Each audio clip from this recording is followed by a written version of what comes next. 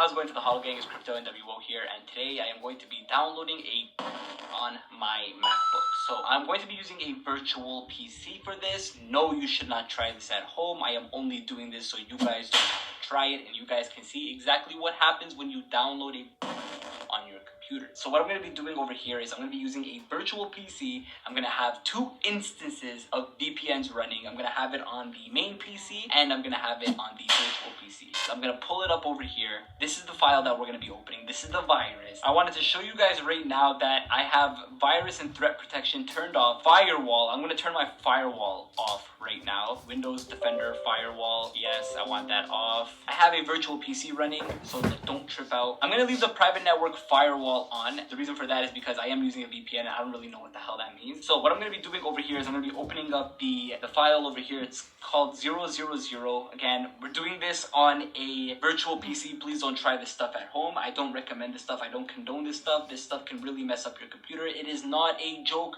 virus. Don't download it. I just wanted to show you guys over here just for the sake of, entertainment, just for the sake of education. What we're gonna do is we're just gonna hit 000.exe. Malicious file. This application may cause damage to your device. Sensitive personal data may also be at risk. Again, we are using a virtual PC. If only I had a nickel for every time I said that, I'd be rich. You can take a look over here. The app is called 000.exe. Unknown publisher. Ignore Windows malware warning and run anyway. I don't know if I should be taking the proper precautions, but without any further hesitation, ladies and gentlemen, let's go ahead and check out 000.exe. Run anyway. Do you want to allow this app from an unknown publisher to make changes to your device? Changes to my device.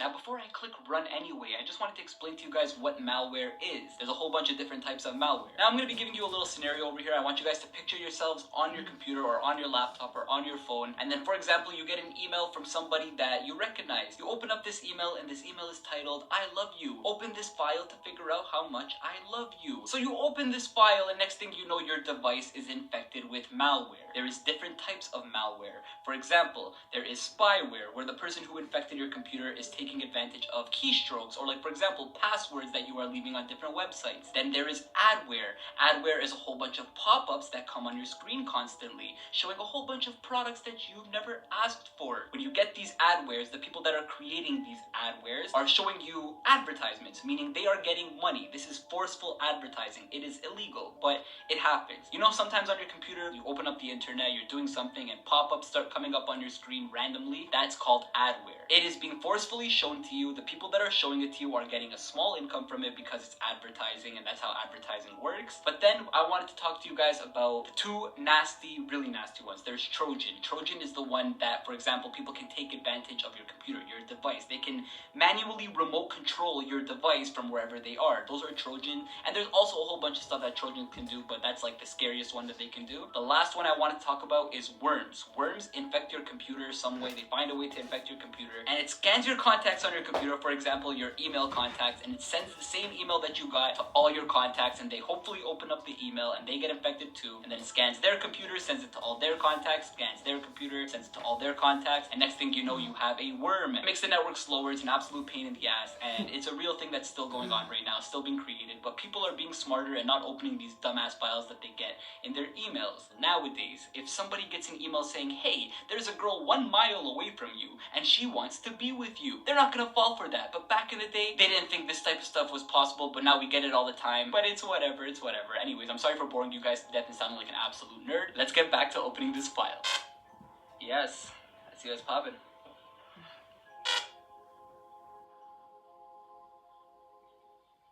It's working. It's working. What happened? Restarting.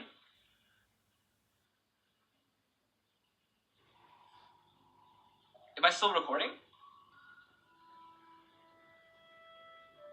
You're next! Oh, this is sick. This is cool. I like this. My VPN is there. Oh, my dog just tripped out. What the bro? You're next. Virus and threats found.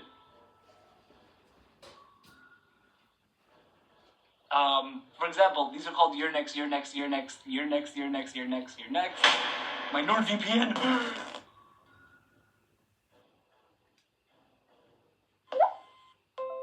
Okay, alright, okay. I think I just did something stupid, but it's okay. I kind of want to run the task manager. Where's the task manager?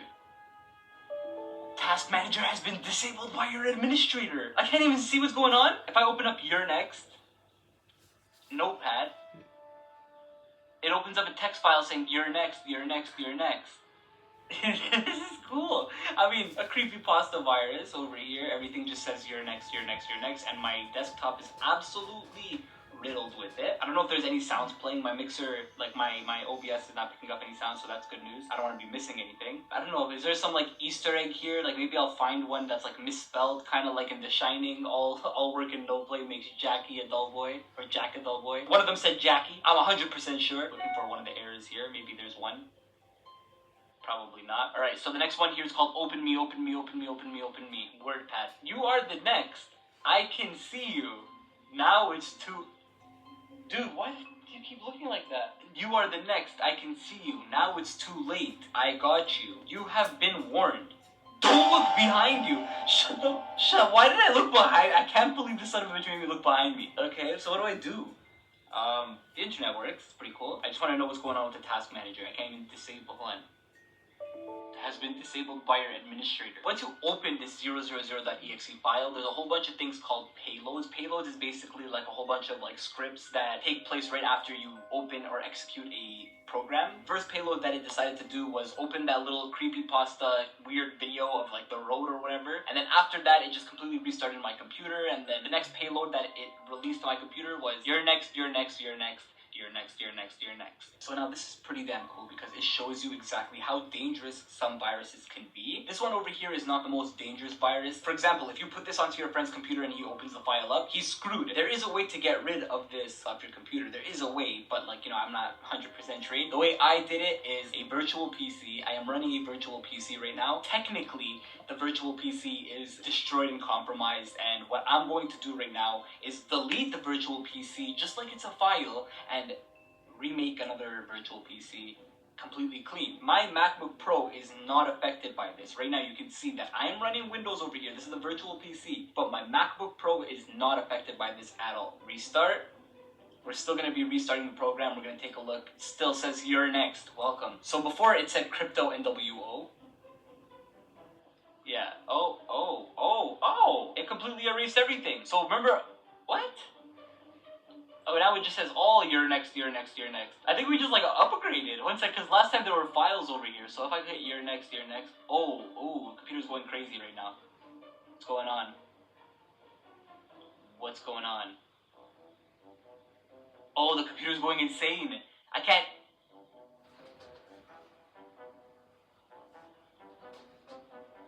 Oh, the whole computer is going ballistic right now.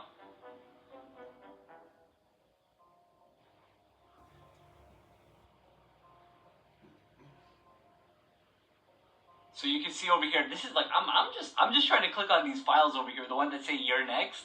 It's not letting me click the fucking files. I wanted to show you guys over here what I'm going to be doing, just to get rid of these. Alright, now for example, what I can do to delete this is my currently infected Windows 10 over here. Now what I just do is right click it, show in Finder, Windows 10.pbm, delete that, and now it's gone. If I hit play, nothing's gonna happen. My window, like that Windows is completely deleted off the computer. That was, you know, easy, really, really easy. Open up another Parallels, remove, and now take a look at this. I can just download and install the new Windows 10. So I hit install Windows, it's gonna create it. It's really, really easy if you think about it. Now it's gonna download and install Windows 10. Starting, let's see, oh, it probably didn't delete properly. Let's figure it out. Alright, so you can see over here that, look, I'm just setting up a brand new Windows 10. And that's the beauty of a virtual PC, because it can get completely compromised and you can just completely reset everything from scratch and just make sure, you know, you messed up one time, you just delete the virtual PC, reinstall it. Yes, it might be a little pain in the ass to reinstall all these programs once again, but I only installed an instance of NordVPN. But that's all for the video, ladies and gentlemen. If you guys found this video really informative and helpful, then please smash the like button if you enjoyed it, and dislike the video if you didn't enjoy it. That's absolutely fair. Subscribe to the channel if you haven't done so already, and put on the notification bell. If you guys want to see me do more videos like this and find more viruses on the internet, then please let me know in the comment section down below. Feedback is everything. Please let me know. But that's all for the video.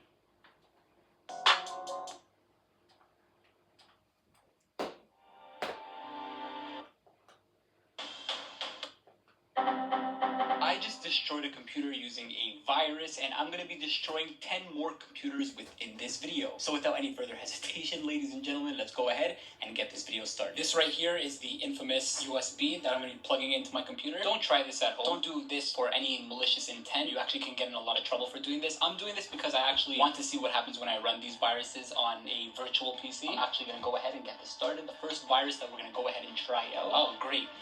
The MEMS virus. MEMS virus is a good one to start with because I actually can use the computer after destroying my computer. So I'm not connected to my internet. That's interesting. And now the real-time protection is on. Now let's do this the easy way. MEMS.bat. Now what's going to happen? Interesting. So, the software you just executed is considered malware. The malware will harm your computer and make it unusable. If you are seeing this message without knowing what you just executed, simply press no and nothing will happen. If you know what the software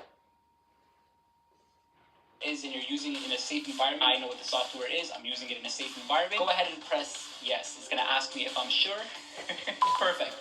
Your computer has been by the MEMS Trojan. Your computer won't boot up again. So use it as long as you can. Smiley face. Trying to kill MEMS will cause your system to be destroyed instantly, so don't try it. Smiley face. Perfect.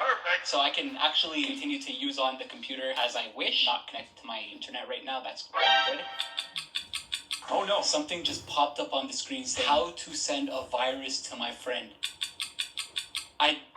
Oh no. Google.co.ck. I'm Google.ca. That's really freaking interesting. So I'm not connected to the internet right now and I really tried to open up that browser. Oh, dude, that's creepy. Okay, I'm not. Oh. Oh no. Oh my god, it's Googling very illegal things. Okay. That's the MEMS virus. Let's press you are an idiot virus. Application. Are you an idiot? No, I'm not. I have no idea what the heck this is. How to remove MEMS Trojan virus popping up in the back. Oh my goodness. No, I'm not an idiot. Oh, I think you are an idiot. Oh no. Okay. I could still use Windows, I guess. Interesting. So, I actually just, what is this? How to get money. Oh my god. Don't connect to the internet while you're using this. Don't do whatever I'm doing right now. Actually, this is going to cause a little bit of distress while watching. There's nothing I can do. PUCOptimizerPro.com. Okay, so this is the idiot virus. Actually, oh my god.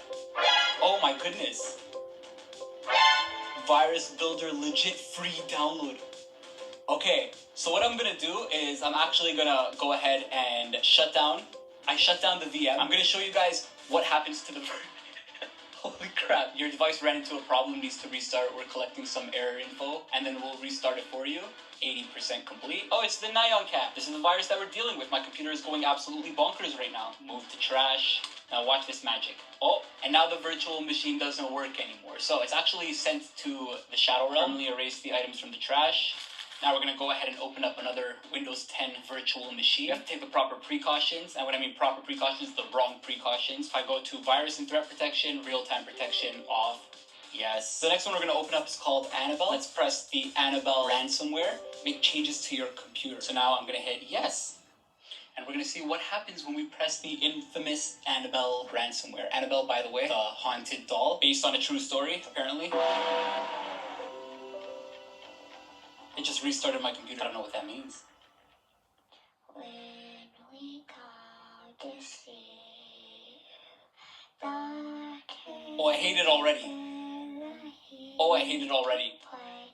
If you don't come play with us, then we will kill you.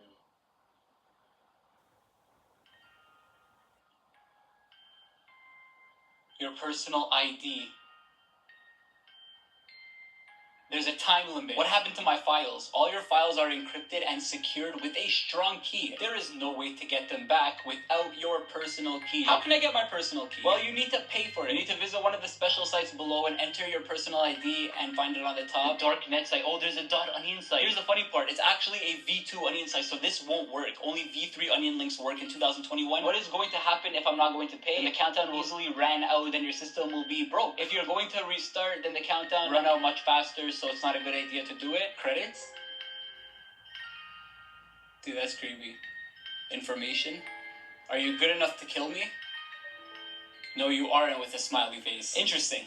I completely destroyed the computer. Now I can't open up the VM anymore. This one was ransomware, which means you have to send some sort of Bitcoin to get all your files back. Your files are all encrypted. They're locked up in a little ball right now. And to unlock this ball, you have to send money to this ball. It's still locked. Everything's locked. The Annabelle ransomware. This is a legendary one. This one has been talked about quite a bit. I can't really do anything about it, to be honest. It's a completely dead VM. But we're going to continue on with the video, and we're going to go ahead and take this infamous USB device over here, plug it into the computer, and see what other type of viruses we can get. The next one we're going to open up is called Bonsai Buddy or Bonsify. Let's open up both of them. Why not? Yes. Yes. Oh, so. Hello, I'm Fonzie. I'm here to destroy your computer again, but this time it's an actual destruction. The first thing I'll do is to inject my beauty into all programs that start from now. Doesn't it look great? Would not recommend to restart your system from now, because it might be a bit unstable. If you wait a bit for me, I will do even more than just that. I will spam your computer with random executables, inject my code into them too, and let them corrupt your computer. Programs are my slaves from now. Doesn't that sound great? Got 30 seconds left until I activate the final destruction. 30 seconds? You can look around your system because now I'm everywhere. Got 20 seconds left until I activate the final destruction. That's terrifying. You've got 10 seconds left until I activate the final destruction. Destruction of death is now activated. What? It's hip to... Bro, the computer's going crazy. Restarting. I actually want to see what he did. He's destroying my computer. Basically, the computer just keeps shutting down, which is absolutely annoying. But that's Bonsai Buddy. This dude is absolutely relentless. Sorry I keep repeating this, but nobody wants to try this at home. Don't do this for your own malicious purpose. You're actually going to get in a lot of trouble if you do this for malicious purpose. Enjoy your time in jail. I simply am just like analyzing these. This is a virus analysis, malware investigation, real-time protection off. You guys know the routine. Plug it into Windows 10. Perfect. Now I'm going to go ahead and run the infamous desktop goose virus. Press this button. Oh, I heard that. Oh my god, he just popped out of Microsoft Edge. Oh, I hate him already. Oh. I love him, but I hate him. Oh, so this guy's just gonna walk around. I can't do anything about it but hear him. I hate him. I hate him. I hate him already. While he's doing his little business. Oh, what's this? I hate him. I hate him. Move. Okay. We'll type in CIH. Sure. More details. Yeah. Let's see what CIH is. Oh, sorry, little ducky. I'm gonna run the duck again in the next VM. I kind of want to see what he's gonna do. Find any key to boot from CD or DVD. What just happened? Which one did I run? Oh, I ran the CIH. Oh my god, is it connected to the internet? Oh my god, it just literally erased Windows. It literally destroyed the entire VM right now. There's nothing I can really do about it. I have to reinstall Windows from scratch, and I can imagine that deleted absolutely every single file. That was CIH. All these viruses were responsible for billions and billions of dollars worth of damage. All these companies, huge companies with important data, got absolutely bamboozled by this, and they had to hire all these companies to see what the heck was going on, and that cost a lot of money, man. I don't want you guys to play with this stuff lightly, because you can actually end up in a lot of trouble if you do any malicious intent behind this, or even if you don't know what you're doing and you do this stuff, you can get yourself in a lot of trouble, so really don't do it. That was yet another VM we destroyed. We're gonna go ahead and open another Windows 10 instance. Virus and threat protection setting, real-time protection off, yada yada yada. This one is WannaCry. WannaCry is another infamous one. I really was iffy about downloading this one. I just want to do this so you guys can see what happens if these viruses, like, curiosity is curiosity. There's a lot of people that if you say don't do it, it's scary, it's terrifying. There's a lot of people that are still gonna do it and mess up absolutely everything. So instead of doing it yourself, just watch this YouTube video. That's the whole point of doing this, People are very curious. So I'm gonna open up WannaCry. Oh, sweet Moses, what's going on here? It decrypted my entire... Oh no, oh my god. What just happened? Oh my goodness, oops, your files have been encrypted. Payment will be raised on... Oh no, oh wow, it's connected to my time. That's really scary. I don't like that. Send $600 worth of Bitcoin to this address. Oh my goodness. The files about Bitcoin, how to buy Bitcoin. They're teaching people how to buy Bitcoin. Contact them. Well, the whole computer has been bamboozled. bamboozled. If you see this text but don't see the wanna decryptor window, then your antivirus removed the decrypt software or you deleted it from your computer. I'm gonna have to destroy this VM, absolutely obliterate it. That is yet another VM sent to the Shadow Realm. Before we continue on, I just wanted to quickly tell you that today's video is sponsored by nobody, because nobody ever wants to sponsor these type of videos. I actually just wanted to show you really quick. This is what a crypto NWO edit looks like. It truly gives me wet nightmares just thinking about it. If you respect how much effort I put into making these videos, or you like my videos in general, or you want to see some sort of uncensored content, find my Patreon link in the description below and go ahead and sign up for any tier you want so you can show some banger support. Just one more time, that's patreon.com/cryptonwo. Anyway, that's all I wanted to say. Let's go ahead and get back to the video. I forgot which virus that was. Let me know in the comment section down below, but we're gonna go ahead and do the infamous Windows XP horror now. I really want to see what this one's all about, bro. Oh, sweet God, remember that? Oh my goodness. Your computer might be at risk. Antivirus. Okay. Virus protection not found. That's fine. Okay, that's connected to Windows XP. Hopefully it reads it. Flash disk. Oh baby. The Windows XP Horror Edition. Created by Wabi Chip. Oh. I literally clicked it and it's apparently a Windows update. 66%. 666.system. Don't look behind it. Oh, bro, what the hell? Oh, bro, my voodoo doll just tripped me out. Microsoft Windows XP Horror Edition. Oh, it's so terrifying. Oh, I love it. Recycling bin. Oh my god. What's in the recycling bin? Oh, this is nice. The music's really not helping though. I'm not gonna cap. Don't open me.txt. Okay, they spelled okay wrong. Bro, why am I actually looking behind me? Oh my god!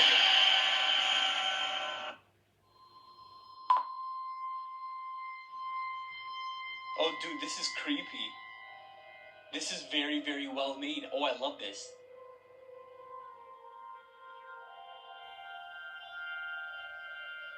I hate it. I hate it at the same time. I smell an ARG. Oh, dude, that's creepy.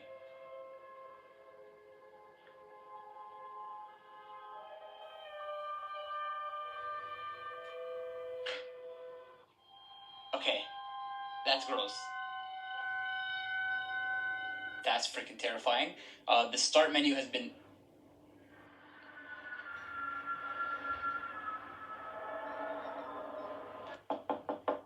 Oh, bro, there's more.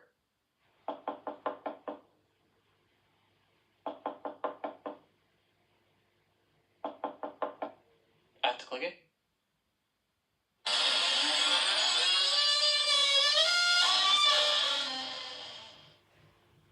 Dude, I'm actually... Go to sleep.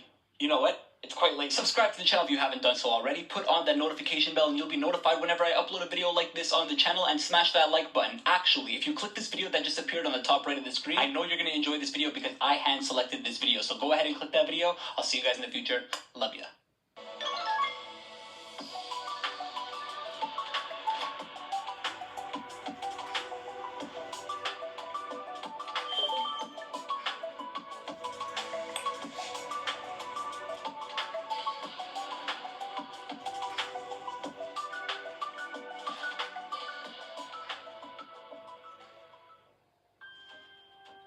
Don't think I don't know how this might end.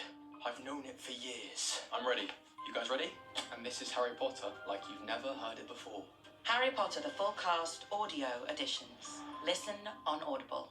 I already destroyed 10 computers with computer viruses, and I will be destroying 10 more computers within this video. Without any further hesitation, ladies and gentlemen, let's go ahead and get this video started. This is the infamous USB that has a lot of viruses on it, over 100 viruses. Last video received around 27,000 likes at the time of this recording, so if we can obliterate 27,000 likes, if we can get 50,000 likes on this video. I know, that's asking for a lot, but you guys really seem to like the computer virus videos. In this video, I'm going to be destroying Windows 11 with computer viruses. I'm going to be destroying all the Windows 11 virtual machines. What I'm going to do is I'm going to go ahead and run this Windows 11 instance right here. Oh boy. look at that. That's the Windows 11 boot, Crypto NWO. Subscribe to the channel. Don't try this at home. Whatever I'm doing in this video is actually pretty damn illegal if you try to do it for nefarious purposes. Now I'm gonna go ahead and grab the USB, plug it into the adapter because I'm using a MacBook over here. Pop that baby in. We're disconnected from the internet. Very important to know. Real-time protection off. And you can see over here that we have a crap ton of computer viruses installed on this USB device. The first virus that we're gonna be opening up on the computer is titled No Escape. Now, No Escape has been heavily requested in my comment section. I just wanted to repeat, don't do whatever I'm doing in this video. You can end up in a lot of trouble, but we're gonna go ahead and hit noescape.exe. Oh, do you want to allow this app from an unknown publisher to make changes to your device? Yeah, let's go ahead. This malware is no joke. Continue, that's it, yes. What's gonna happen? It's restarting my computer. Windows 11. Okay, what happened? What? What is... Oh no, oh!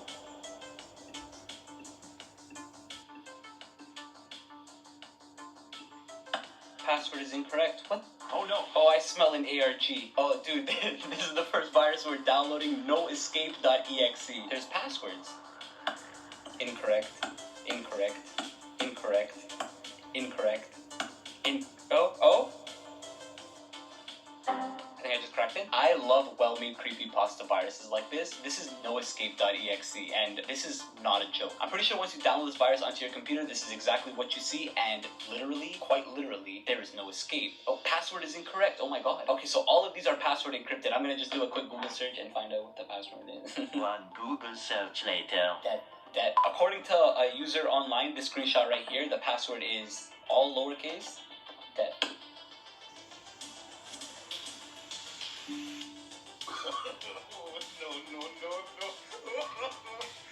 Okay, threats found. Is that really gonna help? Are you okay? Oh, okay, that's just not gonna go away, isn't it? Start menu does not look like the start menu anymore. Open with. What? Oh, bro, I have to right-click for a left-click, and I have to left-click for a right-click. Your computer is mine. You cannot get rid of this malware. Take a look. One finger. Two finger. Oh, this is a nightmare. No escape. Oh, that's actually terrifying. So are all the users? Oh my god, all of them have different passwords. Oh, that's a very well-made virus. I like it. Well, that's malware number 1. We're gonna go ahead and send that to the shadow realm. Now we're back on Windows 11. We're gonna go ahead, pop the USB back into the computer and go ahead and open up the next computer virus. Oh, baby. Oh, no. Oh, no. Stop this. Certain threads. No. Allow on device. Real-time protection off. That's good. Disconnect from the internet. The next computer virus that I'm going to be opening up is Mrs. Major 3.0. Mrs. Major 1.0 and Mrs. Major 2.0 have apparently caused absolute destruction, and here they are again with Mrs. Major 3.0. Put it onto my desktop. We're going to press Mrs. Major. Do you want to allow this app from an unknown publisher to make changes to your device? Abso-freaking-lutely. The program you run is actually a malware. This malware is only for educational purposes only. It will harm your computer and make it unusable. If you run this program, you agree that you are the only one responsible for any damages caused by the execution of this program. Now, if you had your internet turned on, let's say they started spreading online through email and whatnot, you can end up in jail for this, you know? So I'm gonna hit I agree. I'm gonna hit run because I'm running on a VM right now. This is Major. This is Mrs. Major. It's restarting my computer automatically. It opened the page. This is good. Oh my god, blood. What's this? Oh no. Oh my god. What do I do? Oh my god, can I do anything? Oh, Bible! Open up something! Oh, this is not good. Help me! Okay, what happens when she runs like... Oh, this is crazy. I can't do anything. Oh my god, this is a nightmare. Mrs. Major 3.0. This is actually terrifying. What if I open Microsoft Edge? Oh my... Dude, that's messed up. I'm gonna hit shutdown. You can't even shut it down. Oh my god. I am destroying Windows 11 right now with computer viruses. Please don't arrest me, police. I have to disconnect from the internet, real-time protection, and shut it off. Yes, perfect. The next computer virus that we're going to be opening up is called Horror Trojan Ultimate Edition. And we're going to hit... Of course we want this app from an unknown publisher to make changes to our device. Do you want to play with me, aka destroy your PC? Well, why are we here in the first place? Absolutely. Go to sleep. Fun fact, it's actually 4:58 in the morning right now. I should go to bed. But, oh, it's just the killer. Okay, so, oh my god, it's SpongeBob SquarePants. This is great. So it's just a bunch of memes opening up. This is wonderful. Oh no, it's the Mrs. Major. I just opened this. Why is she Oh no. Bro, she just appeared onto this PC as well. That's a scary computer virus. Yo, Mrs. Major 3.0 found its way onto the other PC. I didn't even do that. What did it just say? Enjoy your PC's. Oh, dude, this is an actual destruction. And the music is even creepier. It's a banger, though. Your device ran into a problem and needs to restart, which is collecting some error info that will restart it for you. Oh no. Okay, so you can see what this is right now. It took me to the boot page of my computer. This means that the computer virus absolutely destroyed the boot sector of the computer, which is a bad thing. So we're gonna go ahead and open up yet again another instance of Windows 11. We're gonna disconnect from the internet. Real-time protection off. Yes, of course. Now we're gonna take the USB, put it back into the computer. Oh my god, I'm actually having a lot of fun doing this. The next one I'm actually about to open is called an Enderware. And that sounds pretty damn scary to begin with, but let's go ahead and turn on this Enderware over here called Evascape. Bruh. I literally just pulled a picture of a cat.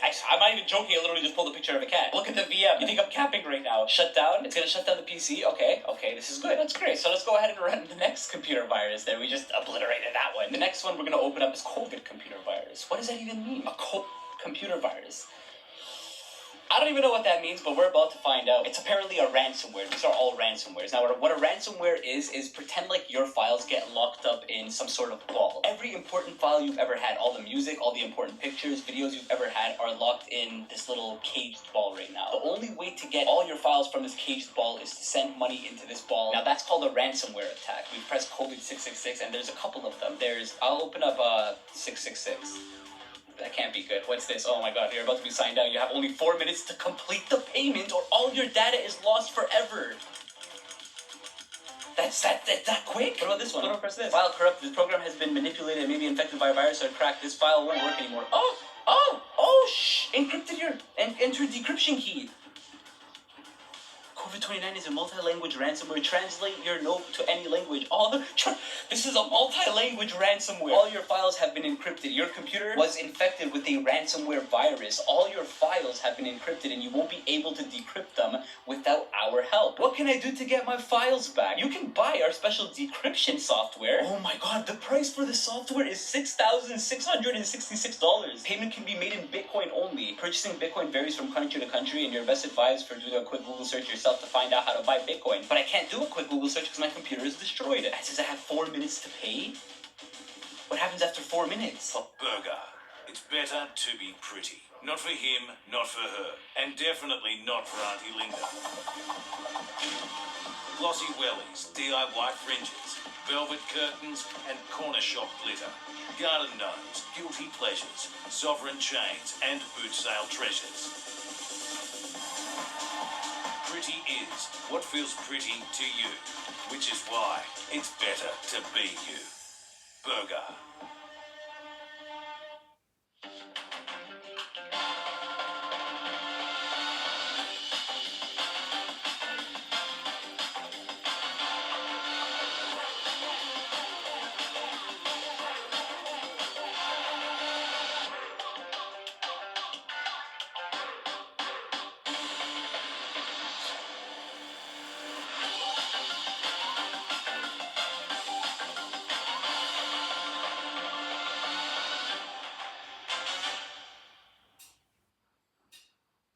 Minutes later. Okay, so the computer just shut down, and look at that, the computer is gone. We're gonna go ahead and open up yet another Windows 11. If you guys enjoy what you're watching, go ahead and smash the like button, guys. We're gonna go ahead and disconnect from the internet. Now I'm gonna go ahead and take the USB, plug it into the computer. In the last video that I made, I actually had a Windows XP Horror Edition. It was the last virus of the video, and it was the best virus of the video. And if you guys haven't seen that part of the video, the ending, go ahead and watch the Windows XP Horror Edition, and then come back to this video, because later in this video, I am gonna be going through Windows 11 Death Edition. Edition. So again, go check out Windows XP Horror Edition. But right now we're gonna do the SpongeBob virus, and that's not a fun image. But let's go ahead and open up the SpongeBob No Sleep. Again, this Trojan is no joke. Do you want to run it? Abso-freaking-lutely. SpongeBob is watching you. Brr. Oh.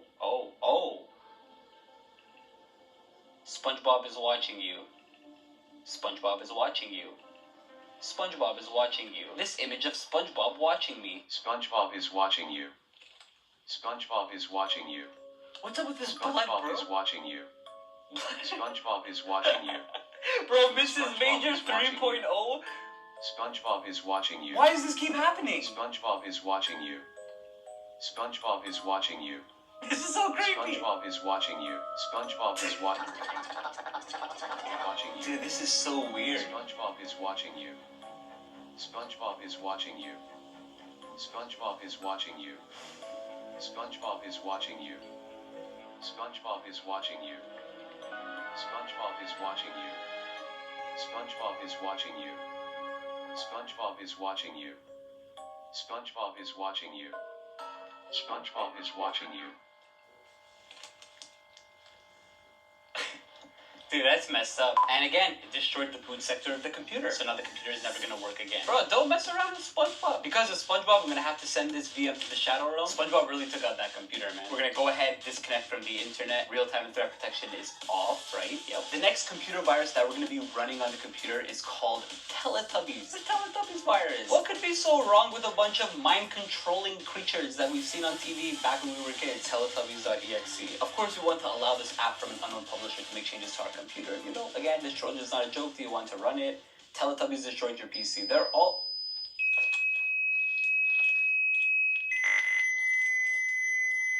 Oh, that's messed up. Oh, that's messed up. Oh, that's messed up.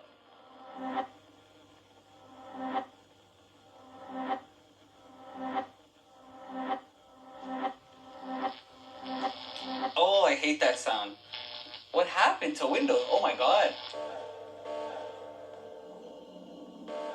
This is not good. I don't like those sounds. I don't like those sounds, she. Okay, this is obviously an epilepsy warning. A little late, but oh, this is insanity.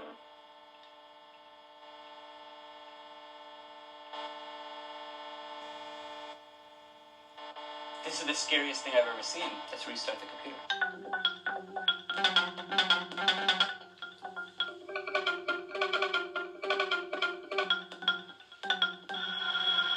It's not letting me restart the computer.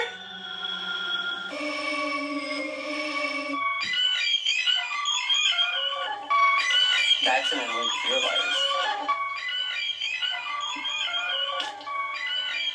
Even after deleting the computer virus, it took like 4 seconds for it to actually go away. That one was utterly terrifying. So far, the Teletubbies.exe has been the scariest one I've dealt with, I'm not even gonna lie. But we still have Death Edition for Windows 11. A virus that's been coded for Windows 11. I think it's the first computer virus that I found that has been coded specifically for Windows 11. So if you guys stuck around till this part of the video, it's coming. I'm excited, but I just want to go through as many of them as I possibly can because I want this to be a very good video for you guys. So that's great. We have another VM open. Oops, we have to make sure we disconnect from the internet. I almost plugged that in. That was close. Now we have to go ahead and take the proper precautions. When I mean the proper precautions, I mean the wrong precautions. You don't want to do this. You don't want to hit virus and threat protection, go to manage settings and turn your real-time protection off. When you're downloading computer viruses deliberately onto your computer, who the heck wants to do that? But now I want you guys to take a look. I have a folder here called A Lot of Viruses #1. It's 744 megabytes large of just code. It's a large folder containing computer viruses. So if you guys want me to keep making these videos and you haven't hit the like button and placed a comment already, go ahead and do it because I love making these type of videos. And if you guys want to see them again, then liking the video is actually a really good way to get the next video recommended onto your algorithm. So if you hit the like button, then the next video will be recommended onto the algorithm. But let's go ahead and take the Yellow Skull virus. I don't even know what that means, but Yellow Skull 2.0, yes. Now, why is this sponsorship Yu-Gi-Oh card blank? It's because I don't get any sponsors on this channel. Nobody wants to sponsor these type of videos. If you want to show some support to Crypto NWO, if you enjoy what you're watching right now, if you like this video, go ahead and click the red subscribe button. It's free. You can go ahead and do it. If you want to show some even further support, find the second link in the description. It's going to take you to my Patreon page. It's patreon.com/CryptoNWO, CryptoNWO. This is what a Crypto NWO edit looks like. It's truly painful to make these videos. So if you do want to show some support, like I said, subscribe to the channel. channel even further support, go into the Patreon. Let's get back to the video. What happens? Oh my god. Yellow Skull 2.0 locked your PC. To unlock your PC, you need to pay me 10 bitcoins? Do not reboot your PC. 10 freaking bitcoins, 10 BTC. That's how much 10 bitcoins cost on this day. Enter unlock code 1234. Unlock. Incorrect code. Oh my god. Oh my god. The Yellow Skull 2.0 is here. There was a 1.0?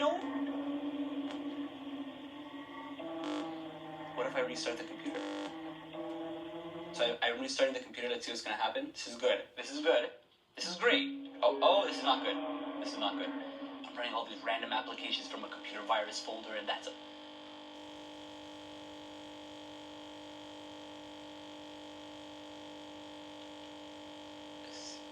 Oh, dude, that's creepy. Oh, and it destroyed the boot sector of the computer. So now you can't even send 10 bitcoins. It didn't even give you an address to send the bitcoins to. 10 freaking bitcoins. I'm gonna have to take that VM and send it to the Shadow Realm. Oh my god. I'm actually running out of Windows 11, so I have to keep cloning them. I basically have an infinite amount of computers with an infinite amount of computer viruses, so this is good. So we got another Windows 11 booted up. We're gonna have to disconnect from the Wi-Fi, very important. The next computer virus I wanted to open up is called Anna. I'm gonna go ahead and press it, but what TSA? Not trusted, enable trusted install the certificate. What the? It's telling me to download an antivirus onto my computer. I'm gonna press install certificate. Should I just put in the USB and put it in another? Okay. Oh my god, compatible with Windows 7. Unfortunately, I'm running this on Windows 11 right now, so something is telling me that this is a rogue program that's actually trying to take over my computer. Scan crypto NWO. That's not good. Though you can't close it. I got a computer worm. Oh, my computer's not having it. Computer's not having it. Oh my god. Now we have the final instance of Windows 11 over here, and we're finally gonna do what you guys have been waiting for me to do. If you guys have been waiting until this point of the video for Windows 11 Death Edition, that means you guys are really enjoying the video. I would really allow on device. I don't mind. Microsoft Store needs an update. No, it's okay. But like I said, if you guys made it to this point of the video to watch this point of the virus, that means you guys are probably enjoying this video, and I would really appreciate the like button. And here we are, the Windows 11 Death Edition. Let's copy it onto the desktop. I'm actually kind of scared to open this. I have my headphones on right now. They're on full blast. Important to know. And Windows 11 Death Edition source code. Do you want to allow this app from an unknown publisher to make changes to your device, your Windows 11 device? Just very specific. Windows 11 Death Edition.exe. Yes. Warning, this malware is not a joke. And that's the GitHub page of the person that posted it. Shout out to the person. Pancoza P1. Press any key to continue. By installing the software, the creator will take no responsibility for any damage or loss. So that's not good. The software has no warranty. Press any key to continue. There's no... Oh, no, this is hell. Oh my god. There's no escape.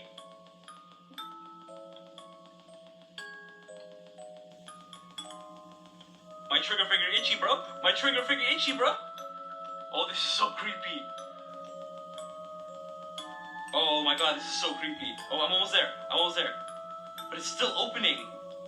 Terminate all. Close all windows. Close all, baby. Oh my god!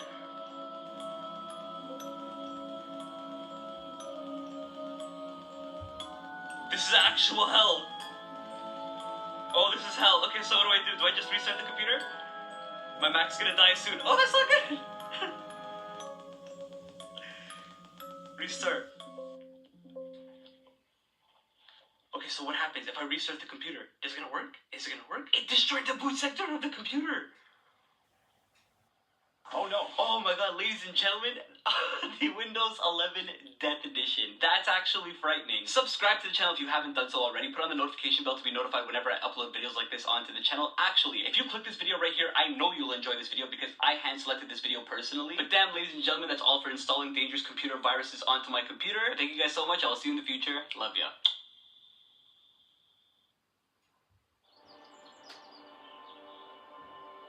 Inclusion and access are really important to me. I want to make sure that people that come up after me feel like they have a role to play in the world and feel like they can be their unique and authentic selves. I work in fashion, and I want to make sure that minorities, women, people of color, anyone feels like they have a space to belong and feel like they can be included. Being a part of the change is better than just being on the sideline and witnessing it and watching it go by. In the trade, get more and save more with a TradePoint membership. You'll get free services like bulk delivery and timber cutting. And up to 60 days interest-free credit when you apply for a Trade UK credit account. Join in under 5 minutes, in-store at B&Q or at tradepoint.co.uk. I've already destroyed 20 computers with computer viruses, and before I destroy the 30th computer, let's destroy those 20 computers with even more viruses. No hesitation, let's get it started.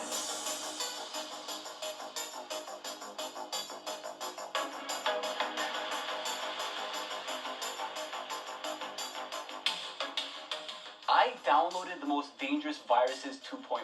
What does that title even mean? I made the part 1 video, finished with that, made the part 2 video, finished with that. Before I make the part 3 video, this is 2.5. Plain and simple, right? You guys seem to like these virus videos a lot, and the last video I uploaded completely obliterated the like goals. So this video here, just give me 1 like. I want 1 like on this video. I'm just kidding. I want 100,000 likes on this video. 100,000 likes or no likes? I've never gotten 100,000 likes on any of my videos, so 100k likes would be amazing, oh my god. We're gonna go ahead and open up our instance of Windows 11 over here. You can see we have 10 of them right now. We have the same USB from the last video that you guys saw. And if you guys haven't seen that video, make sure you check it out before you check this one out. So you can see that we're disconnected from our internet right now, and you can see that the real-time protection is off on the computer. So I have a folder here named 2.5, and I have all the viruses that I'm gonna be using on this computer. The first computer virus that we're gonna be opening up is called the Pancoza Destructive 2.0. Shout out to Pancoza. Do you want to allow this app from an unknown publisher to make changes to your device? Pancoza Destructive 2.0, publisher unknown. Yeah, let's get it. What's gonna happen? Yes or no? Yes, let's get it. Your PC was destroyed. Oh no! Oh no! Oh yeah! Oh, what's happening? Your PC was destroyed. What? What's it Googling? It's opening up a YouTube channel. Search up that YouTube channel. Oh no, what's happening? Oh, this is hell. Your PC was destroyed by Pancoza. Oh my god, this is hell. This is the first computer virus of the video. The first computer virus. You can see that this is absolutely painful. Imagine what we're gonna deal with later on in the video. Oh my goodness. You can see that the computer has been absolutely obliterated, and I'm gonna shut it down. If you've watched these videos before, you know that I'm gonna try to reopen the computer and see what happens when you... Oh my god. So if you see this screen right here, it means that it attacked the boot sector of the computer. What makes your computer boot up in general? When you press start and you see the Windows logo appear, or the Mac logo, depending on which computer you use, it's attacking the entire thing that turns your computer on and tells your computer like, hello, hi, I'm a computer. It's destroyed. So we're gonna go ahead and send this VM to the Shadow Realm. Now we're gonna open up another computer over here so we can pop in the USB and open up another computer virus for you guys. Real-time protection is off, internet is disconnected, that's good. The next computer virus that we're gonna open up is called ICO. Now I don't know if this means like an actual ICO, like an initial coin offering. ICOs are all scams. If you don't know what an ICO is, this is not the video to explain it. We're just gonna download the computer virus of an ICO. Shout out to all the people that made these computer viruses, the rightful creators. ICO.exe. Yeah, let's go ahead. Run malware, yes or no? I like that it gives me a warning, but obviously we're here to see what happens. Are you sure? Yes.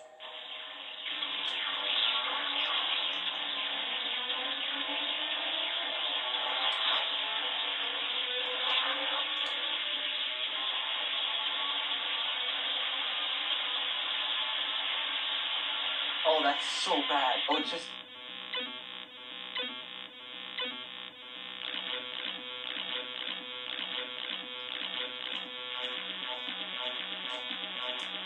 I love this. I love that my computer is destroyed and I can bang to the beat. Sounds like a Kanye West sample.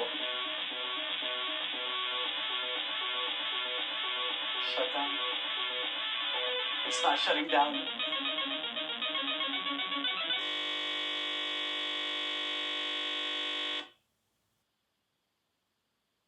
And it destroyed the boot sector of the computer. Again, another destructive computer virus. That one absolutely freaked me out. Oh my god. So you can see that the ICO computer virus absolutely obliterated that computer. Now we're gonna go ahead and move on to the third one. The third computer virus. I opened up another computer over here so we can take the USB, pop it into the computer. The next one that we're opening up is called Rotanoded Casid Destructive. That sounds absolutely terrifying. All of these are destructive computer viruses. Hence the intro of this video. Let's destroy those 20 computers with even more viruses. Double tap. Of course, we're gonna see this message. Do you want to allow this app from an unknown publisher? Yada, yada, yada. Yes, yes, yes. You are about to run a Trojan that will damage your system and corrupt your hard disk. Do you want to continue? The creator is not responsible for any damages. Yeah, who cares? Let's go ahead. Let's run it.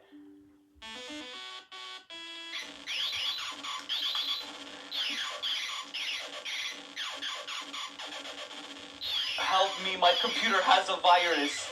Google.co.ck. I don't know, I run Google.ca in Canada. What the heck is Google.co.ck?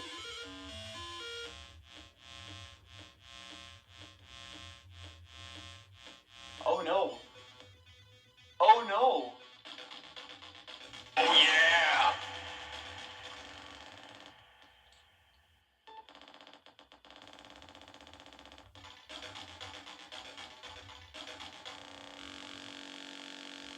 What did I say?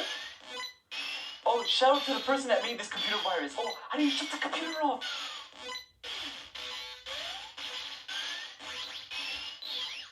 This is a banger.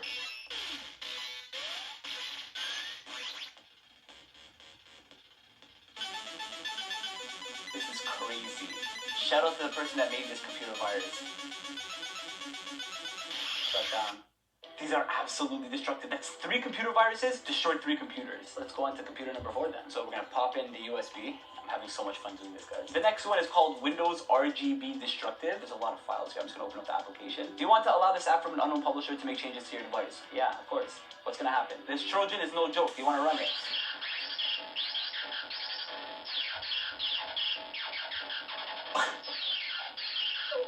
This is crazy. RGB. Destructive.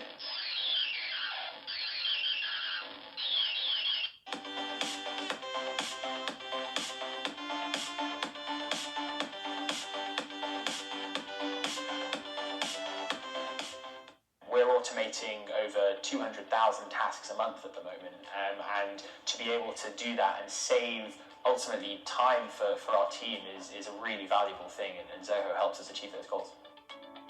Zoho One. Be the game changer. Go Zoho.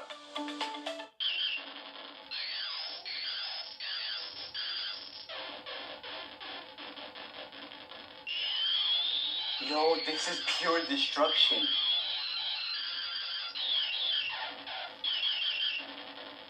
Windows RGB destructive. Can I restart the computer? Restart the computer?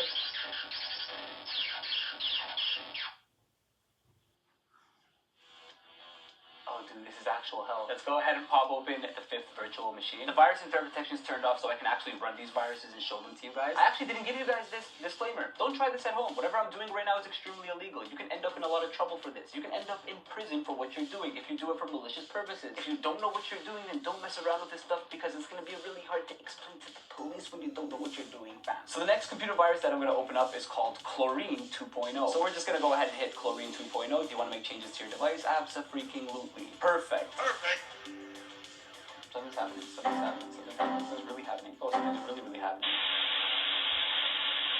Oh, something. Oh, it's not. Oh, it's not having it. Oh, it's not having it. Oh, these viruses are absolutely obliterating these computers. So I popped in the USB right now. Oh, yeah, firewall is not gonna... Oh my goodness! Okay, epilepsy warning. Wow, this whole video's an epilepsy warning. Please, please, get off the screen. Hit this. Restart.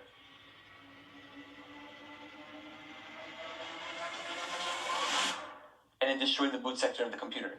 Oh no, another computer virus that destroyed the boot sector of the computer. This is an actual nightmare. If you guys enjoy what you're watching, make sure you go ahead and hit the like button. Like I said, we're trying to obliterate the like goals. And if you guys like these computer virus videos, I want you guys to show me that with a like button, man. Honestly, I've never gotten this many likes before. It's great, it's great. If you guys enjoy it, show me that you're enjoying it. I really don't know which VM I'm on right now, but I'm gonna go ahead and just pop open number 10. We're just gonna work backwards. But we're gonna pop in the USB. I have 2 computer viruses with the word death in the title. There is Death Plus and Extreme Death. I want some ransomware attack. So that's the good news. Actually, in the computer virus video number 3, this is 2.5, but in computer virus video number 3, I'm gonna have a lot of ransomware. If you guys like the ransomware viruses, I know I have a lot of ransomware viruses in code already taken care of, and you guys are really gonna like that video. So Extreme Death application. Do I just hit it?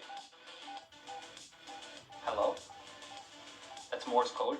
That's a lot of what's happening here? I can't close this file. It's having quite a moment. Oh, my Windows is having my Windows is having quite, oh yeah. I've never seen anything like this before. Oh, this is crazy. Oh my god, this is making me nauseous. Look at all the... It's just following my mouse. Oh, there we go. Oh, there we go.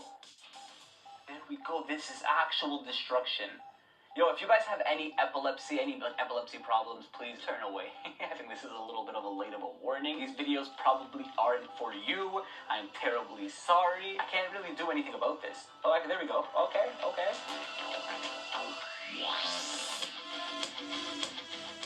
Nothing's really happening. It's frozen. It's black. My mouse is even not. It's not having it right now. So I'm gonna go ahead and send that VM to the Shadow Realm here and just send it away. Let's go ahead and open up the next computer virus. Now we're gonna open up Horror Bob. Maybe it's a SpongeBob virus. Who knows? So the Horror Bob folder, there's 2 files on here, Horror Bob and Horror Bob 2. Let's open up Horror Bob 2 with the bigger file size. This Trojan is no joke. Of course, yeah, I want to run it. Oh, restarting my computer. Oh, spooky. Oh, restarting my computer. SpongeBob is watching you. Oh, hell no. Should I open up something? What if I open up this one? Wait.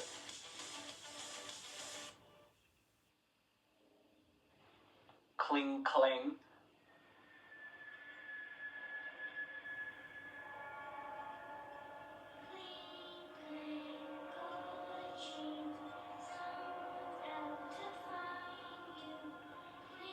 You cannot delete this Trojan, but you have last 2 minutes to use your system. After 2 minutes, your PC will crash with an RSOD. If you reboot, this will appear again. Do not open the task manager. Do not open the task manager. You have 1 last minute to use your system. After 2 minutes, your Windows will die completely. SpongeBob is watching you. Oh, so that just doesn't leave? This app can't run on your PC. What's about to happen? SpongeBob is watching. What if I open it again? Can't run on your PC. Oh, dude, this is crazy. Oh, SpongeBob opens up again. Oh my god!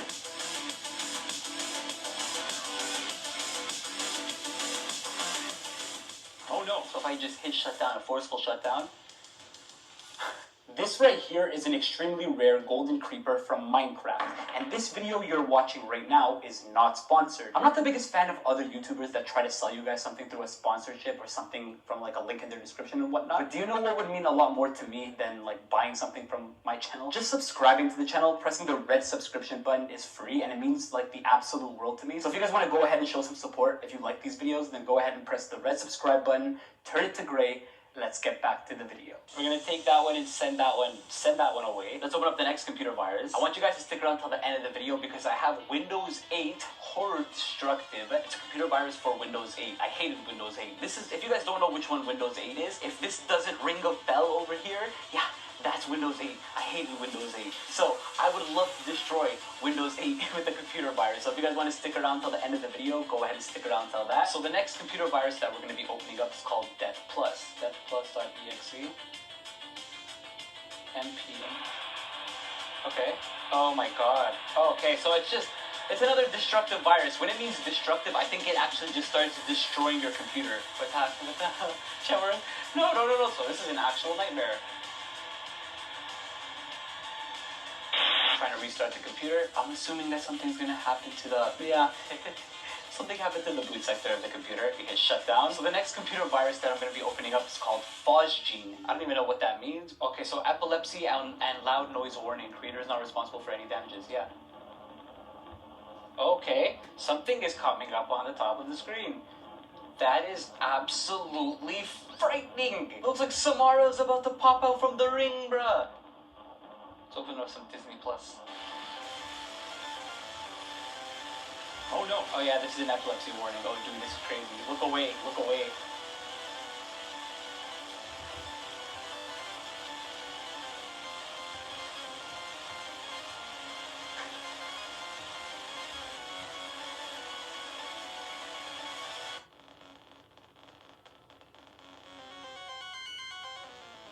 I can't do anything to the computer.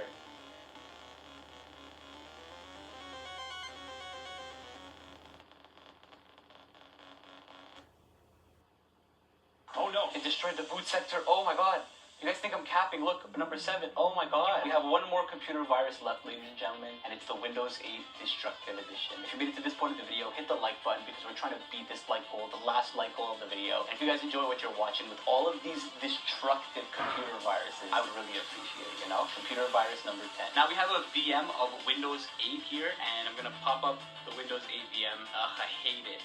I hate it. You know what I hate most about Windows 8? I hate the freaking start menu. I hate it. What was the point of this? Honestly, if you like this, let me know in the comment section. If you hated it, let me know in the comment section. But like I said, this is the last computer virus, and my real-time protection is off on the computer. I hated that. I hated finding that. That took me way too long, but I plugged in the USB, and hopefully it's going to be recognized by the VM. There we go. So the final computer virus of this video is going to be the Windows 8 Horror Destructive 1.0. And like I said, shout out to all the people who created these viruses, but we're going to go ahead and click it. Do you want to allow the following program from an unknown publisher to make changes to this computer? Let's say yes. Do you want to install Windows 8 Horror Edition? This will delete all your data.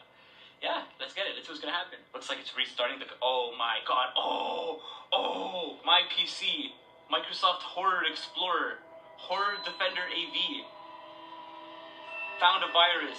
Press OK to delete it. Can't delete it. I guess I have to hit destroy PC. Your PC ran into a problem and needs to restart. We're just collecting some error info and we'll restart it for you. Your PC ran into a problem that it couldn't handle and now it needs to restart. I can't shut down the computer. Oh, here we go. You want to shut down? Yeah. Oh, I can't even shut down the computer. Oh my god, it might be affecting my actual PC right now. Hold on, let's just subscribe to the channel if you haven't done so already. Put on the notification bell to be notified whenever I upload another video like this on the channel. Actually, if you click on this video that appeared at the top right of the screen, I know if you click this video, you're gonna enjoy this video because I hand selected it. But that's all for the video, ladies and gentlemen. I'll see you guys in the future. Love ya.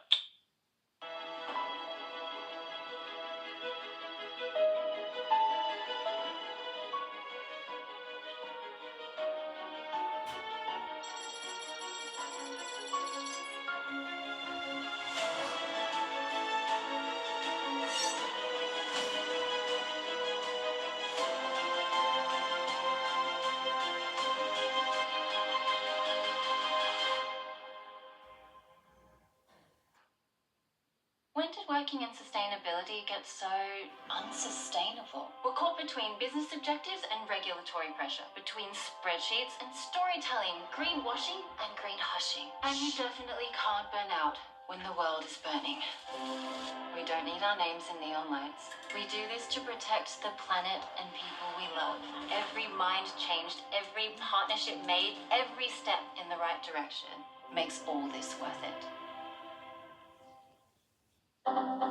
While opening an eBay mystery box that's filled with illegal items, I found this USB in a wallet and decided to plug it into my computer. You won't believe what happened after plugging in this USB. Without any further hesitation, let's go ahead and get this video started. Welcome back to Crypto NWO, ladies and gentlemen. I am your host, Crypto NWO, and in today's video, we're going to be doing the part 2 to the last mystery box that we got. We have this little USB here. If you guys haven't seen that video, go ahead and check it out. It looked like that we got this mystery box from a complete criminal. I'm wearing a bulletproof vest right now, and this bulletproof vest came from the last mystery box, so it's going to be the first link in the description if you guys want to go ahead and check out that video. But like I was saying, this USB here, we got this from the mystery box, and quite a weird looking USB here if you guys want to take a look at it. I was checking the comments on the video and people were saying to plug in the USB. You forgot to plug it in at the end of the video. I just didn't want to make the video super long, so here I am. This video is extremely short for you guys. There's a couple of items that you guys were screaming at me at. This item over here, this is called a backtrack. When I pulled this out of the mystery box, I thought that this was a camera. It looks like a camera, dude. What the... My audience absolutely obliterated me. They told me it's not a camera. They told me it's a breathalyzer. So we're gonna go ahead and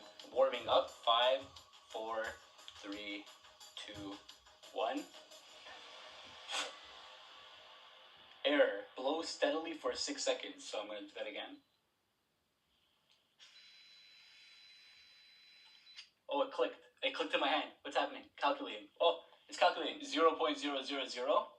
Clean boy here. 0 minutes until sober. That's pretty cool. So anyways, other than that, we had this item over here. And everybody was yelling at me in the comment section with this item. Everybody was saying, oh my god, Crypto, that's Huggy Wuggy. This does not look like something that's called Huggy Wuggy. This right here looks like an absolute demon. By the way, I typed in Huggy Wuggy on Google, and it's from a game called Poppy Playtime, Poppy's Playtime or whatever, and I watched videos, and I'm never gonna forgive you guys. Honestly, absolutely traumatized me. I'm a grown man, and it absolutely traumatized me. But we got this item in the mystery box, and it was also like completely ripped up, and there was a bunch of stuff inside it. Like I said, you have to check check out the part 1 video if you haven't seen it. But now I know what Huggy Wuggy is, and I don't want anything to do with this. If you guys want this, just let me know in the comment section. But without any further hesitation, ladies and gentlemen, let's go ahead and plug in this USB. I have to use adapters. I'm using a MacBook right now, so I'm just gonna go ahead and plug it into the computer. Okay, no name. We got something that popped up on the screen called No Names. Go ahead and open that. So there's I love you more, I love you most, I love you.zip, first open me.exe. Okay, so I'm using a Mac right now. I have to explain this to you guys somehow, and I'm going to explain this as quickly as possible. Everybody's going to understand this. I want you to take a look at your computer right now if you have a computer. Your computer is probably running Windows, or your computer is probably running Mac. If your computer is running Windows, you can open up a .exe file. I have 2 .exe files here. If you have a Mac, your files are going to be called .dmg. The point I'm trying to make is that you can't open up a .exe file on a MacBook. But the good news is, great news is, I can open it up because I have virtual machines. So I can just pop this open. I got a Mac virtual machine, I got Windows virtual machine. Let's go ahead and pop in Crypto NWO my PC. Yeah, so look, I have Windows right now. Even the activate Windows thing on the bottom. Now, some of you guys don't understand what's happening because some of you guys never use a virtual PC. But right here, this is Windows. If I move it, that's my Mac. Let's go ahead and see what's on this USB. There's a problem with this drive. Scan the drive now and fix it. Scan and fix recommended. Continue without scanning. Problem with this drive. Scan the drive now and fix it. So let's go ahead and press I love you. This one says first open me.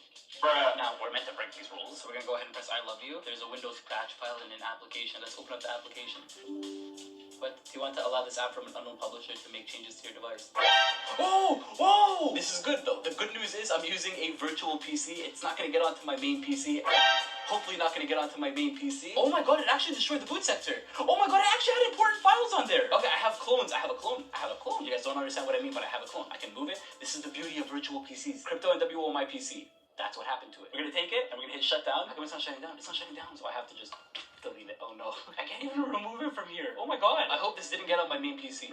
Ooh, it's gone. Okay, bless. That's good. This is good. But I'm telling you right now, I have clones. So if I open up Crypto my PC, Crypto NWO, welcome. Hopefully my files are still there. I have very important files. I have very, very important files. There was more files on there. Typically when I get a device from a mystery box from the dark web, this wasn't from the dark web, it was just from an eBay mystery box. But typically when I get items from a dark web mystery box and I, for example, have to plug it into my computer, it's typically like videos, pictures, and whatever. That was a computer virus. I just got a freaking computer virus.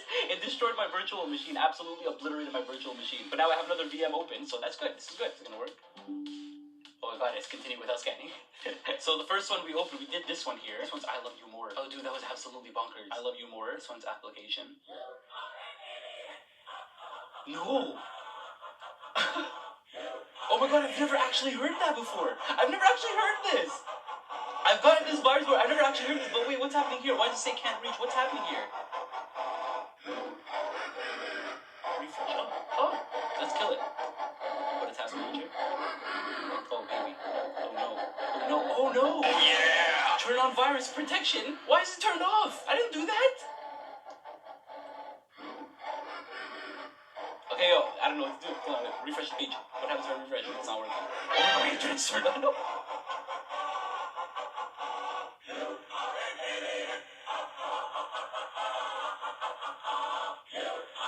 Oh, this is really bad. Oh no. Oh no. Same thing. Shut down. Still shutting down. Oh, that's not good. Ooh, that's not good. Okay, there we go. Crypto my PC. Hopefully it wasn't that destructive. Okay, this is good. Welcome. It's still working. This is good. Yeah, it popped up. That's good. Why does it keep telling me to fix the drive? I'm not gonna fix the drive. What happens if I do though? Okay, so I'm gonna hit first open me. I was supposed to open this one first, I guess, apparently. Before we continue on with the computer viruses, I just want to quickly tell you that today's video is sponsored by nobody. Nobody wants to sponsor these type of videos. Nobody wants to sponsor computer virus videos, dark web videos, deep web videos, or whatnot. If you want to show some further support to Crypto NWO, you can hit the red subscribe button, turn it to gray. If you want to show some further support, go onto my Patreon link. You'll find it in the description below. Patreon.com/CryptoNWO. I don't want to occupy you too long, so let's go ahead and let's get back to the video. Oh? Hello there. Hello? Oh yeah? I want to play a game with you. Let me explain the rules. Your personal files are being deleted. Your photos, videos, documents. But don't worry, it will only happen if you don't comply. Turn on virus protection on the bottom right. Although this is so weird, what the heck? However, I've already encrypted your personal files so you cannot access them. Oh, it's a ransomware. It has a picture of Jigsaw in the background and it's a ransomware. That's pretty cool. Every hour I select some of them to delete permanently. Therefore, I won't be able to access them either. How does that make any sense? Are you familiar with the concept of exponential growth? Let me help you out. It starts out slowly, then increases rapidly. During the first 24 hours, you will only lose a few files. Second day, a few hundred. The third day, a few thousand. Okay, here we go. If you turn off your computer or try to close me, when I start next time, you will get 1,000 files deleted as a punishment. Let's start and enjoy your little game together. I don't believe that. Oh my god, there's actual time. 1 hour? A Bitcoin transaction doesn't even take an hour anymore. How old is this? Please send at least $100 worth of Bitcoin to this address here. I don't believe any of those bribes where it's like, if you close the program, then there's gonna be a punishment. I don't believe any of that. You're about to make a very bad decision. Are you sure about it? Yeah. Oh, it closed. There we go. What are you gonna do? What are you gonna do? Again, oh my god, he's back. Dude, that's absolutely crazy. Oh my god. Ejected? What the hell? Eject out of my PC? Come on, yalla. There we go. Oh, what's this one? What? 1, 2, 3, 1, 2, 3. Here's a note. Your virtual machine was detected. Virus leaked onto main PC. What? What the hell just happened? What the heck just happened? Why is my computer going crazy? Why is the fan going crazy? Oh my god! I have to fix this computer, ladies and gentlemen. If you enjoyed this video, subscribe to the channel. Hit the like button to get this video to 44,444 likes. Don't ask why I want that many likes. Actually, if you hit the video that appeared on the top right of the screen, I know you'll like this video because I hand selected it. But ladies and gentlemen, that's all for the video. Thank you guys so much. I'll see you in the future. Love ya. Toner and ink. Get yours in a blink. And for less than you'd think. At cartridgepeople.com. For unbeatable prices. Cartridge People. Printing sorted. Hello, Ida. Play my music.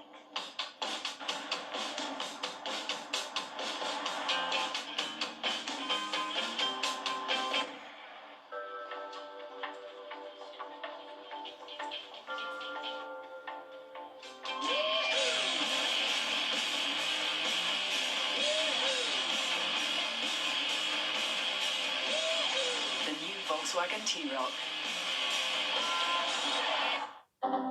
I've already destroyed 20 computers with computer viruses, and in this video, I will be destroying the 30th computer. No hesitation, let's get it started. Welcome back to Crypto NWO, ladies and gentlemen. I am your host, Crypto NWO. Don't try anything you see in this video at home. You can end up in a lot of trouble by doing this. So you can see that I have a bunch of computers over here for this video. We're gonna go ahead and turn the real-time protection off on the virus and threat protection settings.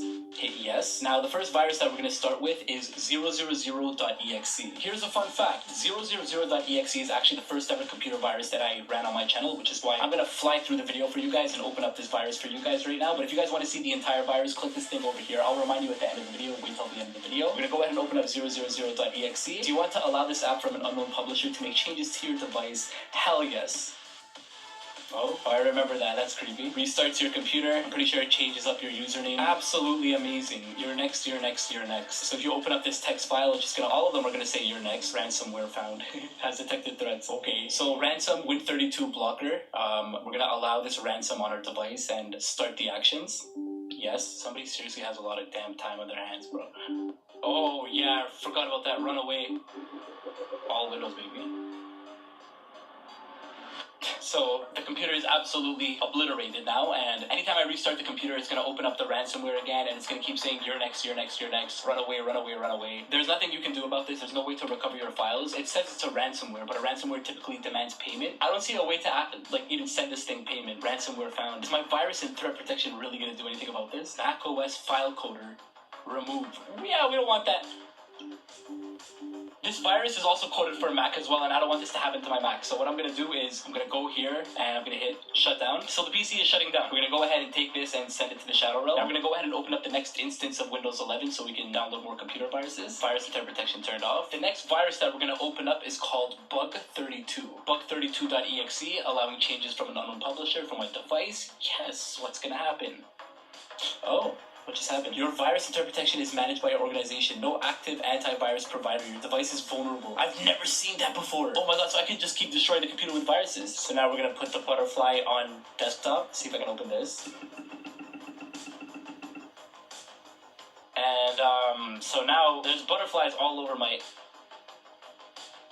desktop. What the hell just happened? I think the computer just crashed. Automatic repair. Diagnosing your PC. So I'm going to go ahead and just send this to the Shadow Realm. We're going to go ahead and open up the next PC so we can install more computer viruses. Those are two interesting ones. The butterfly, I've never seen the butterfly virus destroy a computer like that. I don't know if that was the bug 32 or I don't know if those were the butterflies, but bugs and butterflies put together, you have pure destruction. Don't mess around with the butterflies, bro. The virus and threat protection settings, real-time protection off. Let's hit yes. And I'm going to take the USB, plug it back into the computer, and see what other viruses we got for this bad boy. The next computer virus that we're going to open up is called Dethi. It sounds like a computer virus you don't want to mess with. And now we're going to open it, Dethi.exe, allowing the... Oh my god. This is an important alert. Read me. Do not restart your computer. It will change his MBR. Oh my god. Computer trashed. Check computer low X on YouTube. Shout out to this person. Oh my god. Oh, what's happening? Windows security, yes. Yeah, the computer is still usable, so we could just go ahead and install another computer virus on this bad boy. The next virus we're going to open up on this PC while it's still working is called Desktop Puzzle. I'm pretty sure when I restart the PC, it's not going to work due to Dethi, but let's hit Desktop Puzzle. Oop, it looks like somebody doesn't like you very much. You have to finish this sliding tile puzzle before you can continue whatever it is you're doing. Use the cursor keys to move the pieces. Black piece is empty one. Slider 1.0. What the hell? Oh, this is a nightmare. Oh my god. Can I close this? Task manager has been disabled by your administrator. Oh no.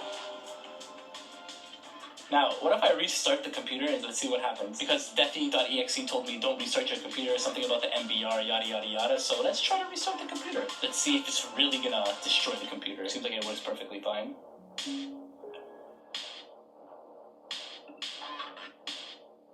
Oh, what happened here? Oh, I'm connected to the internet. Maybe I should disconnect from there. So this computer, I mean, it's still working. It looks like it, right? So we're going to go ahead and send this VM to the Shadow Realm, move to trash. We're going to go ahead and open up the next computer so we can download another computer virus. Virus and threat protection turned off on the computer, yada, yada, yada, blah, blah, blah. The next computer virus that we're going to open up is called Boss the Major. Now that sounds like a badass name. BossTheMajor.exe. Allow this app from an unknown publisher to make changes to your device. Let's see what's going to happen. Start to cry. What I want from you is don't click anything.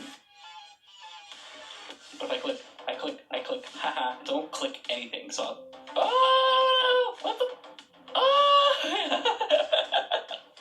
oh no. So Boss the Major, let's see what it's doing to my computer, because right now the computer is still restarting. It's been like this for the last 20 seconds so far. Oh, here we go. Oh, hell no. Mrs. Major. No! Boss the Major. Mrs. Major is behind of you. Bro, don't even say that. Maybe I should disconnect from the internet. Virus and threat protection. Getting protection info. What the heck does it mean by getting protection info? So I close it, it's gonna open up again. Oh my god, so Mrs. Major. Why does it keep saying she's behind me, bro? I hate when people say something is behind me. I have a creepy doll there in the background. I don't know if you guys can see that. What if I hit him with a restart? They always say never restart Mrs. Major because something bad could happen. It could leak onto your main PC or your other virtual machines. But I restarted it and it seems like everything is good. It seems like everything is fine. I feel like you can still use this computer. Like an everyday computer. You go into the internet? Yeah. Oh, the internet doesn't work? I'm going to go ahead and send that VM to the Shadow Realm. We're going to show and finder and hit BAM. We're going to go ahead and open up another Windows 11 instance. I'm having so much fun doing this. I mean, I love destroying my computers with computer viruses, but if you guys enjoy what you're watching, make sure you hit the like button. Try to get this video to 50k likes. Real-time protection off. We're going to go ahead and plug in the USB so we can get another computer virus. The next computer virus that we're going to open up is called GoldenEye. Let's go ahead and pop this baby. Blocked access to your locations. What? Oh, I've never seen anything like this. It literally, like, prevents clicking. What the hell's happening? Bro, what the heck did this GoldenEye do to the computer? I can't even move the mouse. I can't even move the mouse. I can't even move the mouse. Bro, what the hell? Bro, the computer is absolutely obliterated. What the hell did GoldenEye do? That's a sketchy virus. Shut down. That's one of those viruses that it doesn't even like show you running. It doesn't even show, it just literally just destroys your computer in the background. Oh my god, the computer doesn't even boot again. Windows 11 number 8, disconnect from the internet, real-time protection off. The next computer virus that we're going to open up is called Infinite Blue. Run as administrator. Infinite Blue, allowing the app from an unknown publisher to make changes to your device. Hello, Infinite Blue is going to destroy your PC without even an elevation. Do you wish to continue? Warning, this malware only works on Windows 7. Shout out to the person who made the computer virus. Okay.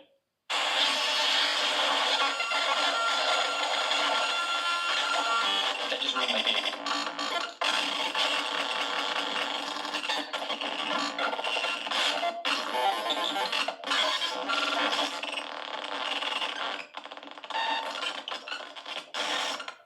Oh, so it just destroyed the computer.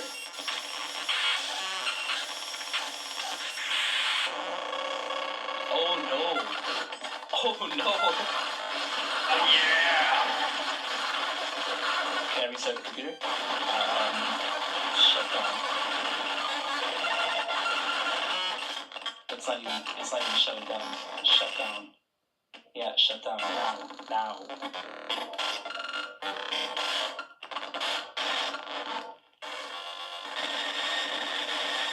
Bro, what is happening? Shut down. I can't even close it. Show and Finder. Oh my god. That was the most destructive virus of the video so far, but we're gonna get even worse the more we move down the list. And talk about jump scares. We're gonna disconnect from the internet, real-time protection off on the computer, and then now we can plug in the USB so we can download the next computer virus onto the computer.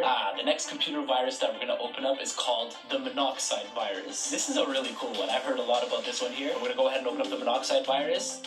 You have a Trojan known as the monoxide.exe that has full capacity to delete all the data in your operating system. By continuing, you keep in mind that the creator will not be responsible for any damage caused by this Trojan, and it's highly recommended that you run this testing on a virtual machine where a snapshot has been made before execution for the sake of entertainment and analysis. Are you sure you want to run this? Yes. Final warning, this Trojan has a lot of destructive potential. You will lose a lot of your data if you continue, and the creator will not be responsible for any of the damage caused. This is not meant to be malicious, but simply for entertainment and educational purposes. Are you sure you want to continue? This is your final chance to stop from executing. Is it gonna really execute? Is the monoxide virus really going to execute? Oh, what the? Oh, that's freaky. Oh, that's freaky. Oh, that's freaky. This is the monoxide virus. Dude, that's absolutely destructive. Oh my goodness, give us a minute. What is happening? The monoxide virus, yeah, this one is absolutely bonkers.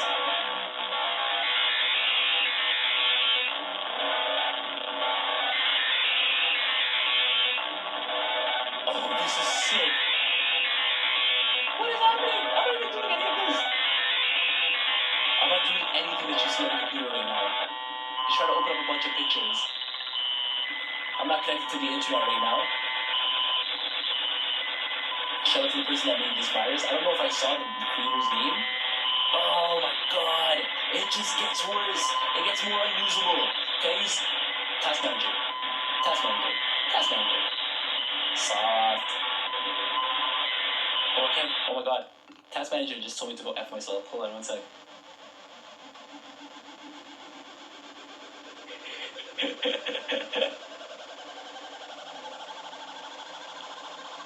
What is it Googling?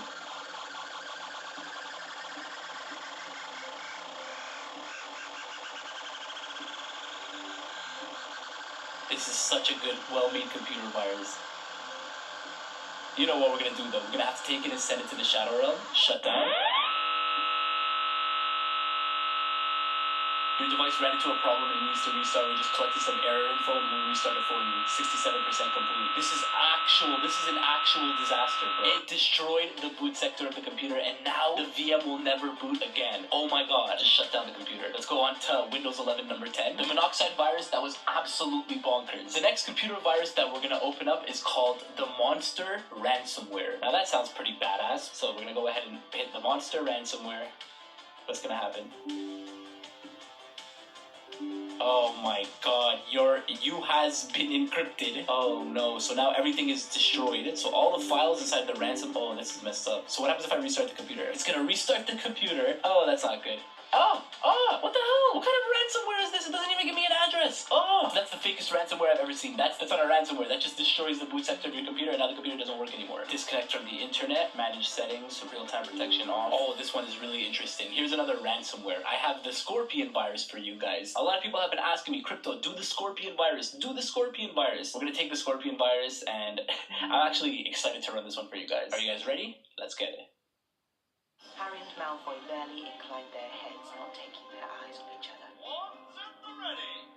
Drywall bits, circ saws, hand saws, miters, C-clamps, jabs, rust, rattles, plasterballs, primer, paint. Ah! Oh man, that's messed up.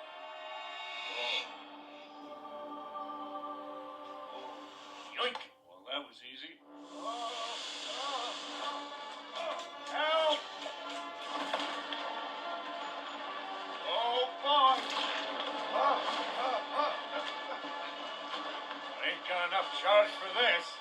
trapped with your old tech, save and upgrade with sex.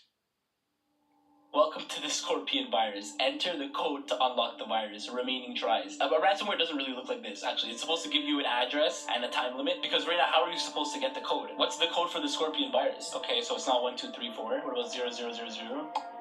How many numbers is it? It doesn't even tell you how many numbers. 1 try, 0 tries remaining. And now the virus is locked forever. Now your computer is absolutely screwed. The Scorpion virus just absolutely obliterated it. So what if I tried to restart the computer?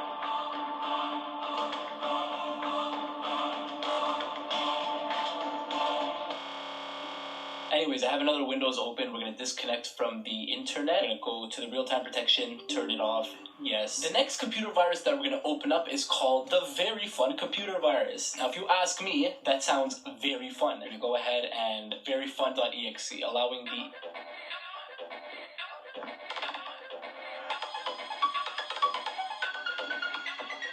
What is happening? Oh, this is so bad. What is happening?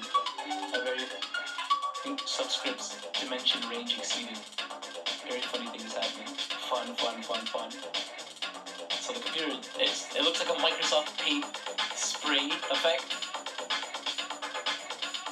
Is this real life? Is this it? This is what life is from now on? Spark.rar encrypted pass. What the hell? Okay. Yeah, I'm done with this one. So that's a Very Fun Computer Virus. Restarting the computer, hopefully it's not super destructive to the point where it's unusable. Hopefully I can still use the computer. Bro, why is this happening? It's still booting. Okay, so the Very Fun Virus, it looks like it destroyed that computer as well, man. Oh no. I have to send that one to the Shadow Realm. Now, why is this sponsorship Yu-Gi-Oh card blank? It's because I don't get any sponsors on this channel. Nobody wants to sponsor these type of videos. If you want to show some support to Crypto NWO, if you enjoy what you're watching right now, if you like this video, go ahead and click the red subscribe button. It's free. You can go ahead and do it. If you want to show some even further support, find the second link in the description. It's going to take you to my Patreon page. It's patreon.com/CryptoNWO, CryptoNWO. This is what a Crypto NWO edit looks like. It's truly painful to make these videos. So if you do want to show some support, like I said, subscribe to the channel. Even further support, go into the Patreon. Let's get back to the video. Now we're going to go ahead and open up the task kill. Probably just kills the task manager. That's what I'm imagining. So if I try to open up task manager. Oh my god. It literally removes the task manager. You can't even do the display, the security and shutdown options. Oh, nothing is working. Dude, that's a scary computer virus. Oh my god, what just happened? Oh, the computer is just white. It's all white. It doesn't do anything. The next computer virus that we're going to open up is actually a video game. It's called Sonic.EYX. This is a computer virus here. It's an infamous computer virus video game, Sonic.EYX. This game has flashing lights, loud noises, and a few other stuff that may possibly harm your eyes or your ears. Oh. Quit right now before it's too late. You can't even quit. This is not a normal ROM hack. Delete it immediately. Oh no. Your time is running out. Run. Hey, it's like Sonic.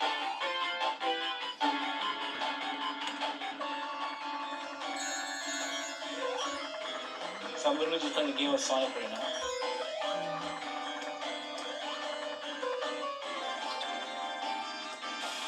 Oh, this is... So the game is just lagging on me. It's like a regular Sonic level.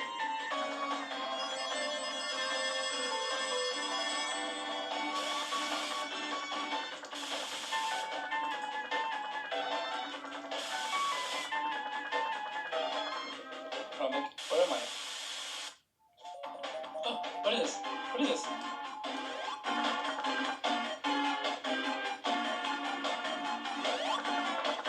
Where did Sonic go?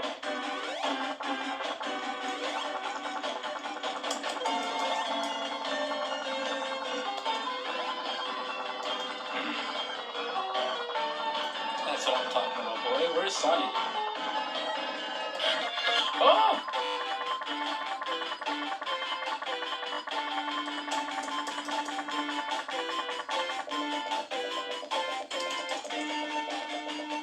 Meet me at the beginning?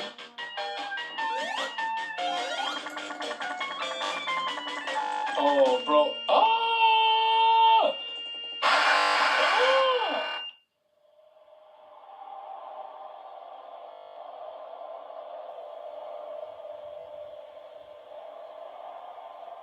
You make me sick. Oh, the computer's actually going crazy. Oh, the computer's actually going bonkers. Deserves all the pain.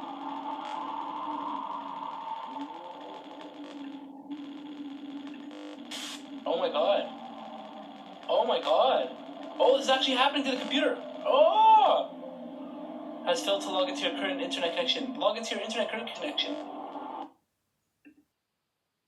That actually just destroyed the freaking computer. Oh my goodness. Well, that's all the computer viruses. Subscribe to the channel if you haven't done so already and you truly enjoyed this video. Get this video to 50k likes, ladies and gentlemen. Actually, if you hit the video that just appeared on the top right of the screen, I know you'll like this video because I hand selected this video. But ladies and gentlemen, that's all for the video. Thank you guys so much. I will see you in the future. Love ya.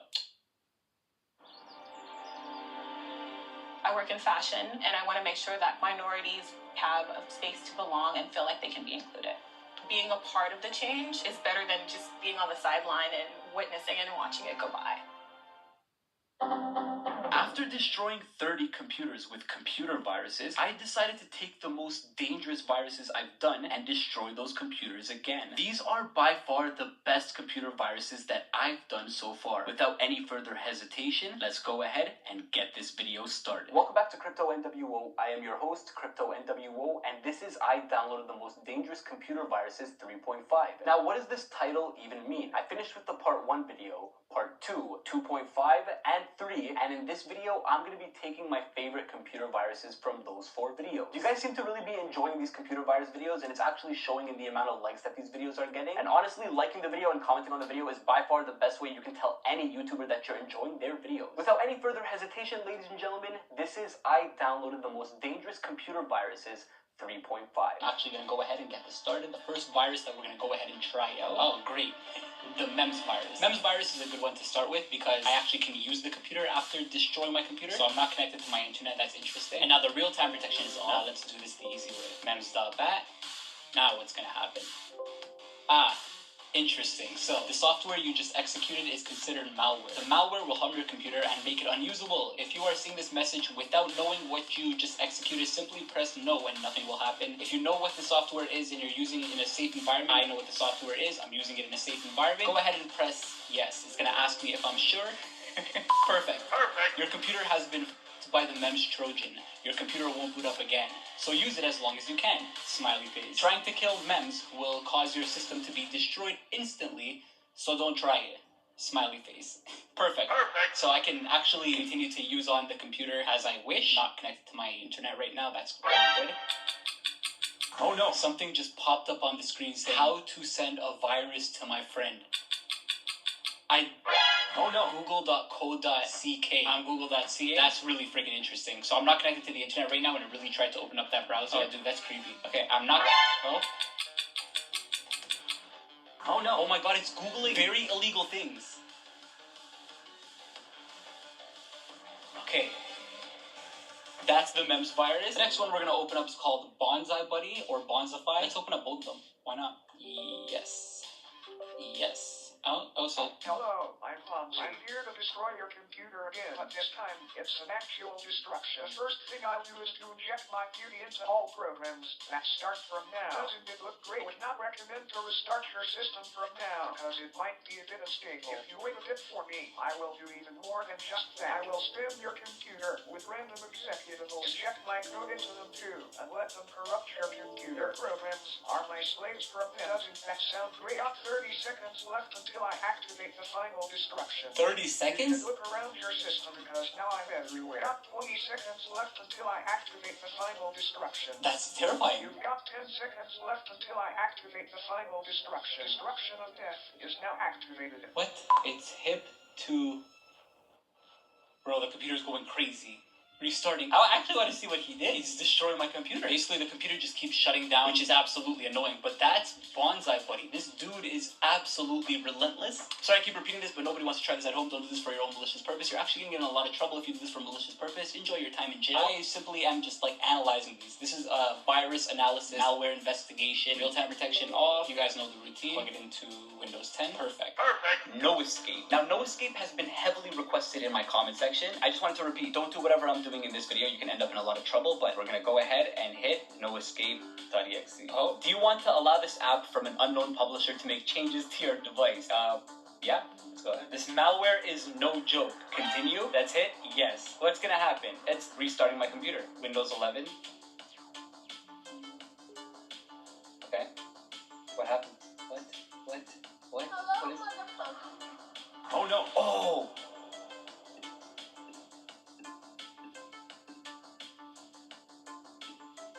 Password is incorrect. What? Oh no. Oh, I smell an ARG. Oh, dude, this is the first virus we're downloading. Noescape.exe. There's passwords.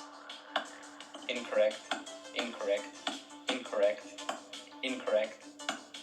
Oh. I think I just cracked it. I love well-made creepypasta viruses like this. This is noescape.exe, and this is not a joke. I'm pretty sure once you download this virus onto your computer, this is exactly what you see, and literally, quite literally, there is no escape. Oh, password is incorrect. Oh my god. Okay, so all of these are password encrypted. I'm gonna just do a quick Google search and find out what the password is. One Google search later. That according to a user online, this screenshot right here, the password is all lowercase. That.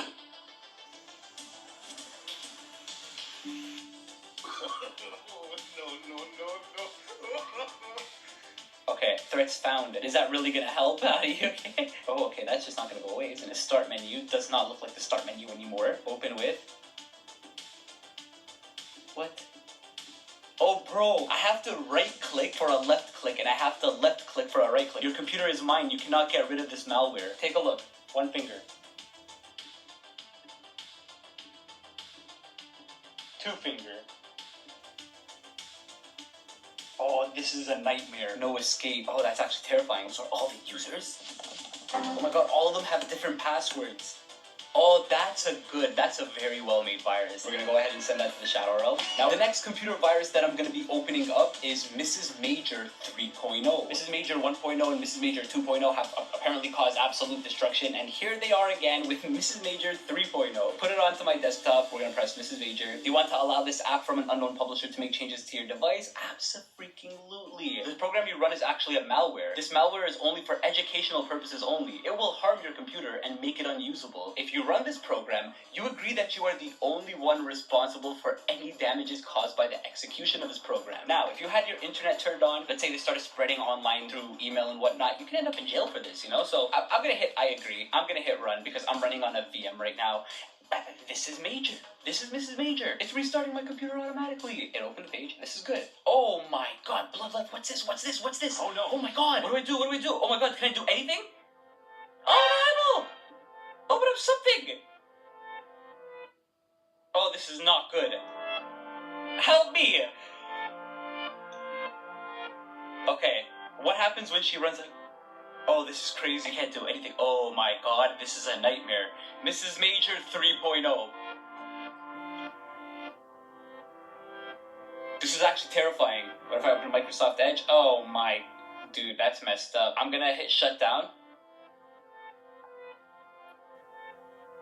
You can't just shut it down. Oh my god. I am destroying Windows 11 right now with computer viruses. Please don't arrest me, police. I have to disconnect from the internet, real-time protection, and shut it off. Yes, perfect.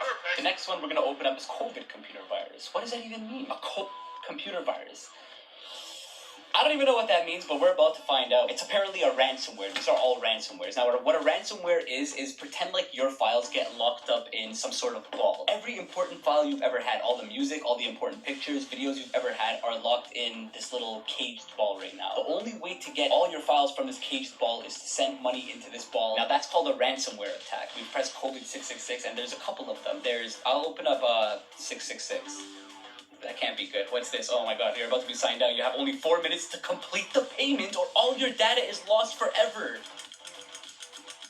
That's that quick? What about this one? What about press this? File corrupt. This program has been manipulated and maybe infected by a virus or cracked. This file won't work anymore. Encrypted your and enter decryption key. COVID-29 is a multi-language ransomware. Translate your note to any language. This is a multi-language ransomware. All your files have been encrypted. Your computer was infected with a ransomware virus. All your files have been encrypted and you won't be able to decrypt them without our help. What can I do to get my files back? You can buy our special decryption software. Oh my god, the price for the software is $6,666. Payment can be made in Bitcoin only. Purchasing Bitcoin varies from country to country and you're best advised for doing a quick Google search yourself to find out how to buy Bitcoin. But I can't do a quick Google search because my computer is destroyed. It says I have 4 minutes to pay? What happens after 4 minutes? 4 minutes later. Okay, so the computer just shut down, and look at that, the computer is gone. We're gonna go ahead and open up yet another Windows 11. If you guys enjoy what you're watching, go ahead and smash the like button, guys. The next computer virus that we're gonna open up is called the monoxide virus. This is a really cool one. I've heard a lot about this one here. We're gonna go ahead and open up the monoxide virus. Oh, what the? Oh, that's freaky. Oh, that's freaky. Dude, that's absolutely destructive. Oh my goodness, give us a minute. The monoxide virus, yeah, this one is absolutely bonkers.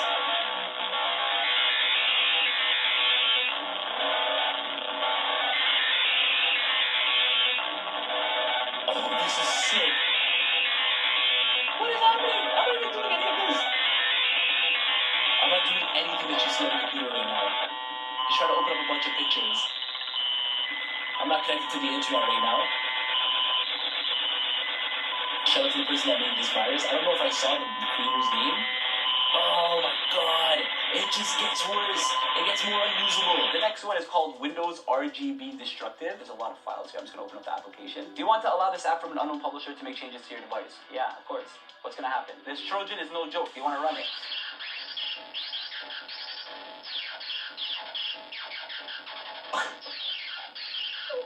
This is crazy. RGB. Destructive.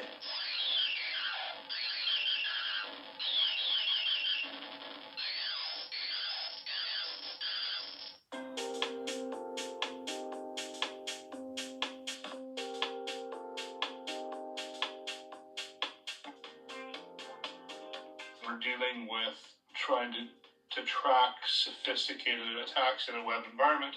It's really important that we've got that flexibility and that ability to correlate events across the sessions.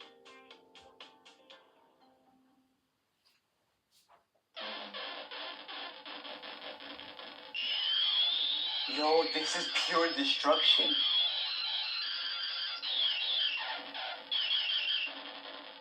Windows RGB Destructive. Can I restart the computer? Restart the computer.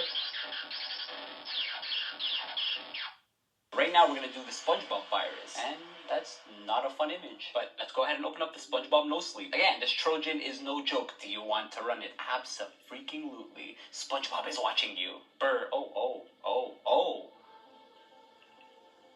SpongeBob is watching you. SpongeBob is watching you. SpongeBob is watching you. This image of SpongeBob watching me. SpongeBob is watching you. SpongeBob is watching you. What's up with this blood, bro? SpongeBob is watching you. SpongeBob is watching you. Bro, Mrs. Major 3.0? SpongeBob is watching you. Why does this keep happening? SpongeBob is watching you. SpongeBob is watching you. This is so creepy. SpongeBob is watching you. SpongeBob is watching you. Dude, this is so weird. SpongeBob is watching you. SpongeBob is watching you. SpongeBob is watching you. SpongeBob is watching you. SpongeBob is watching you. SpongeBob is watching you. SpongeBob is watching you. SpongeBob is watching you. SpongeBob is watching you. SpongeBob is watching you. Dude, that's messed up. And again, it destroyed the boot sector of the computer. So now the computer is never gonna work again. Bro, don't mess around with SpongeBob. Because of SpongeBob, I'm gonna have to send this VM to the Shadow Realm. SpongeBob really took out that computer, man. We're gonna go ahead, disconnect from the internet. Now I want you guys to take a look. I have a folder here called A Lot of Viruses #1. It's 744 megabytes large of just code. It's a large folder containing computer viruses. So if you guys want me to keep making these videos and you haven't hit the like button and placed a comment already, go ahead and do it because I love making these type of videos. And if you guys want to see them again, then liking the video is actually a really good way to get the next video recommended onto your algorithm. So if you hit the like button, then the next video will be recommended onto the algorithm. Now, why is this sponsorship Yu-Gi-Oh card blank? It's because I don't get any sponsors on this channel. Nobody wants to sponsor these type of videos. If you want to show some support to Crypto NWO, if you enjoy what you're watching right now, if you like this video, go ahead and click the red subscribe button. It's free. You can go ahead and do it. If you want to show some even further support, find the second link in the description. It's going to take you to my Patreon page. It's patreon.com/CryptoNWO, CryptoNWO. This is what a Crypto NWO edit looks like. It's truly painful to make these videos. So if you do want to show some support, like I said, subscribe to the channel. Even further support, go into the Patreon. Let's get back to the video. The next one that we're opening up is called Rota Noted Case Destructive. Do you want to allow this app from an unknown publisher? Yada, yada, yada. Yes, yes, yes. You are about to run a Trojan that will damage your system and corrupt your hard disk. Do you want to continue? The creator is not responsible for any damages. Yeah, who cares? Let's go ahead. Let's run it.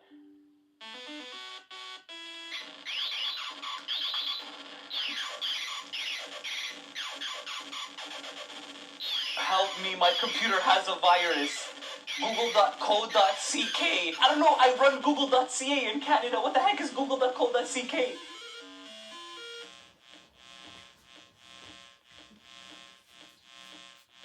Oh no. Oh no.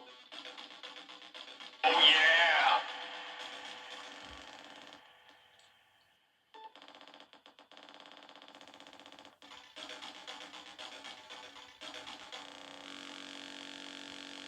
What did I say?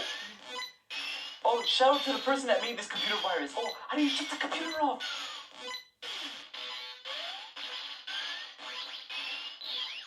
This is a banger.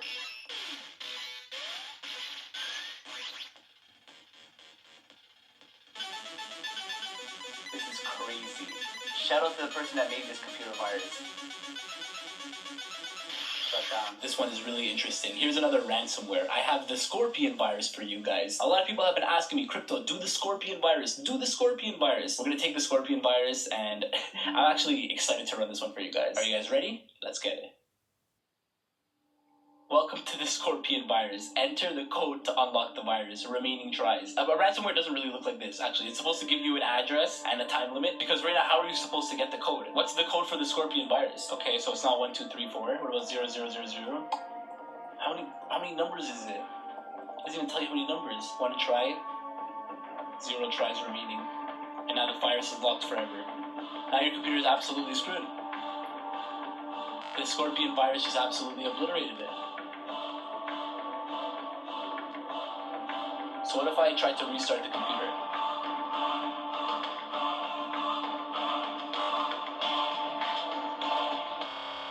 Well, we're gonna go ahead and do the infamous Windows XP horror now. I really want to see what this one's all about, bro. Oh, sweet God, remember that? Oh my goodness. Your computer might be at risk. Antivirus. Okay. Virus protection not found. That's fine. Okay, that's connected to Windows XP. Hopefully it reads it. Flash disk. Oh baby. The Windows XP Horror Edition, created by Wabi Chip. Oh. I literally clicked it, and it's apparently a Windows update. 66%. 666.system. Don't look behind it. Oh, bro, what the hell? Oh, bro, my voodoo doll just tripped me out. Microsoft Windows XP Horror Edition. Oh, it's so terrifying. Oh, I love it. Recycling bin. Oh my god. What's in the recycling bin? Oh, this is nice. The music's really not helping though. I'm not gonna cap. Don't open me.txt.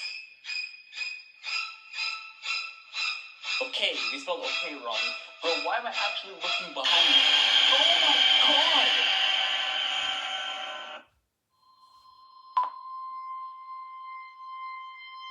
Oh, dude, this is creepy. This is very, very well made. Oh, I love this.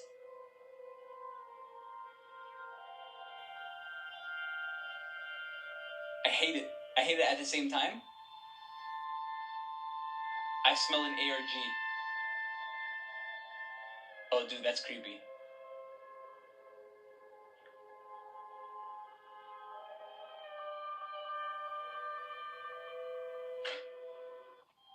Okay, that's gross. That's freaking terrifying. The start menu has been...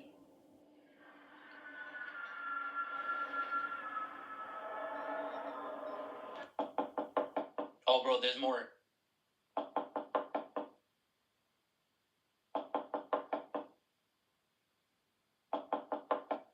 I have to click it?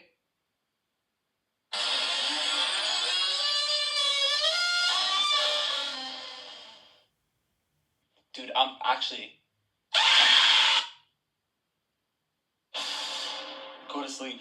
You know what? It's quite late. Subscribe to the channel if you haven't done so already. Put on that notification bell and you'll be notified whenever I upload a video like this on the channel, and smash that like button. Actually, if you click this video that just appeared on the top right of the screen, I know you're going to enjoy this video because I hand selected this video. So go ahead and click that video. I'll see you guys in the future. Love ya. While opening a dark web mystery box that's filled with sketchy items, I found this hard drive in the mystery box and decided to plug it into my computer. You won't believe what happened after I plugged in this hard drive. Without any further hesitation, let's go ahead and get this video started. Welcome back to Crypto NWO, ladies and gentlemen. I am your host, Crypto NWO, and in today's video, we are going to be doing the part 2 to the last dark web mystery box that we got. If you haven't seen the video yet, the first link in the description is going to take you to the part 1 dark web mystery box. But this is Indiana Jones's way. This is a voodoo doll, and this is a dagger, and I got all 3 of these items from the last mystery box, so if you haven't seen that video, go ahead and check it out. Again, first link is going to take you to the video. In the dark web mystery box, I got this dark web hard drive, and I'm going to be plugging this dark web hard drive in really shortly, but before I do that, I wanted to talk to you guys about a couple of items that I got from the box. The first one is the picture of the girl with the X on her eyes and the 666. A lot of people were saying that her name is like SSSS Sniper Wolf or something, so I went on to Google and I typed in Sniper Wolf, and I found out that this is a channel that has 30 million subscribers on YouTube.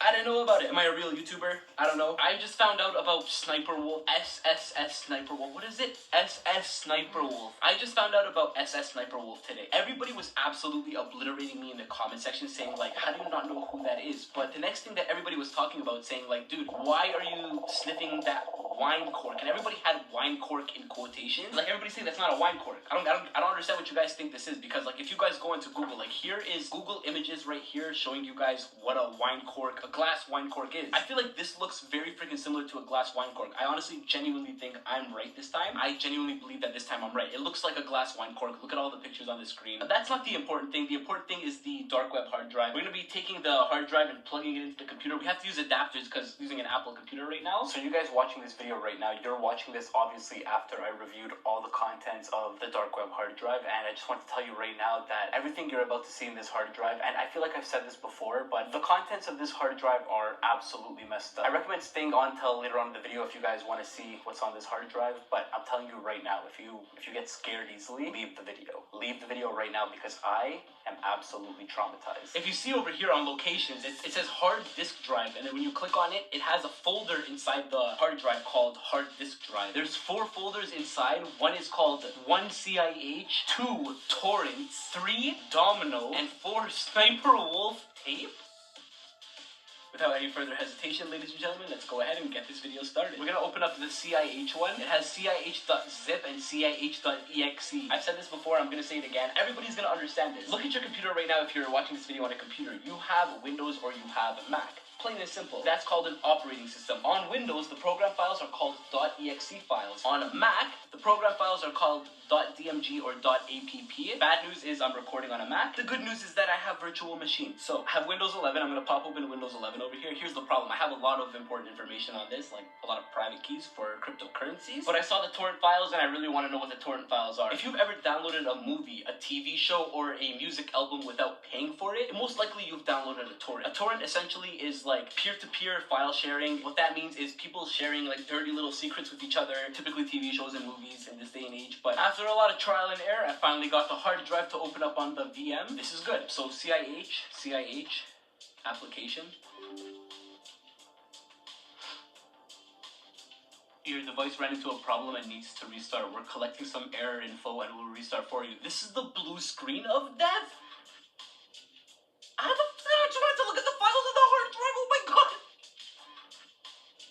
It's not working. It just destroyed the boot sector of the computer. If you guys don't understand what that means, the thing that makes your computer turns on and tells your computer, like, what's cracking, fam? I'm a computer. That's not working right now. I'm not even upset because the good news is it's a virtual machine and I got clones of virtual machines because I'm a smart creator. So if I open up Windows 11.1, this should be fine.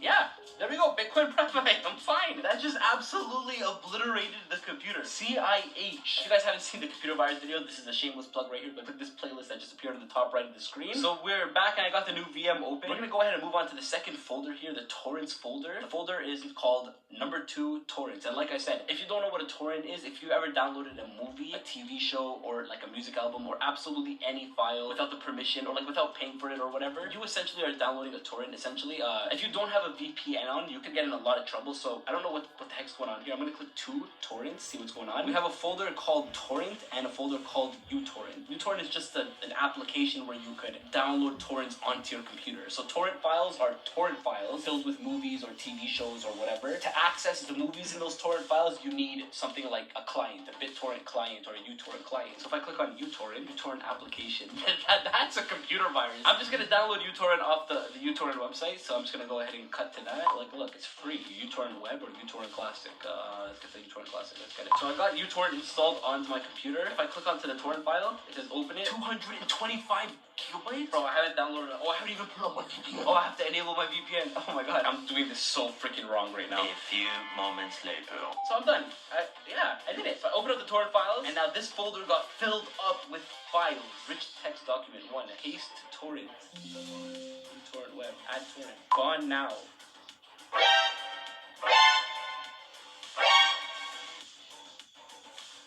That's gonna be blurred out. Oh my god. I just opened up a file called Gone Now and I just... Bro, there was boxes. What is this? An MOV file? What? IMG 1404.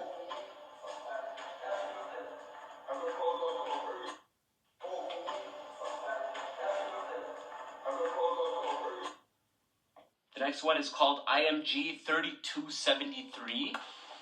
Oh, hey, hi, how's it going? Editor Notes here. So I just wanted to quickly tell you that everything that happens from this point onwards in the video is going to be quite confusing. So I actually need you guys to put on your detective caps. Let's go ahead and take a look at it.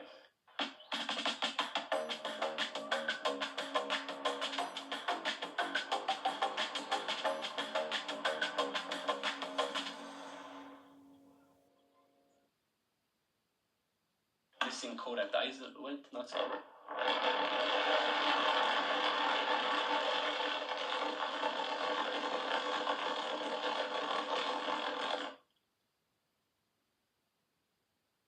Okay, that was kind of weird.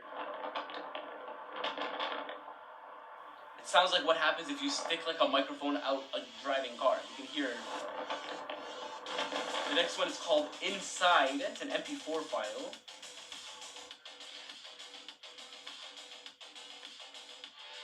Ew! Oh, okay, don't show that. Don't show that. What is that? Ew, it's a bleed! Oh, this is gross. Oh, I can't look at this. Oh my god. Okay, to describe to you what's going on, it looks like an ear. It looks like the inside of somebody's ear and somebody has like a blade inside there. What is there fluid? Why are you poking it?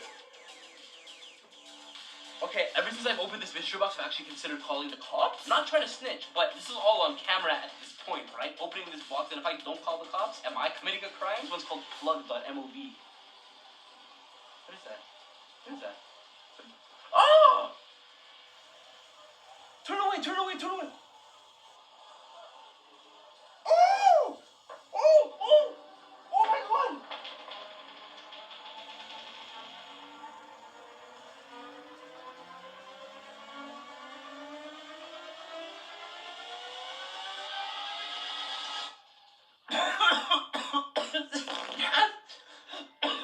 Yo, you guys on YouTube are the luckiest group of people ever because YouTube is censored. My eyes aren't. There's a file here called README, meaning I should have probably opened that before every other file. Let's click it. View the last folder for a special treat. Don't tell a soul about the files and contents of the HDD last folder. Public key, private key. For what cryptocurrency? What's the last folder called? The last folder is called Sniper Wolf Tape. Cap. I call cap. What was that last file? The last file here was called tyu.m. Oh my god! Oh, bro, I actually think I have to phone the cops on this one. Folder 3 is called Domino. I like Domino's Pizza. I don't know if this is actually talking about Domino's Pizza or Domino's, the little, like, board game or whatever, but we're gonna open it up and look at that. There's an application file called domino.exe. Oh, it's restarting. What did I just do? My computer it's not restarting. It's not restarting the computer. What's happening? So I have another VM. I think it destroyed VM number 2. It just went black. So I have a third VM. I can just go ahead and take a look at all of the files still on the hard drive over here. Before we continue on with the computer viruses, I just want to quickly tell you that today's video is sponsored by nobody. Nobody wants to sponsor these type of videos. If you want to show some further support to Crypto NWO, you can hit the red subscribe button, turn it to gray. If you want to show some further support, go onto my Patreon link. You'll find it in the description below. Patreon.com/Crypto NWO. I don't want to occupy you too long, so let's go ahead and let's get back to the video. What? There's a problem with this drive. That was absolutely messed up. We have to go ahead and plug in the virtual mass storage and see if it's gonna work again. What? You need to format the disk drive before you can use it. I'm not formatting nothing. It's not readable by this computer. I'm not formatting the disk. It just destroyed the fucking USB. Okay, that's fine. Yeah, hold on, that's fine. 1 sec. Empty. I wanted to see it though. I didn't get to check out the Sniper Wolf tape!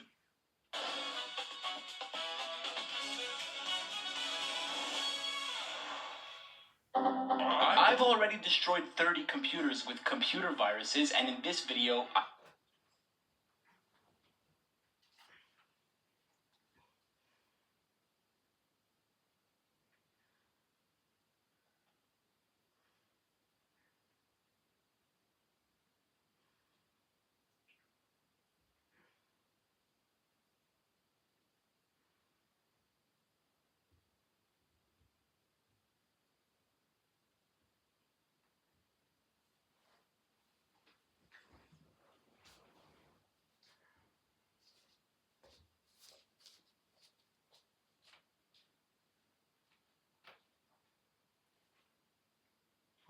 Basic 2 hours.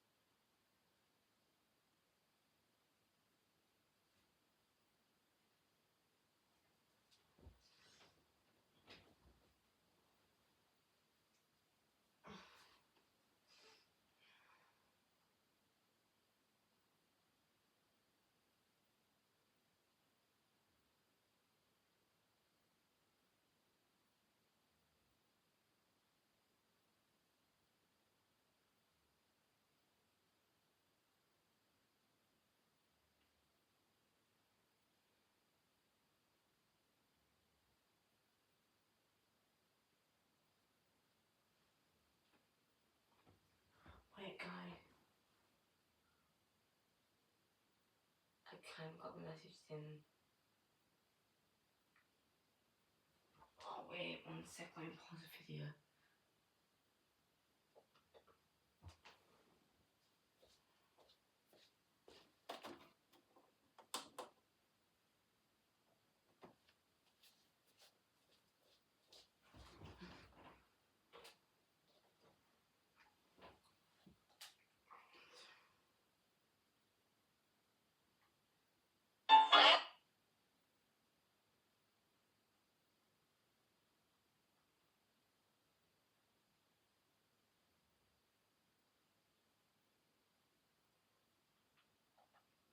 How to basic for 1 hour.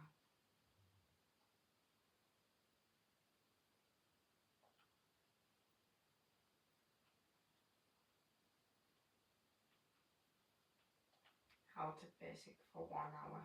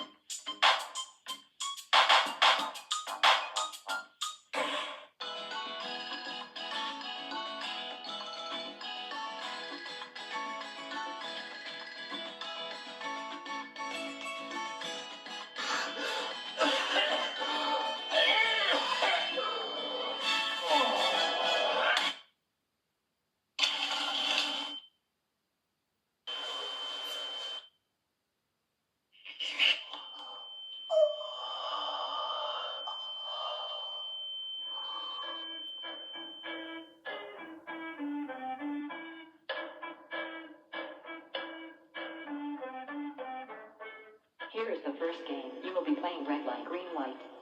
You are allowed to move forward when it shouts out green light. Stop when it shouts out red light. If your movement is detected afterward, you will be eliminated. Let me repeat the rule. Those players who cross the finish line without being eliminated will pass this round. With that, let the game begin. Green light. Red light. Green light. Red light. Green light. Red light. Green light. Red light. Player 7, eliminated. Green light. Red light. Player 1, eliminated. Green light. Game complete. The second game is Sugar Honeycomb. The shape in front of you is the shape you must remove from the honeycomb. You will pass if you trim out the shape without it breaking or cracking. With that, let the game begin.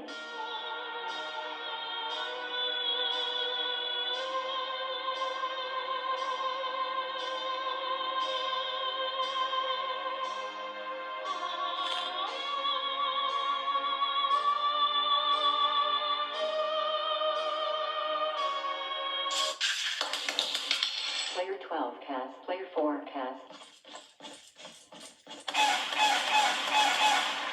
Player 5 eliminated. Player 8 eliminated. Player 2 eliminated. Player 3 eliminated. Player 6 eliminated. Game complete. The third game is Tug of War. You will pass if you pull your opponent over the red line. With that, let the game begin.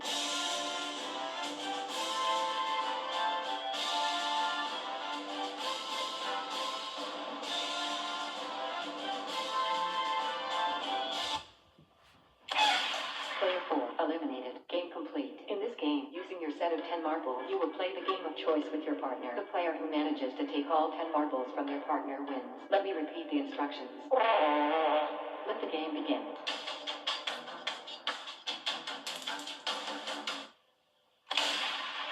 Game complete. The fifth game is Egg Stepping Stones. The 8 cartons in front of you are either filled with eggs or are empty. For this game, you will guess which one of the next 2 cartons is filled with eggs, and only step on those across 5 pairs of cartons. And now, with that, let the game begin.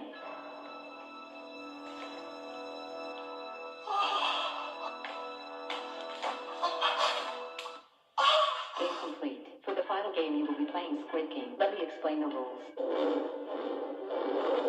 Let me repeat the instructions. Let me repeat the rule. Pick up the squid and throw it into the bucket. You must stand behind the red line. If you miss, you will be eliminated. If you succeed, you will win the prize money. And now, with that, let the game begin.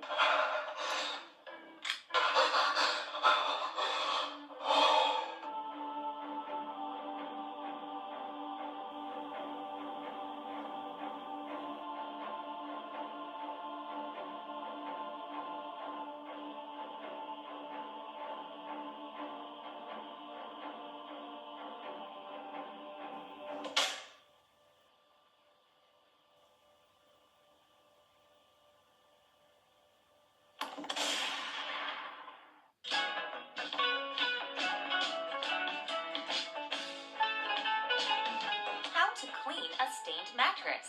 This works on all types of mattresses and all types of stains. All you need is baking soda, dishwashing liquid, hydrogen peroxide, and white vinegar.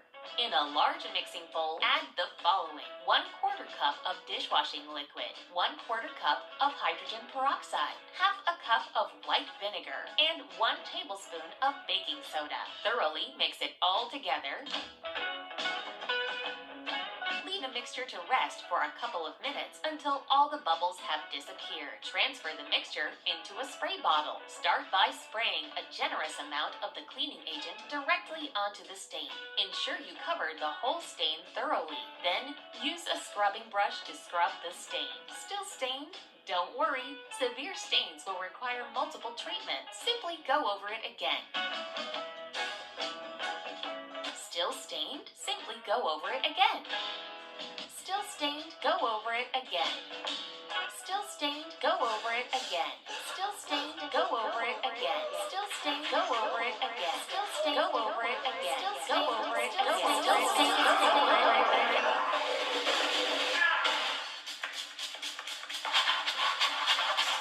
Still stained? Go over it again.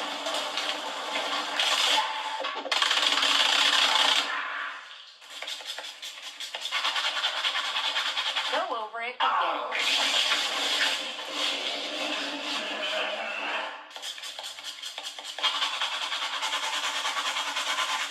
over it again.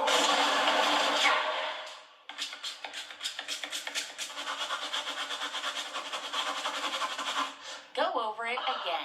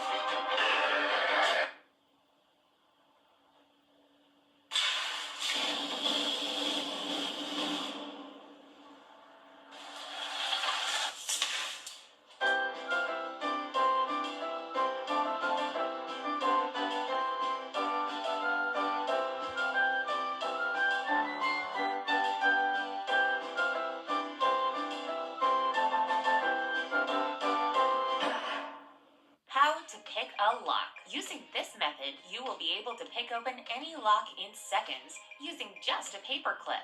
This method works on all locks, no matter how small, big, or complex the lock mechanism is. No lock is pick-proof. They all can be picked with ease. Please note, this video is for educational purposes only. Using this lock-picking method for any illegal activity is prohibited. This is only intended for use on your own property. All you need is a lock and a paperclip. Step 1. Prepare the paperclip. Unfold one side of the paperclip and extend it fully out. Try to make it as straight as possible. This will greatly reduce the time it takes to pick the lock. Step 2. Picking the lock. Insert the unfolded paperclip into the bottom end of the lock. Push it in as far as it will go. Begin turning the paperclip in a clockwise, circular motion. Keep turning for approximately 20 seconds and the lock will crack open.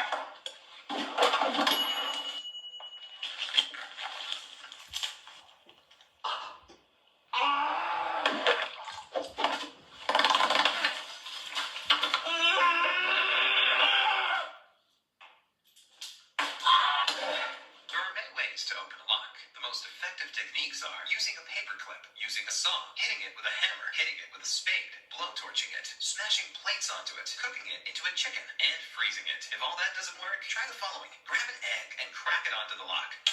Perfect. It's now unlocked.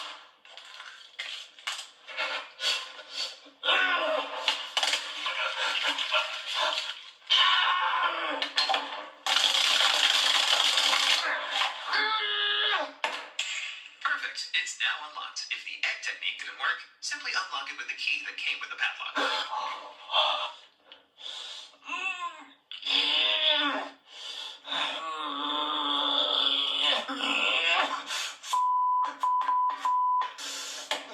Simply unlock it with the key that came with the padlock. If that didn't work, you're Thanks for watching.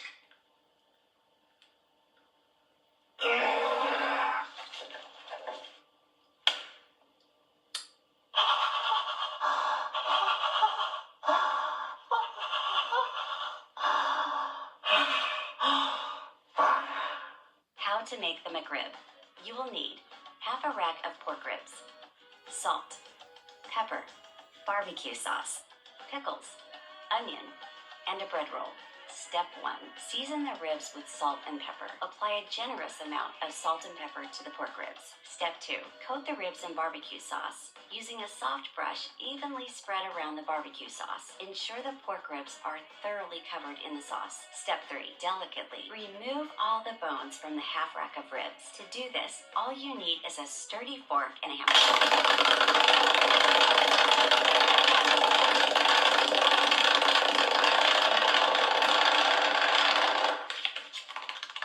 Step 4. Tenderize the ribs. No eggs are required for this recipe. No eggs are required for this recipe. No eggs are required. No eggs are required. No eggs are required. No eggs. No eggs. No eggs. No eggs. No eggs. No eggs. For this recipe, you need to use all the eggs you can find. Cover your foot in egg yolk. Massage your eggy foot. Scoop up the ribs. Place on your kitchen floor. Teach the ribs to swear.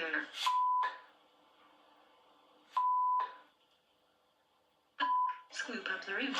Cook ribs over medium heat. Remove from heat. Place pork ribs on.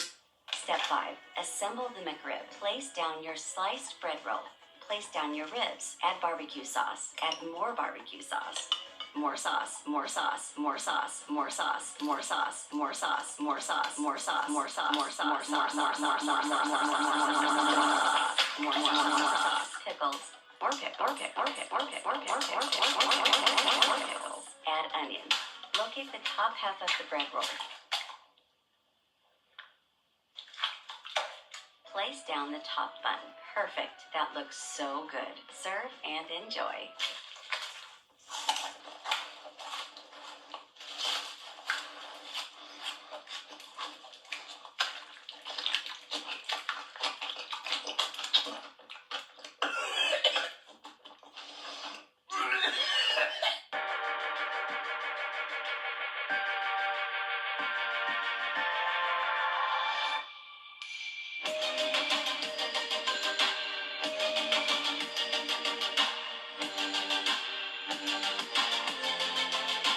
How to fly a drone. You will need a drone and a remote control. Step 1. Turn on the drone. Step 2. Turn on the remote control. If required, sync the remote control to the drone. Press the takeoff button.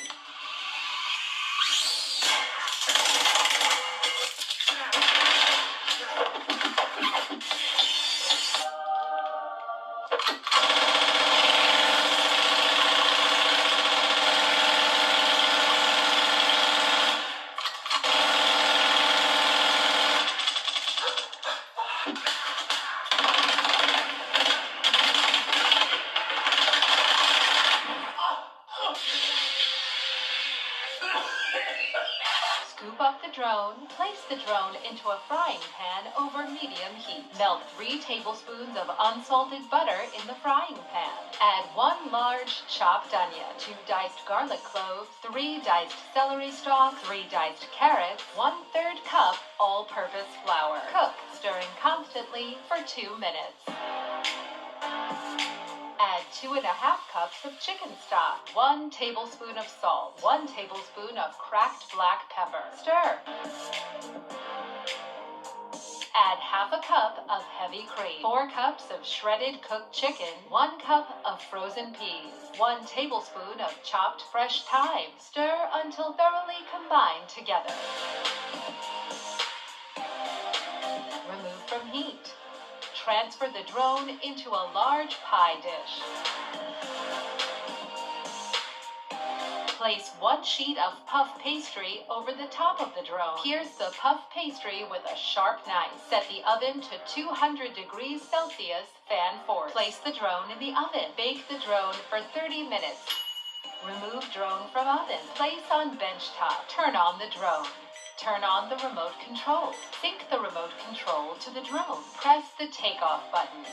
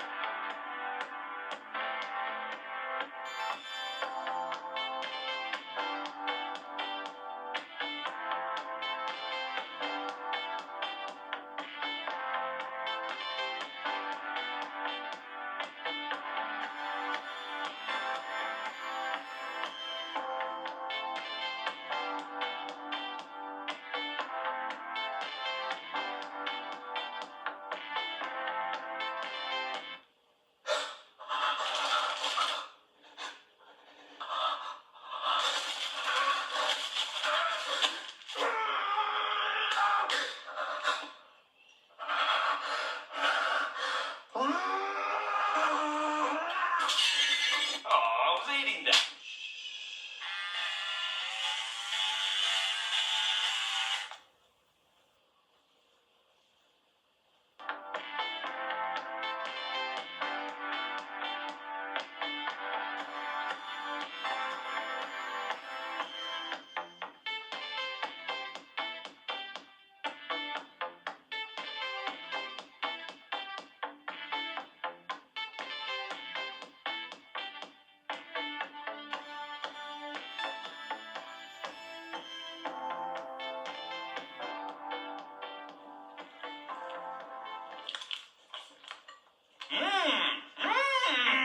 Oh yeah! Oh yeah!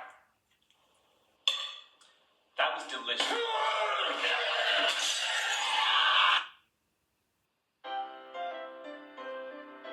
Believe it or not, this turkey contains no traces of any animal products whatsoever. That's right, it's 100% vegan. This vegan turkey tastes and looks identical to real turkey. Give vegan turkey a go this Christmas. I guarantee your family will love it. In a large mixing bowl, add in the following: 1 can of chickpeas, drained and rinsed, 1 cup of vegetable stock, 1/4 cup of vegan butter. Then add 1 tablespoon of the following ingredients: dried rosemary, ground garlic, onion powder, dried basil, dried parsley, dried oregano, ground coriander, caraway seeds, turmeric, poppy seeds, garum, Curry masala, powder, sesame crushed seeds, pepper, chili, ground lettuce.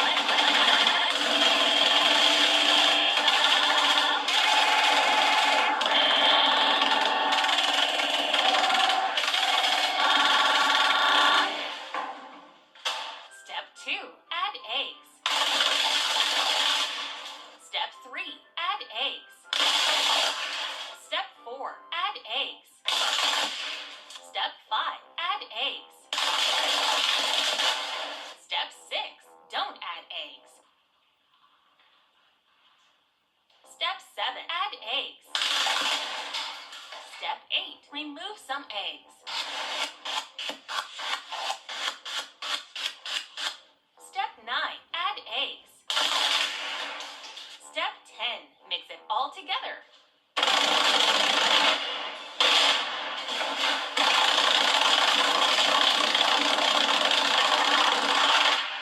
Step 11, add eggs. Step 12, mix by hand.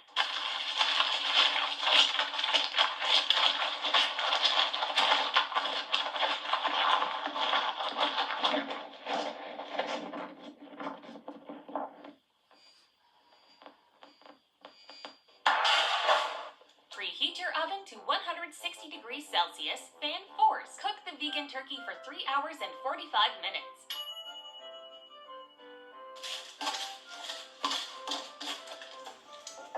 Serve and enjoy.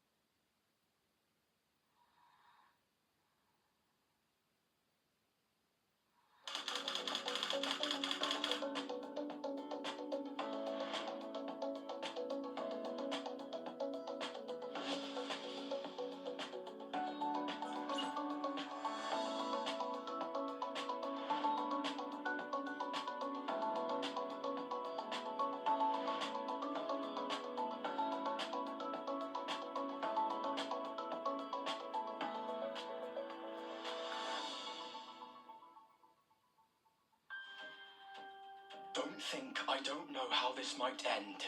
I've known it for years. I'm ready. You guys ready? And this is Harry Potter like you've never heard it before. Harry Potter, the full cast audio editions. Listen on Audible. This is FNAF Ransomware, one of FNAF's most popular and scary trends ever made. But what even is it? Is it even real? And how did we get here? Well, if you're brand new to the FNAF franchise, or if you know everything about it, FNAF Ransomware is a completely different and unique rabbit hole that not many people know what it's actually about. So that's why I'm going to explain and go over everything there is to know about this mysterious trend, like why it blew up, why it is and isn't scary, and most importantly, why it is completely different compared to most other FNAF trends from the past, along with so much more. And in order to do this, we'll be taking a look at 15 different pieces of FNAF Ransomware related media, such as FNAF Ransomware videos and so much more. So if you need something to put on in the background while you work, or if you want to take a look at some of FNAF's scariest fan-made content ever made, then this is the perfect video for you. But with all that out of the way, now I have to ask the question, what is FNAF Ransomware?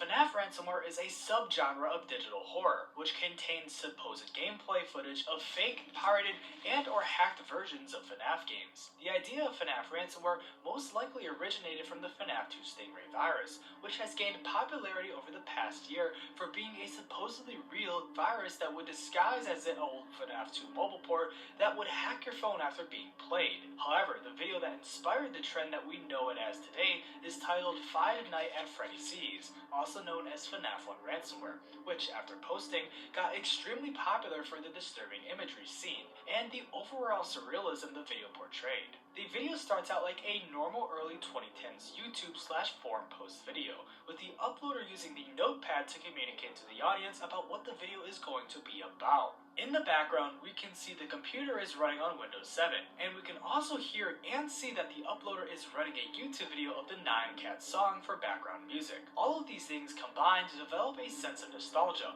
along with world building in a way to immerse the viewer into the video, and most importantly, into the horror. But I'll get back to that in a moment. As the video continues, the uploader says they have found a free version of FNAF 1, and that they will be playing it for the video. So after that introduction, they click on the free version, and this is what they see.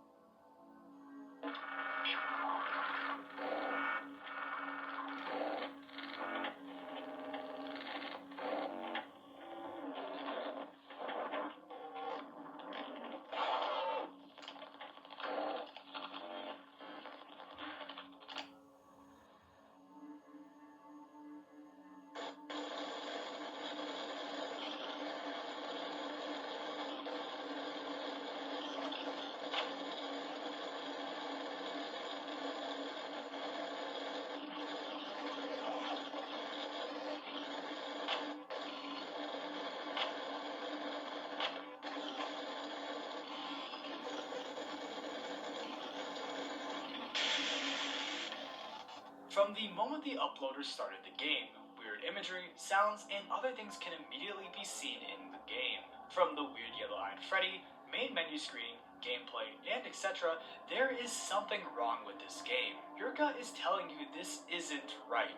This isn't what FNAF 1 looks like. Even if you've never played the game before, you know that the uploader shouldn't be playing this game. But there is nothing you can do except watch in horror as the video continues. And as the video does continue, you can see that the office is blurry and pixelated, and that the textures seem to have been corrupted and or replaced in a haphazardous way to make them lose quality. But then when the camera opens, the same thing can be said, as the camera buttons do not work, the textures are all messed up, and Freddy looks completely different. But when the cameras are closed, we can notice that the office is getting darker and darker, until out of nowhere, we get jump scared by the same yellow-eyed Freddy from the opening screen. After this jump scare though, the game flashes 4 messages on screen, with the first one saying this: "Hey now, the game has paid version.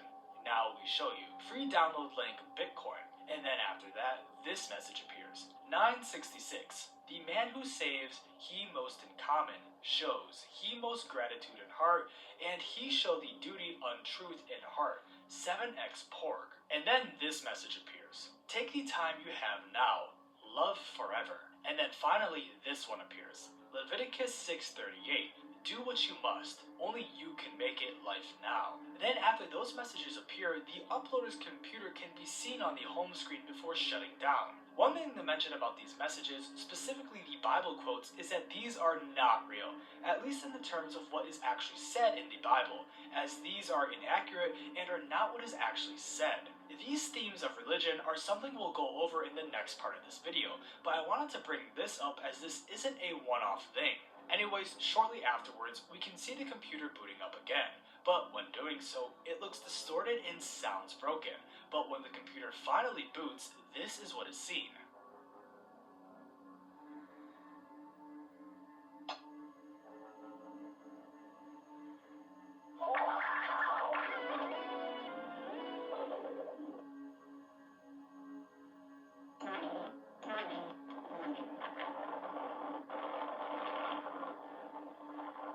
This is the ransomware screen, where we can see another distorted version of Freddy along with various text boxes saying things along the lines of, "You have violated law," "Stealing from our friends are not allowed," and "To get back your files, please send 1 Bitcoin to the wallet below." All while a bright red 1 hour remain line of text flashes on the bottom of the screen. So after the screen stays up for a little bit, the video comes to an end. And then with that, that's the first official FNAF ransomware video. This is the overall format these ransomware videos follow, or at least the overall concept of them. Each and almost every ransomware video follows the uploader's gameplay / screen footage of them playing an off-brand version of a FNAF port they find online, and as the video continues, more unsettling things begin to occur in said games the uploader is playing. Some videos don't follow this exact format, as you'll see later, with some just being creepy videos following the style of FNAF ransomware, with that including surreal imagery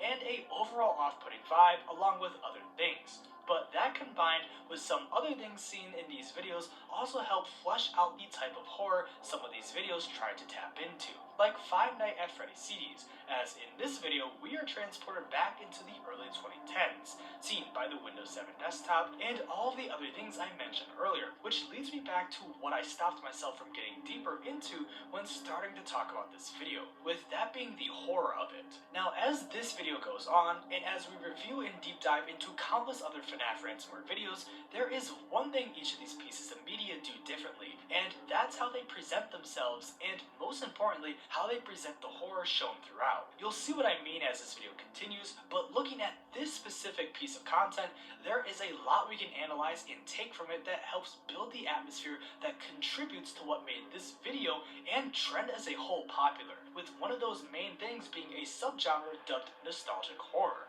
There are certainly other names for this subgenre, and there is definitely other subgenres that can be attributed to this one, but the overall idea behind nostalgic horror is the horror presented blends fear with elements of childhood memories, retro aesthetics, and other familiar media / things of the past. The reason it exists and is effective is because of its ability to transform and twist these innocent and comforting feelings given to us from these nostalgic things into something uncanny and eerie. Taking what we know as familiar and then distorting it into the unfamiliar is what makes it so effective, such as the idea behind FNAF as a whole, turning a fun childhood memory of, say, going to Chuck E. Cheese and then flipping it on its head to turn those comforting memories of it into the complete opposite. And that is why the franchise blew up. And the same can be said with FNAF ransomware. The ability to use your own thoughts and potentially fears you once had as a child of things that now seem irrational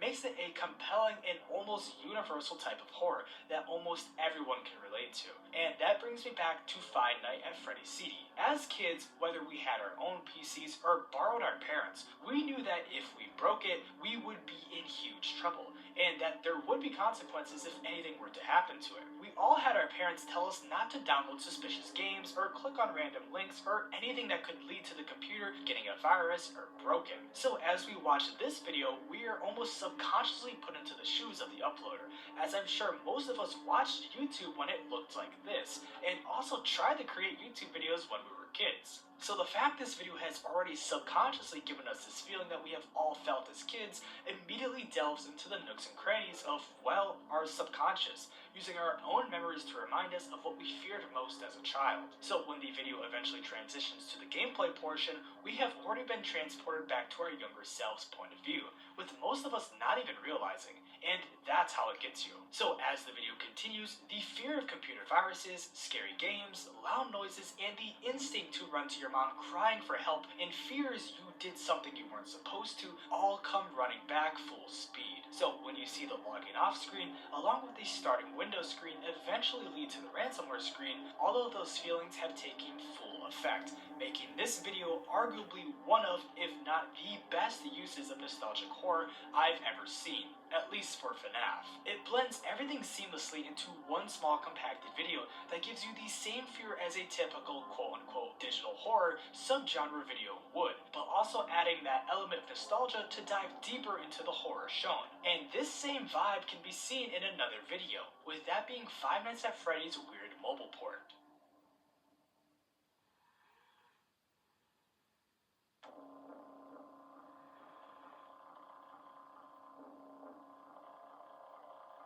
If you think Five Nights at Freddy's CD was scary, then FNAF Weird Mobile Port will traumatize you, as this video and its subsequent fan game is arguably the most terrifying rendition of fan-made FNAF-related media possibly created, with many of the commenters on this video agreeing. The video starts with text appearing on screen that says, "Hi guys, Freddy Fazbear fan here," with the text shortly disappearing to show new text, which says, "Today I'm playing a FNAF Mobile Port. Enjoy the video," which afterwards we are greeted by the main menu.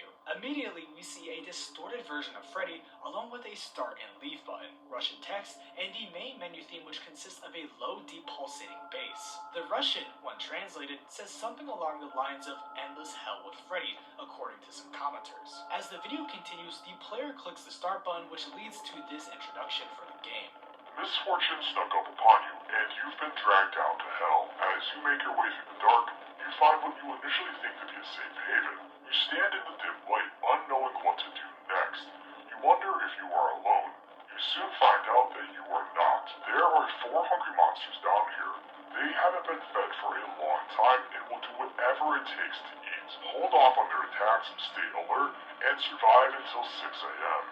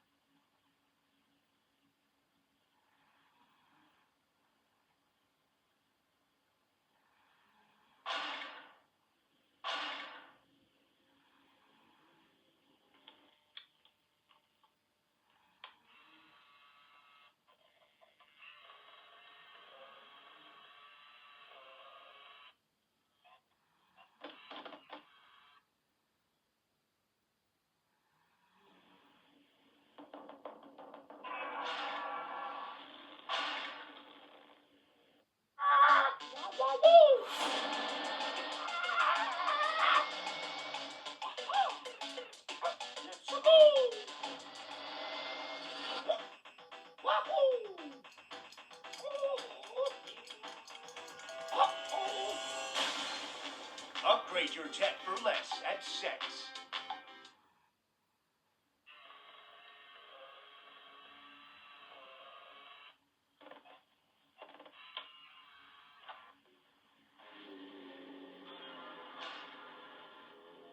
This is hell, and this, the office, is where the protagonist has stumbled upon on their journey through the darkness. As the player looks around the office, we can see that they are shrouded by darkness, with the hallways being nothing but pure black, except for when they flash a light, where we can see the hallways are just a small corridor with a pitch black doorway at the end of it. But when the player closes the door, we realize the only thing keeping them safe is a thin see-through chain link door, which doesn't look to have much durability to withstand whenever monsters are down here with the player. Even when looking straight forward in the office, we are still engulfed by the darkness seen surrounding the player, with the only bit of light and color seen in the office on the poster and desk in front of them. As the player finally opens the camera, we are greeted to the main stage area, where we can see completely distorted and dreamlike versions of the three main animatronics, with Freddy being the only one to seemingly be intact, as Bonnie and Chica are missing a majority of their body, along with a majority of their facial features. As the player looks through more cameras, we are also greeted to Pirates Cove,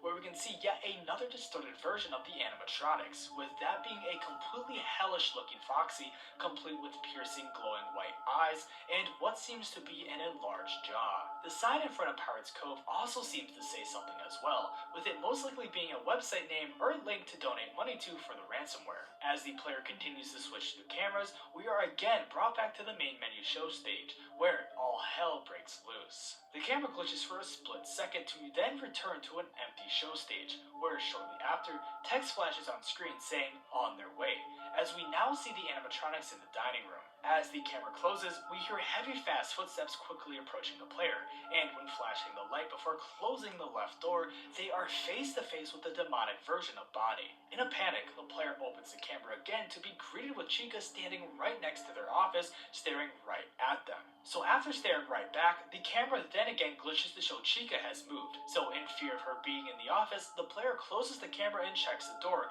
to then see her standing right there while growling. So after closing the door and getting her to leave, the player again checks the camera to see how Foxy is doing, where text appears on screen saying, "Foxy hasn't moved at all. AI is definitely bugging." Now this claim can just be attributed to the overall lack of quality seen in this port, but if you look closely at Foxy compared to the other animatronics, he looks to be jittery, as you can see him almost like shaking from behind the curtain. It's not really anything substantial, but it's definitely interesting to say the least, because no other animatronics seem to do this. But anyways, after looking at Foxy, we get to see another sweep of the cameras, where we see that Freddy seems to be closing in on the player, but that's until they take another quick look at Pirates Cove.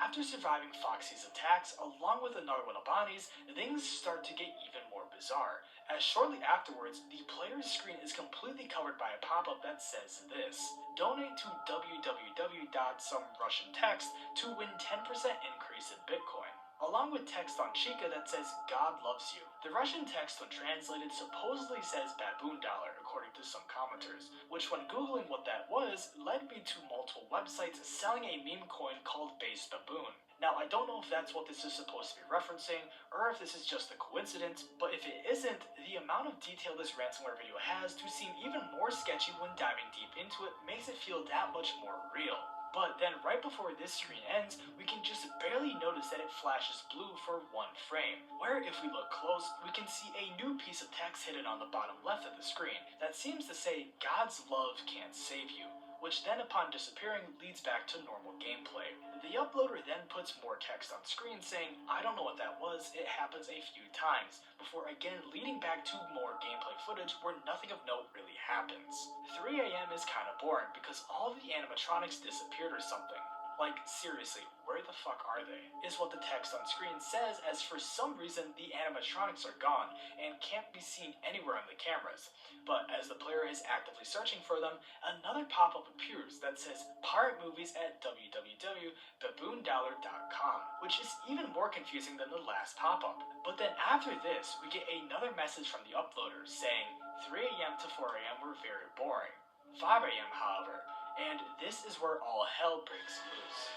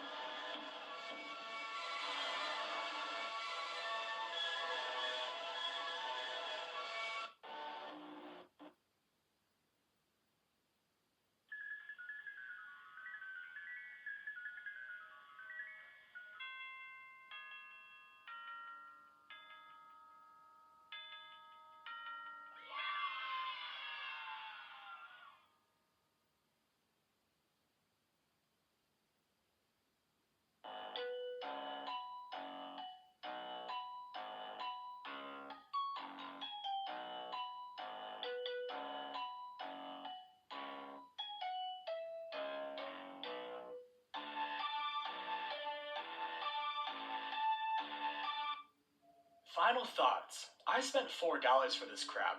Very poor mobile port of FNAF 1. Nothing like OG. 4 out of 10.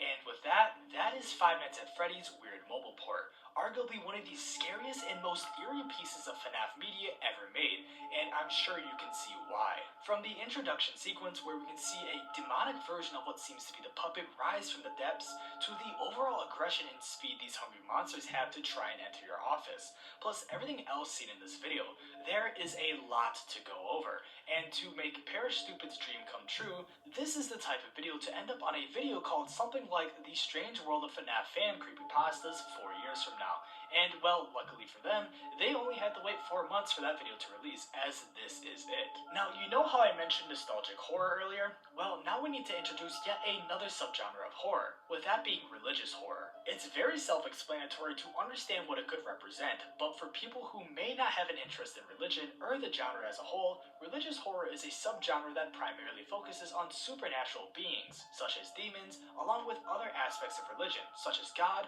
religious symbolism, hell, and many other things to formulate its story and themes around. This can too be said for FNAF Real Mobile Port, as what makes this video primarily terrifying is the fact that the player is trapped in hell, and most likely has no escape. Upon starting the game and loading into the main menu, the title text literally says Endless Hell with Freddy, immediately insinuating that the player will never be able to escape. Then, when the start button is pressed, the beginning prologue further enforces that belief by doubling down on it. We don't know how the player managed to get dragged down into hell. We don't know how the player was able to make their way through the dark. We simply just don't know.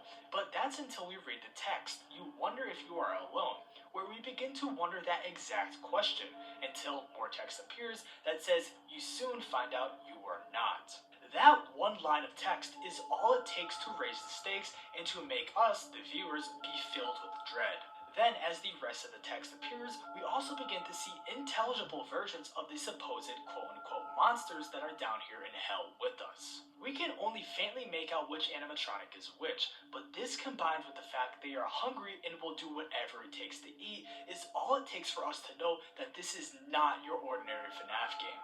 Then, once the gameplay begins, it follows the typical FNAF ransomware formula, with spooky imagery, random pop-up ads, and even the uploader adding in text and editing to inform the viewer of some things. But that's until we get to 5 AM, which is arguably the most terrifying part of this video, as it throws out everything we've come to know about this game straight out the window. Once the clock hits 5 AM, we are deafened by the sound of the FNAF 1 circus ambience, and so is the player, panicking to find out what is going on, until they see all of the animatronics in the dining room camera. But then, all of a sudden, the music goes quiet, and we are greeted to what is supposedly the puppet, which strikes a shocking resemblance to the creature seen in the prologue, as it could be the same one. But then it zips out of view of the camera, made even more startling by the aggressive sound of the circus music blaring in our ears again. So as the player switches cameras to find the puppet creature, we can see it fly down the hallway at such a speed that it seemingly is only on camera for a split second. The player then closes the camera to close the doors, and that's when we see it staring right at us through the chain link fence. It's on both sides of the door, and on all cameras at the same time. This thing is clearly not of this world, and can only be supernatural, as if it's a demon of hell itself doing anything it can to get in. The prologue seemed to forget to mention that there was a fifth monster, and that this one looks to be the Hungress, which could have been done on purpose to throw off the player, as the narrator for the prologue seems to be the puppet creature itself. But as the player continues to survive the onslaught of attacks from the puppet, the power then goes out, where for a split second we see it in our office. Then two white eyes appear from the darkness looking like it's ready to feed. But then the clock hits 6 AM and the nightmare is over. Until the ransomware screen appears and the player gets all their data stolen. But even though this is all this video has to offer, there is still one more thing to take a look at, and that is the description. Keep beating me. Maybe one more punch is all I need to bleed more. Is that what you want? For me to bleed? I've been drained of blood since FNAF VHS, you fool. I am a trope. I feed off your want for more. I am a walking corpse, starved for attention. Give me a beating. I'll bleed for you. This description seems to have no correlation to the video itself, but after thinking about this for a bit, I think I can put together what this is supposed to mean. And surprisingly, I feel like my explanation could be right. I believe this description describes the FNAF fandom and or landscape as a whole, especially the digital horror aspect of it. So if we replace some words and translate this description to make it make a little bit more sense of what I'm trying to describe, then I believe it will make a lot more sense for the rest of you. Keep making me. Maybe one more video is all this niche needs to keep the trend alive. Is that what you want? For this trend to keep going? It's been drained of content/originality since FNAF VHS, you fool. This niche is a trope, and it'll continue to keep going as long as people want more. This niche is a walking corpse, starves for attention. Keep making more. I'll continue for you. That's how I look at this description, as a cryptic reminder of what FNAF digital horror has become, with that being an empty hollow shell of itself, filled with continuous tropes and unoriginality. But that's why this description works well for this video, as it calls out the other pieces of content in this niche that continue those tropes and stereotypes seen in these types of videos. But FNAF Weird Mobile Port, well, it does stand out, and the reason it does is because it decided to break the norm. Even though it follows the FNAF ransomware trend, it decided to take a rather unconventional approach to its themes and overall story. Sure, this is a ransomware game, but the time and effort put into this game almost makes it stand out from the rest, as this one has a story, has unique gameplay, and most importantly, seems to have way more going on behind the scenes. And as you'll see as we continue on throughout this whole video, this description holds a lot of merit, as some of the other videos we'll be looking at are a one-to-one summarization of this description. Sure, this could totally just be me overanalyzing this video, along with this description, as in all reality, this video is just a shitpost. But it is done in such a way that there's so much that can be said about it, and for the most part, I think I have said everything I needed to about this video. But we will be coming back to this video later on, as shortly after this video was made, someone decided to make a fan game about it, which is just as terrifying as the video. But we will get to that another time, as we are only going over FNAF ransomware videos in this video. With the next one we're going to be taking a look at is the one that started it all, with that being FNAF 2 Stingray. Also, make sure to like the video if you want a part 2 of this one with the FNAF ransomware fan games, as I would love to do that. But anyways, let's get into FNAF 2 Stingray. There are no other videos or pieces of media in this video as influential as FNAF 2 Stingray, as this urban legend is what created FNAF ransomware into what it is today. Now, I've already made 2 videos on the backstory behind FNAF 2 Stingray, and rather not sound like a broken record, so if you want to educate yourself on everything there is to know about this virus, I'll link those 2 videos at the end of this one, because we'll only be taking a look into the original video footage that was posted online of it. But we can't just go over this video about FNAF 2 Stingray without going over what it is, as it won't make much sense without context. FNAF 2 Stingray was said to be a real fake FNAF 2 port that contained a type of virus in it that would act like a ransomware, where when downloading this fake pirated Trojan that presented itself as FNAF 2, it would infect your device after playing it and steal your data. But the footage we are about to go over is supposedly real footage of what would occur while playing the game. Now, there is way more to the story and virus as a whole, and this doesn't even scratch the surface of it. But as I said, we will just be looking at this quote-unquote supposedly real footage of FNAF 2 Stingray for this video. So if you're still interested in learning more about this virus, you can watch the other videos I made about it after this one is done. But before you do that, let's take a look at this footage. Now, the English version has seemingly been deleted from YouTube, as all I could find was a Spanish dub version of it, which is the exact same as the original, except that it has Spanish overlay text and is sped up at certain parts. But apart from those things, it is still the original video, so we'll be taking a look at this one. The video starts with footage of the FNAF 2 mobile port main menu, where we can see a black box over the animatronics covering the original English text, along with Spanish text underneath that when translated says, "Hello there. If you are here, you are looking for the quote-unquote lost FNAF 2 APK. That's what you are about to see. Enjoy." Where then afterwards, the player clicks the start button. As the newspaper screen shows, another Spanish text box appears covering where the original English text was, where it says, "I'm gonna skip to the end. It only happens at the end." Where afterwards, we see the video fast forward all the way to the end of Night 5, where this happens.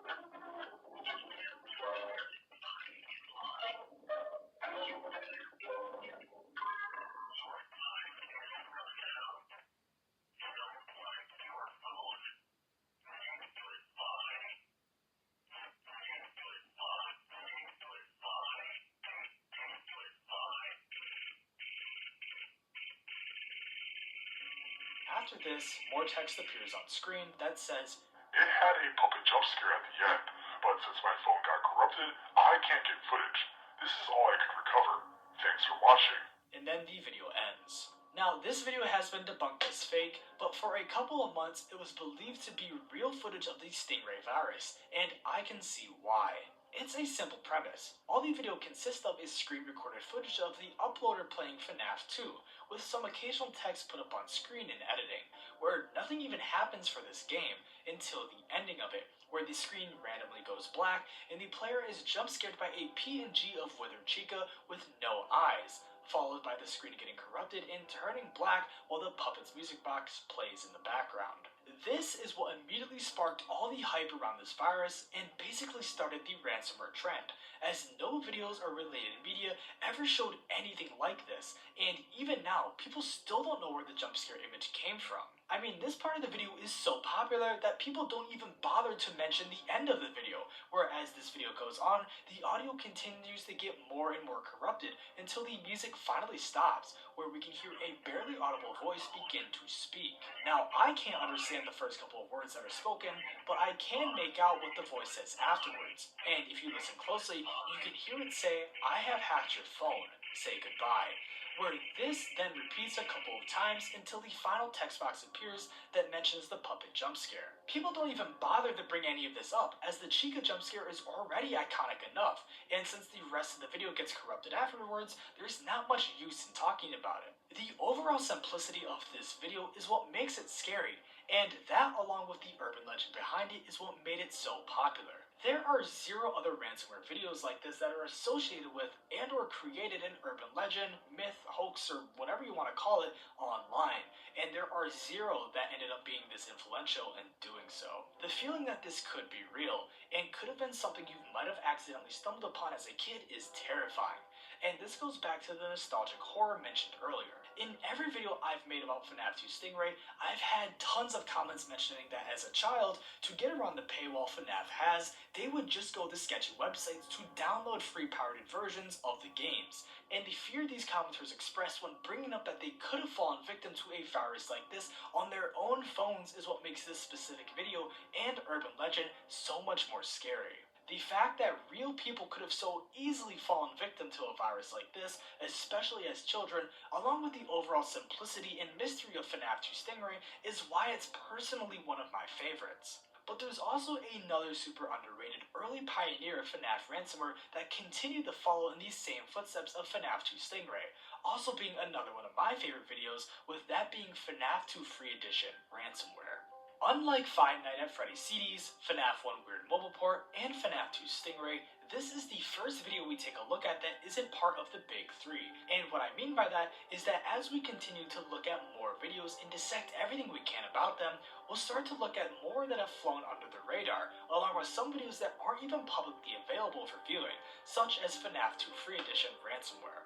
This was one of my first experiences with the trend, as I vividly remember this video being the first instance of me running across it. I was sick and was in bed watching YouTube on my TV, when after refreshing the homepage, the title and thumbnail came up and it immediately caught my eye. I remember clicking on the video, confused but also intrigued, and as I continued to watch the video in my sick state, I remember being hit with a feeling of dread and unease. Then, once the video reached the halfway point, that's when I vividly remember getting goosebumps due to what happened in the video, and I'll never forget it. This was around February of 2024, right around the time this video was posted, and before everyone was desensitized to this sort of content. I don't know, it just struck a chord within me that I thought I had forgotten, but the childhood fear of everything I mentioned in the first segment, such as loud noises, scary games, and other irrational fears, just hit me like a truck for some reason. Maybe it was because I was sick, but maybe it's because it was something I once feared and could relate to, at least as a child. So let me show you what I mean. The video starts with the low-quality main menu of FNAF 2 Free Edition, where we can see a poorly cropped render of Withered Freddy's head, along with some typical misspelled and misplaced menu options. And after sitting on the screen for a little bit, the player eventually starts the game. But right before the game transitions to the gameplay, we see the Freddy head lose its eyeballs and turn completely gray for a split second before we are shown the night 1 screen, where it instead says 1 night, 1 o'clock. After this screen, the player is finally brought to the gameplay section, where there is absolutely nothing except a compressed image of the office.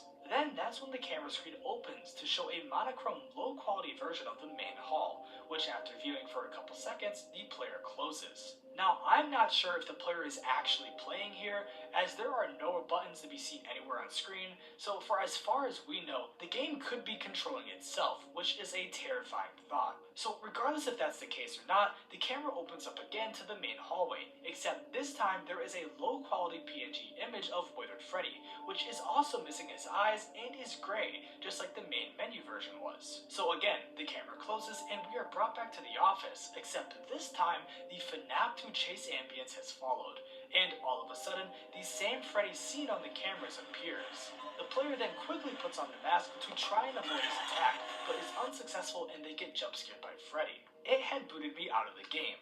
It's the text that the uploader added after the jump scare, as after that had happened, the player's game subsequently crashed. So again, the player boots up the game, and when clicking start this time, or whatever button starts the game, we see this.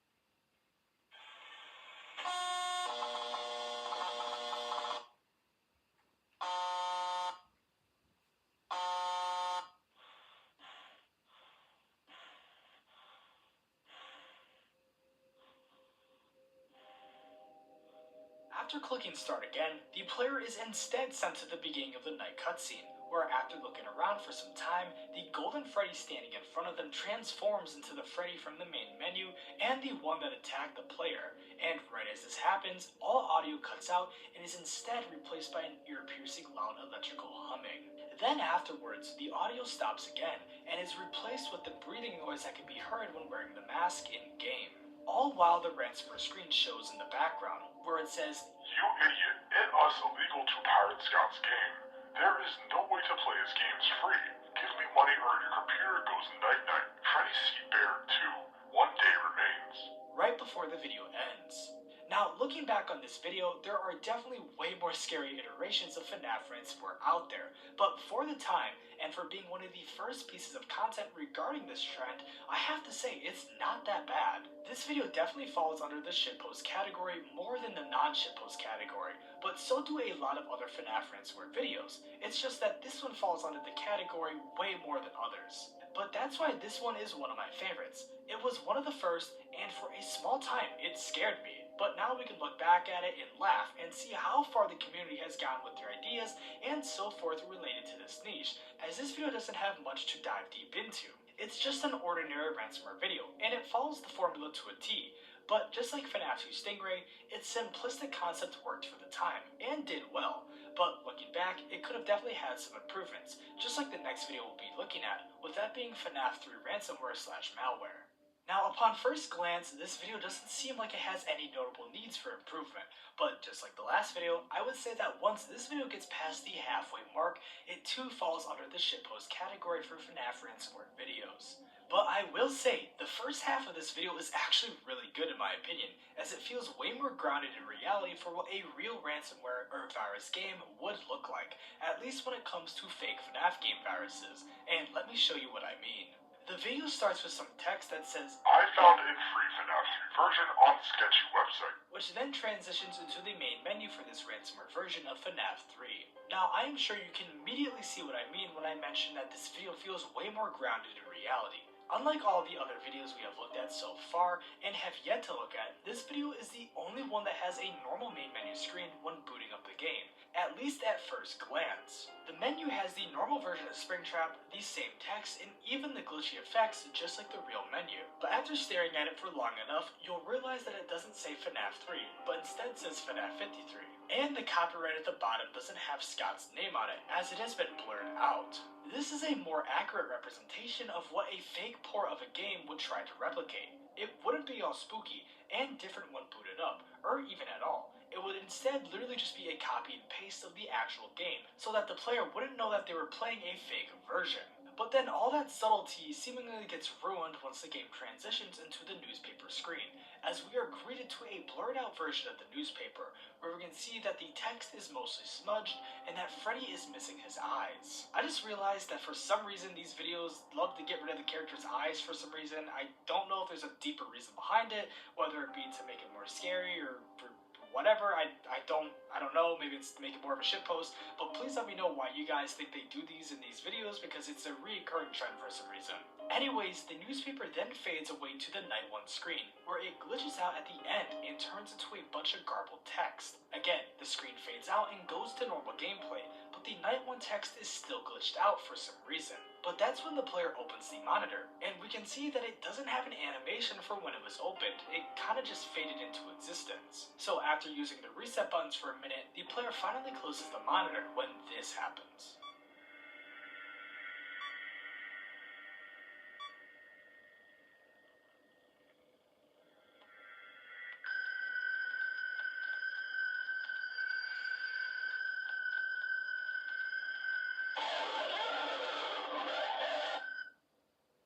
After being jump-scared by a poorly cropped PNG of Springtrap, the screen then goes black, where after a few seconds of waiting, the player is brought back to the main menu, where it is now poorly cropped and compressed. The same goes with the newspaper screen, as after clicking the play button again, we can see that this screen is also cropped wrong.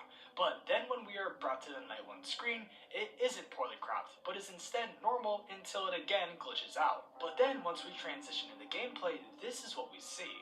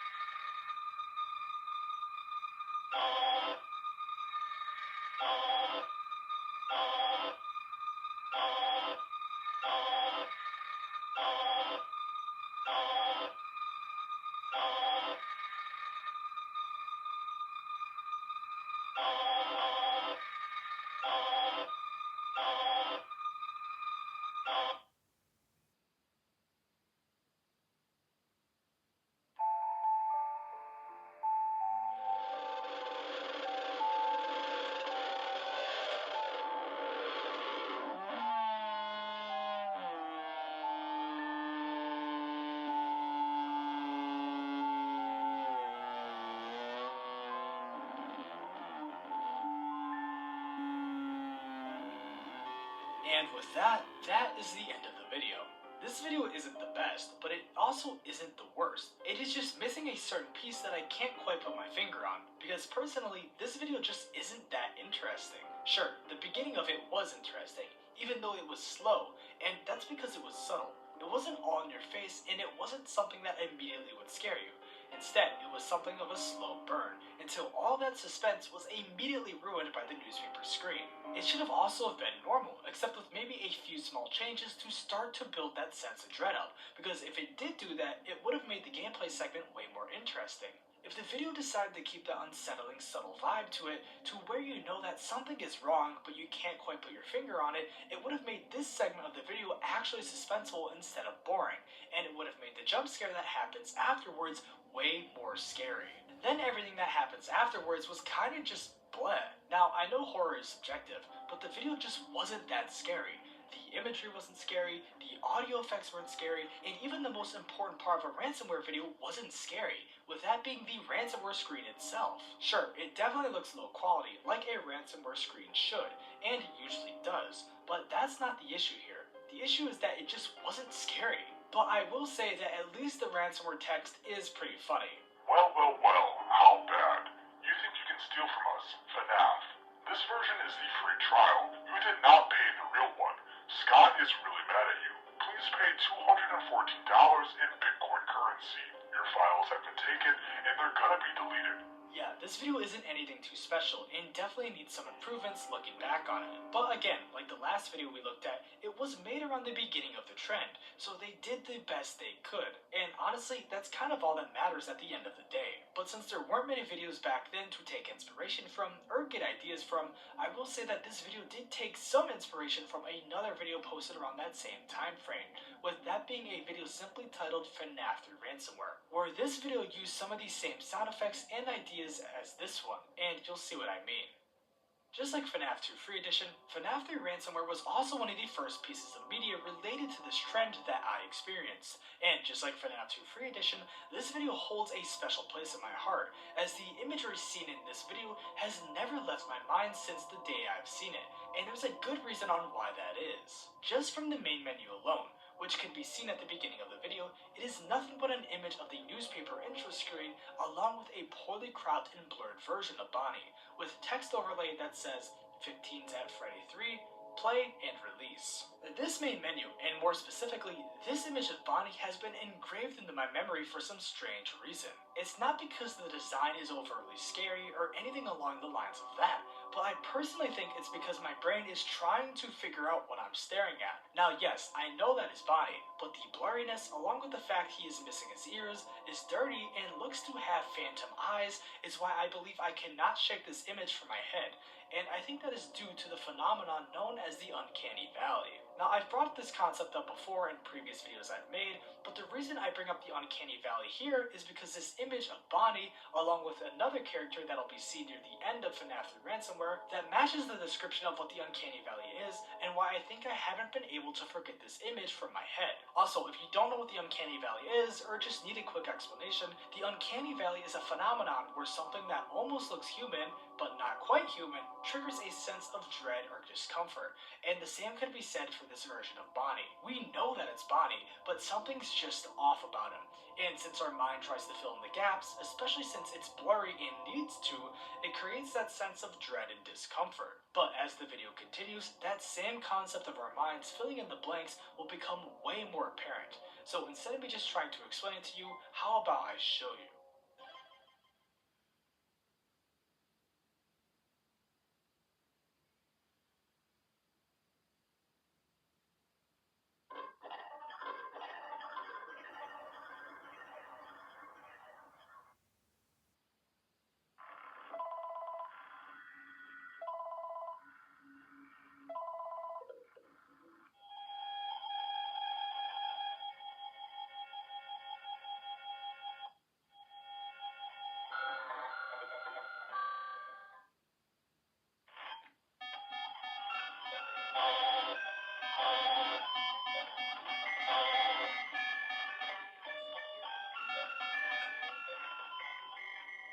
Do you see why I felt the need to explain the Uncanny Valley, along with all that stuff about your mind filling in the blanks and so forth? Maybe so, maybe not. But for me, after seeing everything I've just shown, I think the reason I liked this video so much is because of the fact my mind tries to fill in the gaps. From the moment we hit the loading screen, to the moment we see the 4 p.m. first time screen, to of course the moment we see gameplay, we are most definitely confused as nothing makes sense. Like, why is there a silent on the top left of the screen?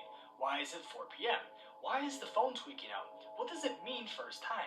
And most importantly, what is hiding in the darkness as the screen gets darker and more compressed? Well, we figured that out pretty quick, as shortly after the phone call starts, we see this almost human-like version of Springtrap appear from the shadows. And as he stares at us, the screen finally goes black, where again, he appears from out of nowhere until the player's computer shuts off, where the screen again goes black. Then shortly after, we see the computer begin to boot up. And when it does, we are greeted to this.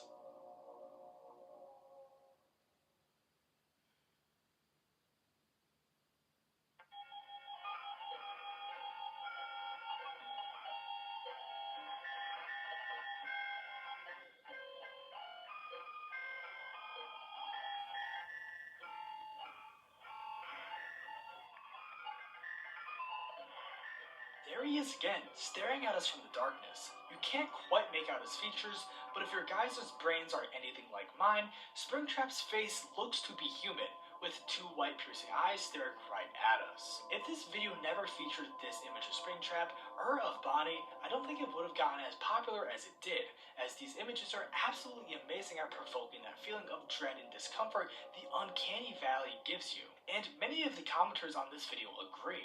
Now this is probably just me looking too hard into it, like I've been doing for every single video so far, but I honestly think it's a fair opinion, as it almost gives off Fever Dream vibes in a way, but I suppose most of these videos do. This video looks like what it probably feels like to take 10 Benadryl and then play FNAF 3 right after, or get a lobotomy while playing FNAF 3.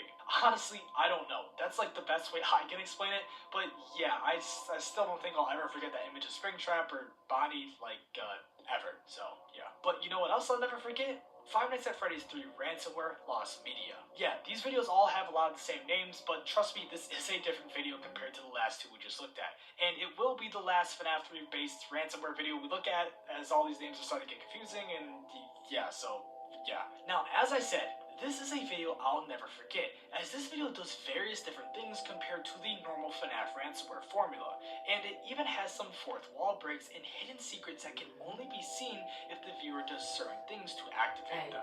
This, along with the fact that this video is in a series of videos created by the uploader, gives it an ARG feel to it, and this can be seen in the intro. Unlike other videos in the niche, this one doesn't just immediately show footage of the gameplay, but instead has the uploader talk to the audience as if they were actively trying to uncover and solve the mystery behind these ransomware games. Now, I could just be interpreting the context of this intro wrong, but I'm sure you guys will correct me if I am, so please do.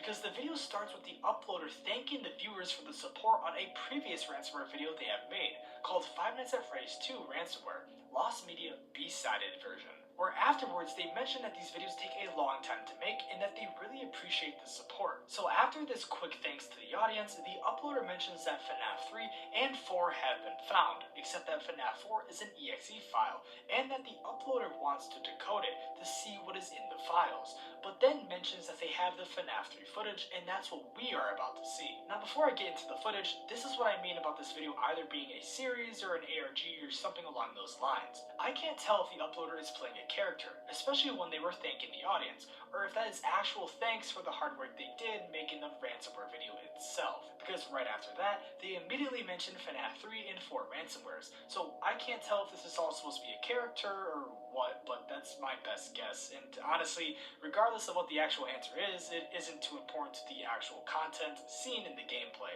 so let's finally take a look at that. The gameplay footage starts with the normal warning screen before loading into the main menu, where we can see what looks to be the normal FNAF 3 menu, except that it's missing the continue button along with the copyright at the bottom of the screen. Also, the music that plays is the cut version of the main menu's theme, which makes the screen all the bit more disturbing, and the music even continues into the newspaper screen. Now, this is again where some ARG elements come into play, as if you have subtitles on while watching this video, there will occasionally be text that appears from said subtitles, like how there is on this screen, where it says, Grand opening.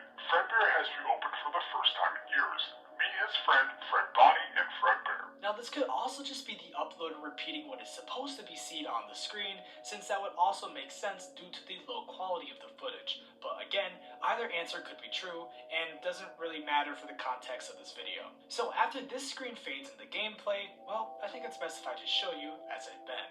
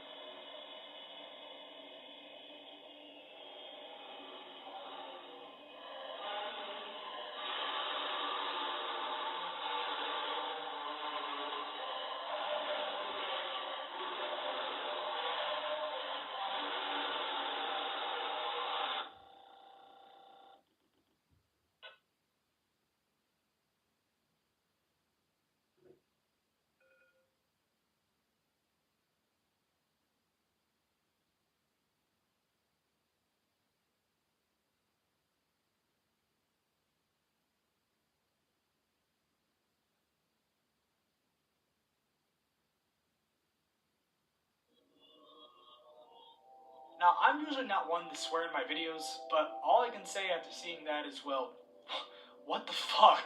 This video might not be as well put together as, say, I don't know, like FNAF Weird Mobile Port, but it sure as hell is just as terrifying. This video is similar to the last we just looked at, as it is too very subtle at the beginning. Nothing looks particularly off, and if you never had any experience playing FNAF 3 prior, you would probably think it's normal. Sure, the cameras show locations from other games, the game lags heavily, there's no phone guy, and the night goes by extremely quick. But I mean, apart from that, there isn't really anything else too off about it, until after the 6 AM screen, where we see what looks to be a red version of Springtrap appear from the darkness. When I first saw this, I thought it was just going to be a repeat of the last video we looked at, where we just see a creepy, distorted version of Springtrap, and then blah blah blah, whatever. But that's when the text began to appear, or if we have subtitles on, we can read what they say. Be quiet now. I can see you. Fun never lasts forever. Not without paying. Watch. Where after this, he begins to violently twitch out on screen, all while the background noise gets progressively more aggressive. Look at him closely. Look at the damage. Are the final pieces of text before the twitching becomes frantic, before the moaning and screams become ear-piercing, before the gameplay inevitably glitches, putting all the chaos to rest as the PC shuts down. But not before we are face to face with the same red Springtrap yet again. So, after the PC shuts down, and as the video continues, the PC boots back up, where we can finally see the ransomware screen, where we can see a small portion of Springtrap's face near the bottom left of the giant red spot seen on screen. And with that is the video. There's not much to say about it except for the fact that it is extremely disturbing, and is mainly in part due to the fact that your mind has to fill in the gaps, just like it did for the last video. Now, I'm not going to go crazy in depth on why it's scary and why this video works, because honestly, I'm sure all you guys have different reasons, but I think the main reason this video is scary, at least for me, I don't know about you guys, is because it's basically, well, the same reason as the last video. So your mind fills in the gaps and yada yada yada. So since we just looked at 3 different iterations of the ransomware for FNAF 3, and since they were all kind of scary for the same reasons, let's finally get a breath of fresh air and look at a FNAF 4 ransomware video, simply called FNAF 4 Hatred Edition, Ransomware Game Gameplay. This is the only ransomware video I have ever seen that I wish never classified itself as a piece of FNAF ransomware, because it could have worked so much better if it decided to pose as, say, I don't know, like a normal FNAF 4 port or game, or even creepypasta. This video starts off with text that says, Hey guys, I found this free version of FNAF 4 on Happy Mod that was pretty weird, and I want to show you guys the gameplay I have of it. It's kind of disturbing, so warning. Lol. Where we then see the home screen of the uploader's phone with the game on it. This app icon shows the FNAF 4 logo, but the Freddy in it is green and is missing his teeth and eyes. But apart from that, the rest of the icon is normal. So when the uploader opens the game, this is the first thing we see. Warning, don't you have better things to do? Followed by the main menu. This main menu looks the exact same as the normal FNAF 4 menu, except that it has a lot of artifacting and says hatred on the bottom left. This is what I mean by what I said earlier. This video feels more like a creepypasta or something similar to FNAF Real Mobile Port rather than ransomware. And sure, this could be said for probably every other video we looked at so far, but the way this one is presented and the way the introduction goes really sets up that creepypasta-like feel. Just from how this game is introduced, to how it looks and to how the gameplay is, it feels more like a hacked version of FNAF than ransomware. This feeling of the game being more akin to, say, a ROM hack rather than a ransomware also helps make it feel more like a creepypasta as well, since a majority of gaming creepypastas feature ROM hacks to tell their stories. ROM hacks are, in simple terms, a modified version of a video game created by altering the game's read-only memory data, which would essentially create a new game from the base code. And as I continue to show you this video, it becomes more apparent that this definitely should have been the angle the creator of this video should have took, as it feels like it would have fit way better.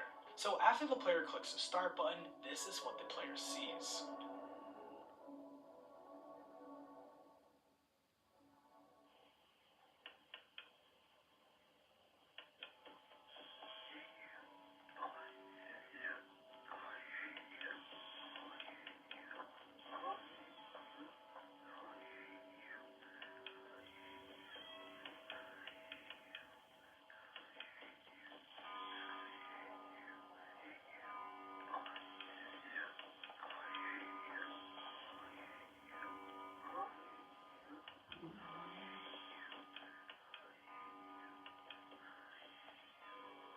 Gameplay is completely normal compared to FNAF 4's gameplay, with the player just playing the game as you normally would. But if you listen closely, you can hear the grandfather clock in the background on loop, along with the faint sound of someone saying, "I hate you." This repeating phrase plays for the whole night, and it is extremely unnerving. Like, I'm talking about this right now, I'm reading my script right now, and it's giving me goosebumps just from remembering it. Like, that's, I don't know, it's just creepy. And it doesn't help, too, that even at, like, some points of the audio, you can hear an almost guttural moaning sound coming from the voice. Each time I had to watch this video to write this script, and even reading it out right now, it just gives me goosebumps more times than I can count. The voice just doesn't sound natural at all. It barely even sounds human, and especially with those weird moaning noises it makes, it's just, I don't know, it just activates something in me. But anyways, after around 2 minutes and 40 seconds into the video, the creepy voice is somewhat blacked out when the screen turns a dark red, and all the noises become grainy. Despite the screen becoming all messed up, the player still manages to play the game, and as they do so, a message appears on screen saying, "Love all to none," which makes absolutely no sense. But shortly after this message appears on screen, the FNAF 3 bad ending music starts playing, and shortly after, this happens.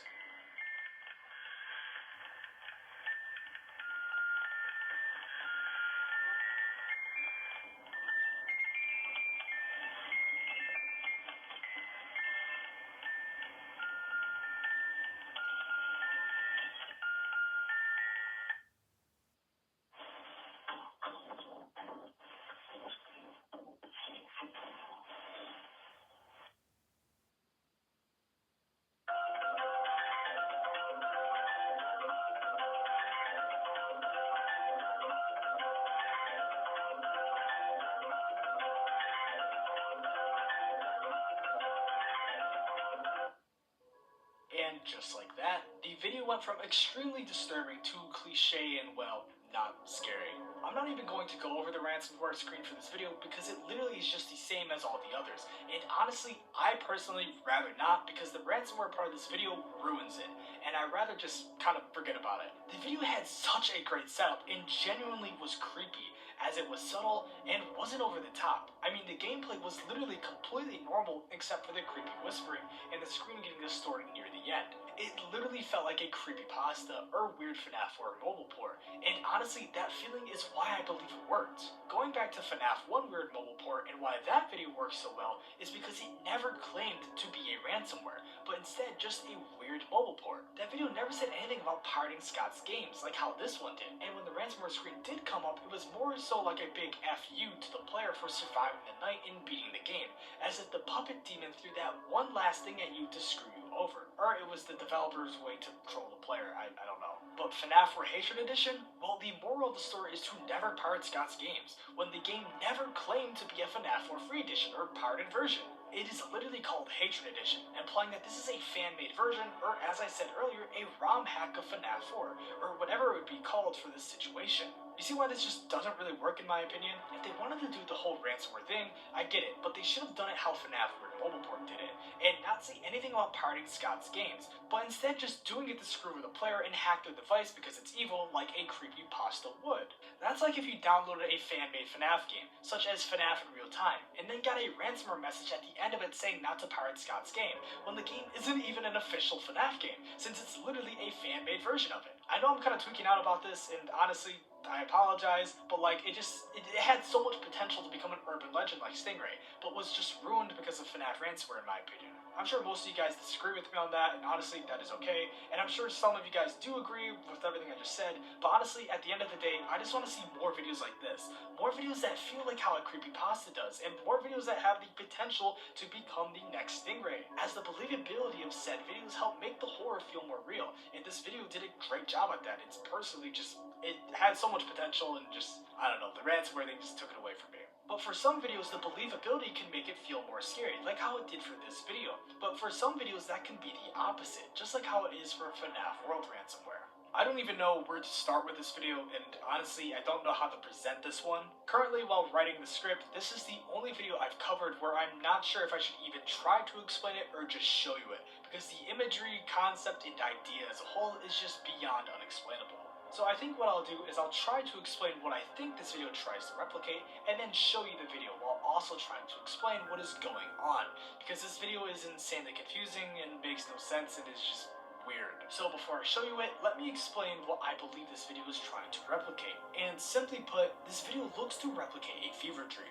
Just like the last video, along with some videos we'll be taking a look at after this one, I believe this video would have worked better if it wasn't labeled as a ransomware, but instead again, as a fan-made rendition of FNAF World, or a hacked version like FNAF or Hatred Edition. This game does not fit the normal FNAF ransomware formula, mainly because it's based on FNAF World, so it has to be different in various unique ways that aren't seen in other videos. But this video steps it up by using very strange animations, designs, and movements to create a dreamlike feel, similar to, well, none of the videos we've looked at yet. So in order to understand what I mean, let's dive into the video finally. The video starts on the home screen of the uploader's computer, where we can see that they are recording using Bandicam and that they are running Windows 8, which immediately creates that sense of nostalgia, especially with the classic background image that almost every FNAF fan had on their phone back in 2014. So after shortly being on the screen, they start the game, where we are greeted to a warning screen, which says, "Warning, this game is fun," before being put into the main menu.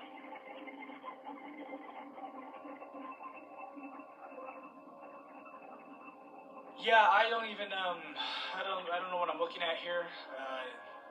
The text at the top, when translated, says Five Nights at Freddy's World. Where underneath it, we can see all the characters except Freddy completely disfigured, missing many facial features, while also being almost entirely blurred out. The music is also very strange, with it just being an assortment of extremely compressed sounds that make no sense, which can also be heard in the Choose Your Character screen after the player clicks Start. So with Freddy being the only playable character, the player clicks on him to start the game, where before being put into the game, we are put into the loading screen, which is extremely unsettling. While we wait in the loading screen, we are face to face with another extremely disfigured character that says Chica above it, which means this could be Chica, but it sure as hell doesn't look like her. Underneath the character, more Russian text can be seen, which translates to, "This is the best game in the world." And I mean, just look at it. I mean, of course it is. After the loading screen is finished, we are brought to again another extremely unsettling scene, which is supposed to be the intro cinematic for the game, where we can see Freddy, along with a grotesque version of Fredbear that squirms around on screen.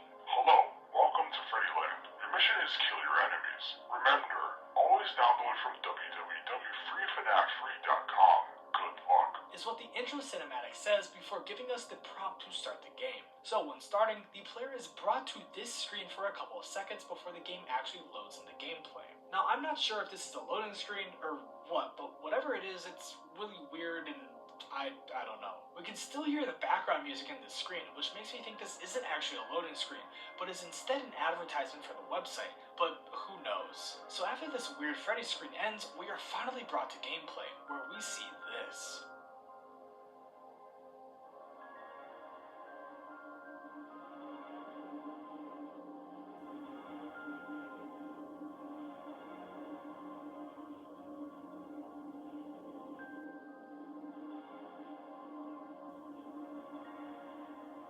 The map looks fairly normal, even though it's low quality, compared to what we have already seen. On the map, we can see what looks to be Pretty is what feels pretty to you, which is why it's better to be you.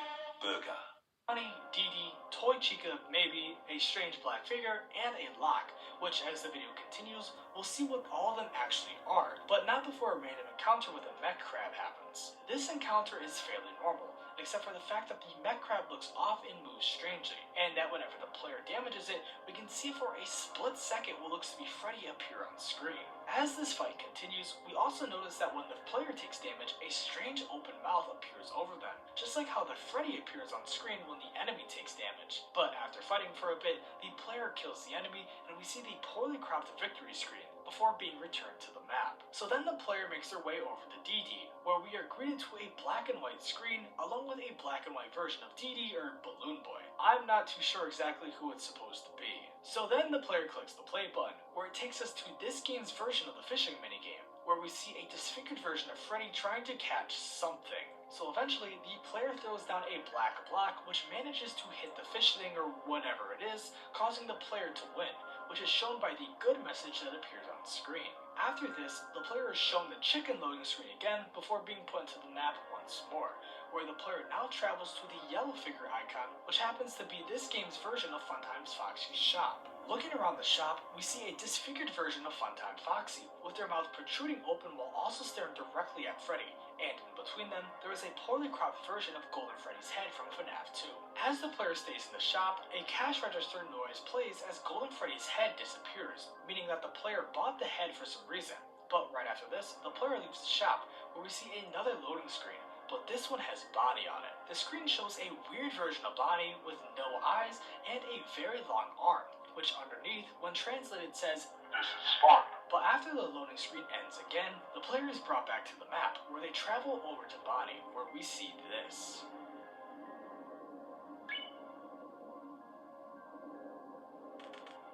This version of Bonnie looks very similar to the version of Fredbear the player saw at the beginning, with him being extremely disfigured, having a realistic mouth, while also moving in the same fashion.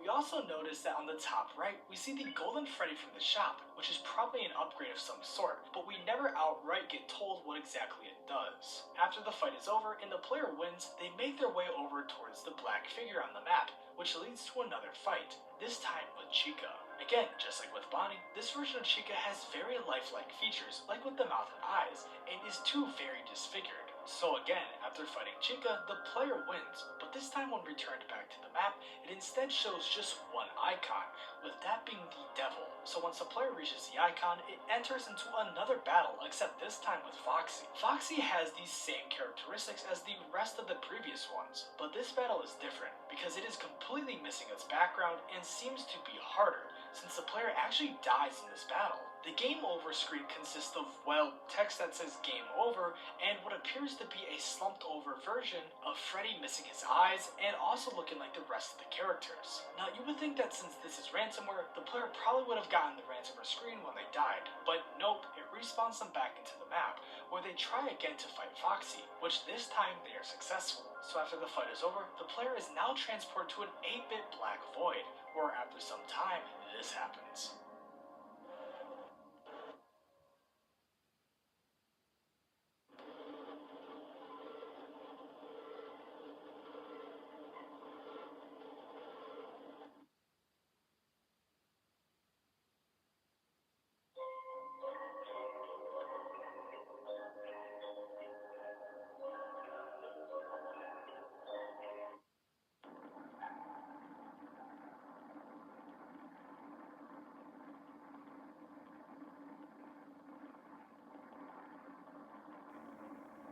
And with that, this is the video, but I do want to go over the final fight and the implications it has first. As the video is still in the 8-bit realm, we see a white version of what looks to be Fredbear appear, which is what transitions the player into the fight, where we see an utterly grotesque, monstrous version of either Golden Freddy or Fredbear, with him being partially blocked out by the text on screen. When translated, it says, "You're not supposed to be here." So as the fight continues, it finally ends, where afterwards we see a congratulations screen that says you win.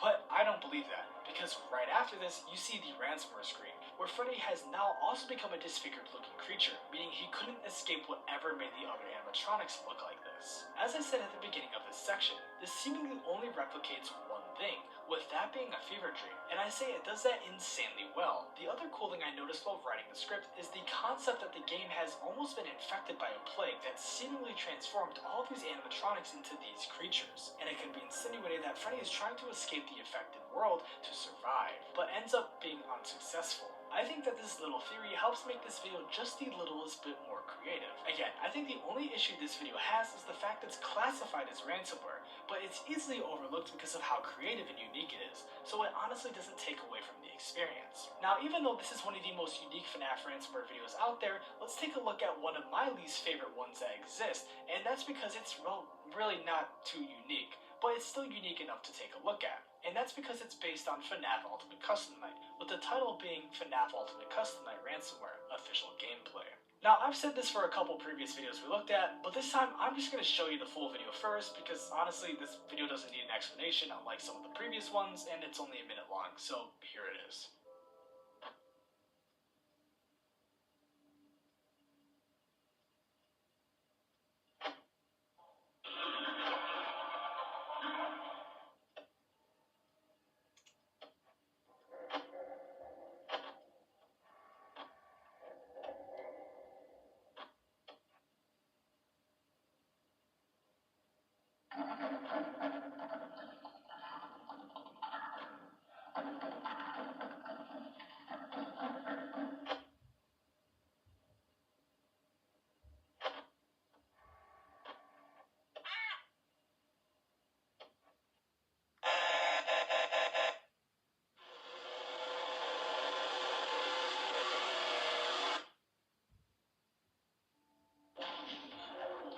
I think you guys can see why I didn't feel the need to try to even explain this video, as it honestly isn't anything special. Now, personally, I don't want to sound rude or mean when I say this, but this was probably the worst one on the list. Not because it's inherently bad, but just because it's boring and doesn't make much sense in the context of ransomware. Like, FNAF Ultimate Custom Night is free, so why would you even pirate it when you can just go on Steam for free or play it on GameJolt? That, along with the fact this video just isn't interesting, nor is the jump scare or ransomware screen, just makes it boring and kind of a waste of time. At least most of the other videos we looked at had something unique going on or tried different things, even if they failed at trying said things. But this video is literally just gameplay along with the ransomware screen. It's just unoriginal. But I will say that this video did come out around the time the trend started getting popular last year, so I guess that is probably a big reason why this video ended up like this, and just wasn't so good, and because of that, I almost put this in the honorable mentions segment. Now, we just looked at 10 different videos based around the FNAF ransomware trend, and explained all the unique themes, ideas, imagery, storytelling, concepts, and so much more that make these videos good and bad. But there's also a few that don't exactly fit into the FNAF ransomware trend, but are very much so aligned to it through its imagery, ideas, and basically everything else I just mentioned. So now we take a look at 5 honorable mentions that I feel should be taken a look at and appreciated, but just didn't fit into the 10 videos we already looked at. Some of these videos, as you'll see, take heavy inspiration from FNAF ransomware, or helped create new ideas for the trend, while others fall into their own little micro niche that can too be related to some ideas seen in the trend, like with this first honorable mention we'll be looking at, with that being FNAF 4 ransomware. This video, along with the next, are both the exact same idea, but are just way too short and not very related to FNAF ransomware compared to the videos we previously looked at. This video, though, is extremely creepy and contains the same imagery seen from FNAF World Ransomware, which gives it a surreal vibe, especially since the video is based on FNAF 4, which makes it feel like a nightmare, which is originally what inspired FNAF 4, and what it's based on. But since the video is only 30 seconds, I'm just going to show you it and not really introduce it, so here it is.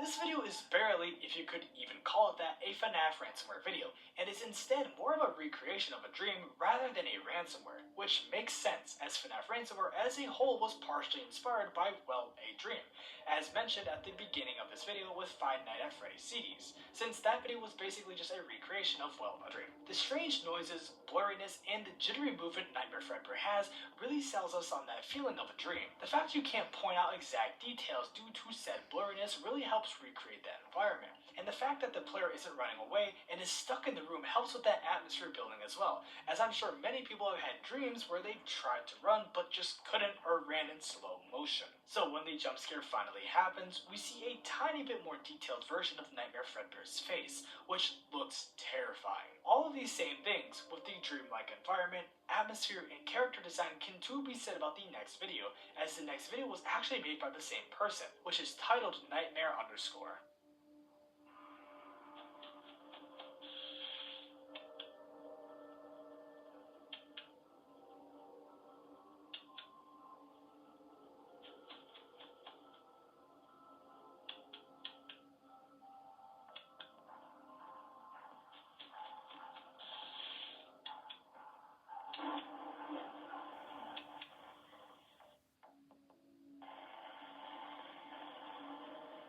Yeah, I didn't even need to introduce it because as you can see, this video is practically the same as the last, with just a few minor differences, which honestly help each video feel unique from one another. In this video, we are still in FNAF 4, but the environment is a little bit different, with it being just more pixelated rather than compressed, which gives it a less of a dreamlike feel. But as we see the player moving around the room, we notice that a face appears down the hall, the Freddy plush is missing his eyes, and that the music is seemingly normal compared to everything else that we're seeing. But that's when when the player looks down the hallway again, where they see an absolutely nightmarish version of Nightmare grinning right at them. So as the player closes the door, we notice that flashes of Nightmare appear on screen, which leads to them getting jump scared. As I said, this video is the exact same as the last, hence why I put these videos after one another. And there's another video very similar to that I also wanted to include in the honorable mentions, with that being FNAF Wisdom, which has the exact same vibe these two videos have, but just on a way more like surreal scale. I'm going to start off by reading the description for this video, as it provides a bit of background information that I guess kind of helps make this video more understandable. This is a weird game I found. I don't really understand it honestly, but I found it interesting. I will say that this description honestly doesn't help make this video that much more understandable, but as I said, it kind of does, not really. I don't know, let me just show you.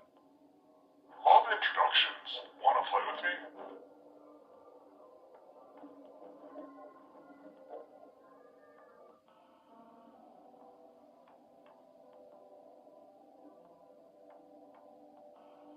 Patience is key. Nobody likes patience.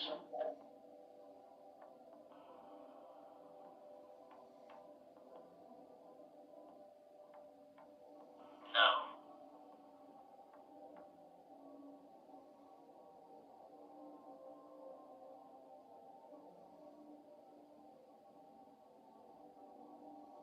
I want you to stop feeling pain.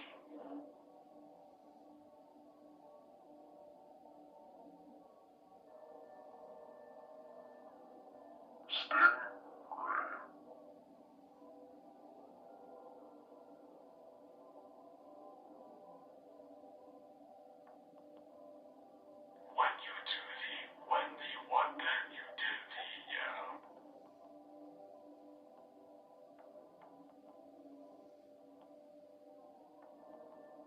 What's your line, friend? I'm chill. Yeah, that's the video. I don't know what to think about.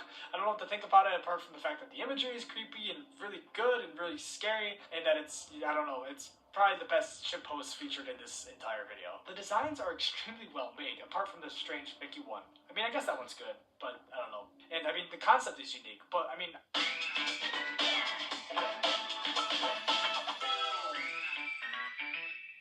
apart from that, I don't even know how to explain this video, as, like, how could I? All I know is that it's unique, but I don't know what else to say about it, since honestly, I just couldn't put in the words what I feel about it, or what I would want to even try to say. Just no words could really explain this video, you know what I mean? All I can say, though, is that it's very similar to the previous videos we just looked at, except that this one has a way more different concept. So let's take a look at a video that goes back to a concept we've previously looked at, with that being I recreated FNAF 2 Stingray. This video takes the FNAF 2 Stingray idea and actually makes it pretty scary, even if it is a little bit unrealistic. The video starts with the player's home screen, where they see the Stingray icon, along with the insanely nostalgic Minecraft wallpaper in the background. The player starts the game, where we see the FNAF 2 main menu, except that it's a little off, because the text is wrong and the music is more compressed than it is in the normal game. So then the player starts the game, where they see the newspaper screen before getting put into gameplay, where almost immediately after loading in, the puppet's music box can be heard while Withered Chica spawns in and starts doing this.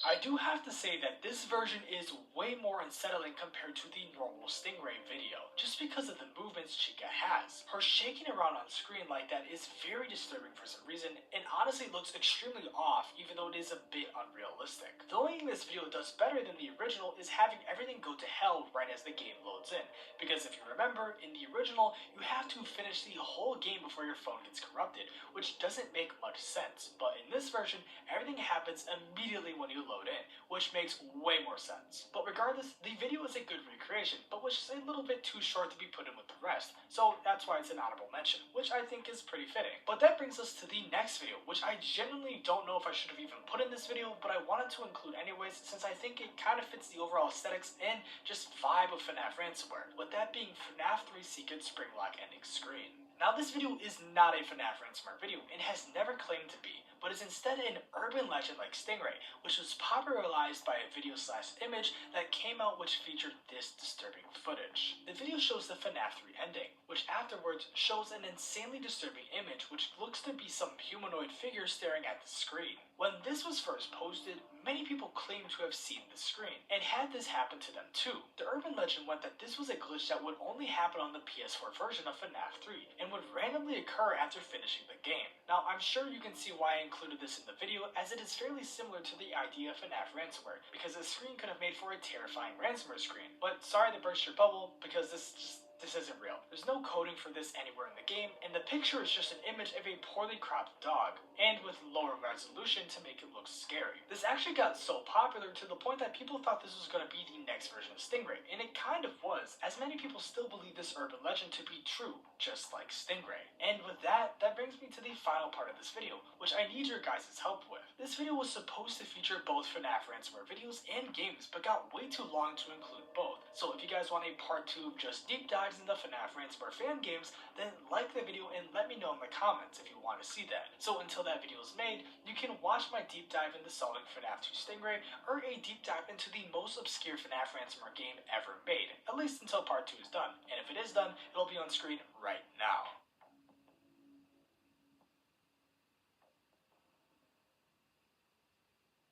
The brands leading today, they're not waiting.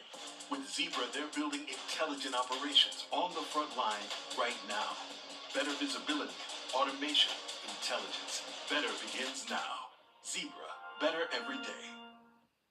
Ever since FNAF released, there has been hundreds of fan games which have sparked many characters, ideas, and tons of hype throughout the FNAF community, with all of that stemming from these said fan-made FNAF games. But what even are they? Are they even good? And how did we get here? Well, if you're brand new to the series, or a veteran to it, I have compiled all of my previous FNAF fan games and fan-made animatronic videos into this one video for one seamless and easy to watch supercut. So if you just need something to listen to in the background while you work, or need something to go to sleep to while simultaneously educating yourself on everything there is to know about FNAF fan games and fan-made animatronics, then this is the perfect video for you.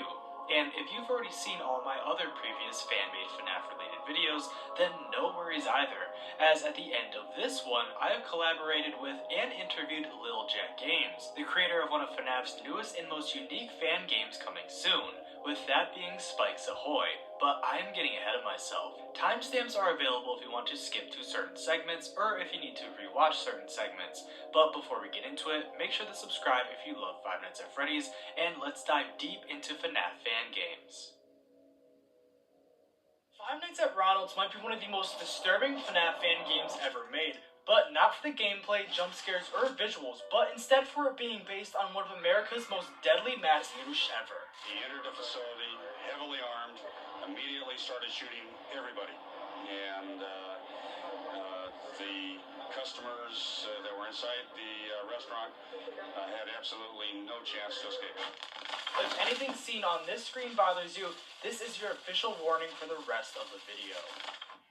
Five Nights at Ronald's is an indie point-and-click survival fan game developed by Tan4 Games, which was released in 2015 and was popularized due to many popular FNAF YouTubers playing it around that time. Due to the game's age, along with the developer's skill level, it is very similar to many early FNAF fan games, meaning it is, well, to say the least, very flawed in its graphics, story, gameplay, and so on. But this game, like many other early FNAF fan games, managed to gather a rather small audience of people playing it and posting videos about it online due to its unique premise and so on. But as the years have passed, the game eventually faded into obscurity, being forgotten by many and even the developer himself, with only a sheer amount of people remembering the game or having active interest in it still. But luckily, someone who still remembered this obscure FNAF fan game reached out to me and told me about its existence, and its disturbing story behind it. So after I was told about what the game's main inspiration behind its story was, I immediately began researching it to see if any of it was true, which after looking into it deeply, I was led down a very disturbing and grotesque rabbit hole that isn't for the faint of heart.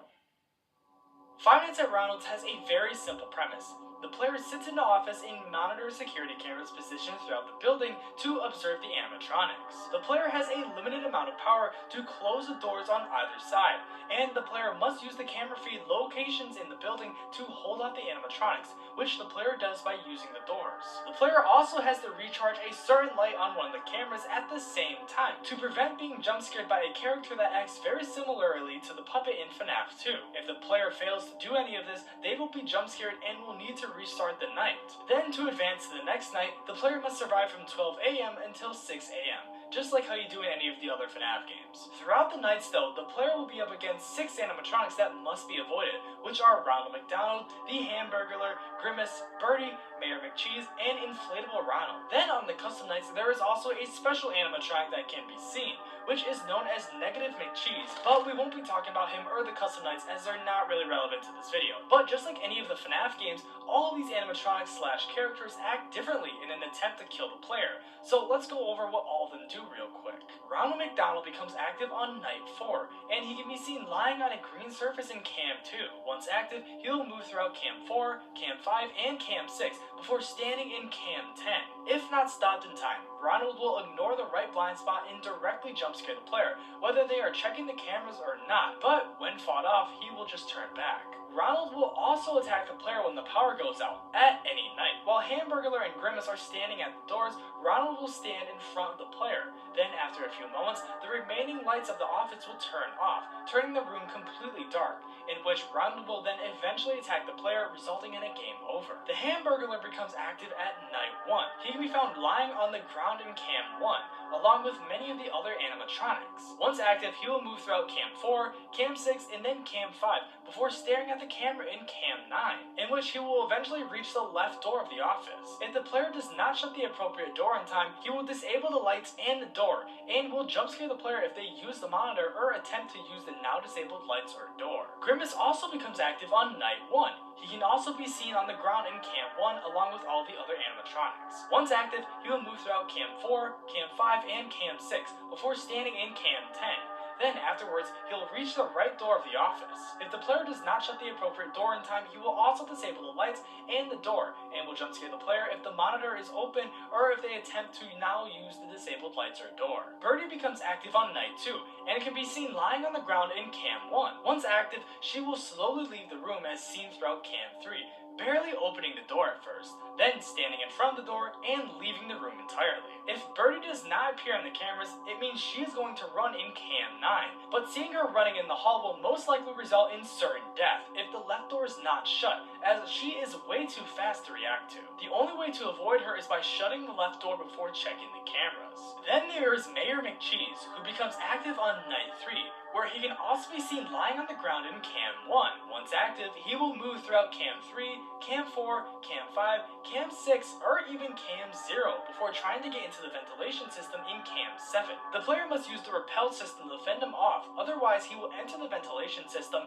and cannot be stopped. He will then jump scare the player if they check the cameras when he is at the vent exit. Finally, there is Inflatable Ronald, which also becomes active on night 1. He is placed in a box at the far right side of the restaurant, Cam 8, and must be stopped by a light which the player must keep charged. If the player does not charge the light, he will leave the box and enter the ventilation system to jump scare the player. Five Nights at Ronald's is very similar to many other older FNAF fan games from around that time, with it having gameplay mechanics similar to the older FNAF games, while also being extremely buggy, and while also being very simple and easy to play, and so on. I mean, after explaining what all of those animatronics do, it's clear to see that they all act the same as every single animatronic from FNAF 1, along with some from FNAF 2, which just kind of shows off, well, to an extent, the game's originality. But if that's all we took a look at, then the game would be just that. Another old, mediocre FNAF fan game forgotten due to time. But if you can look past that and look deeper below the surface of what this game has to offer to the player,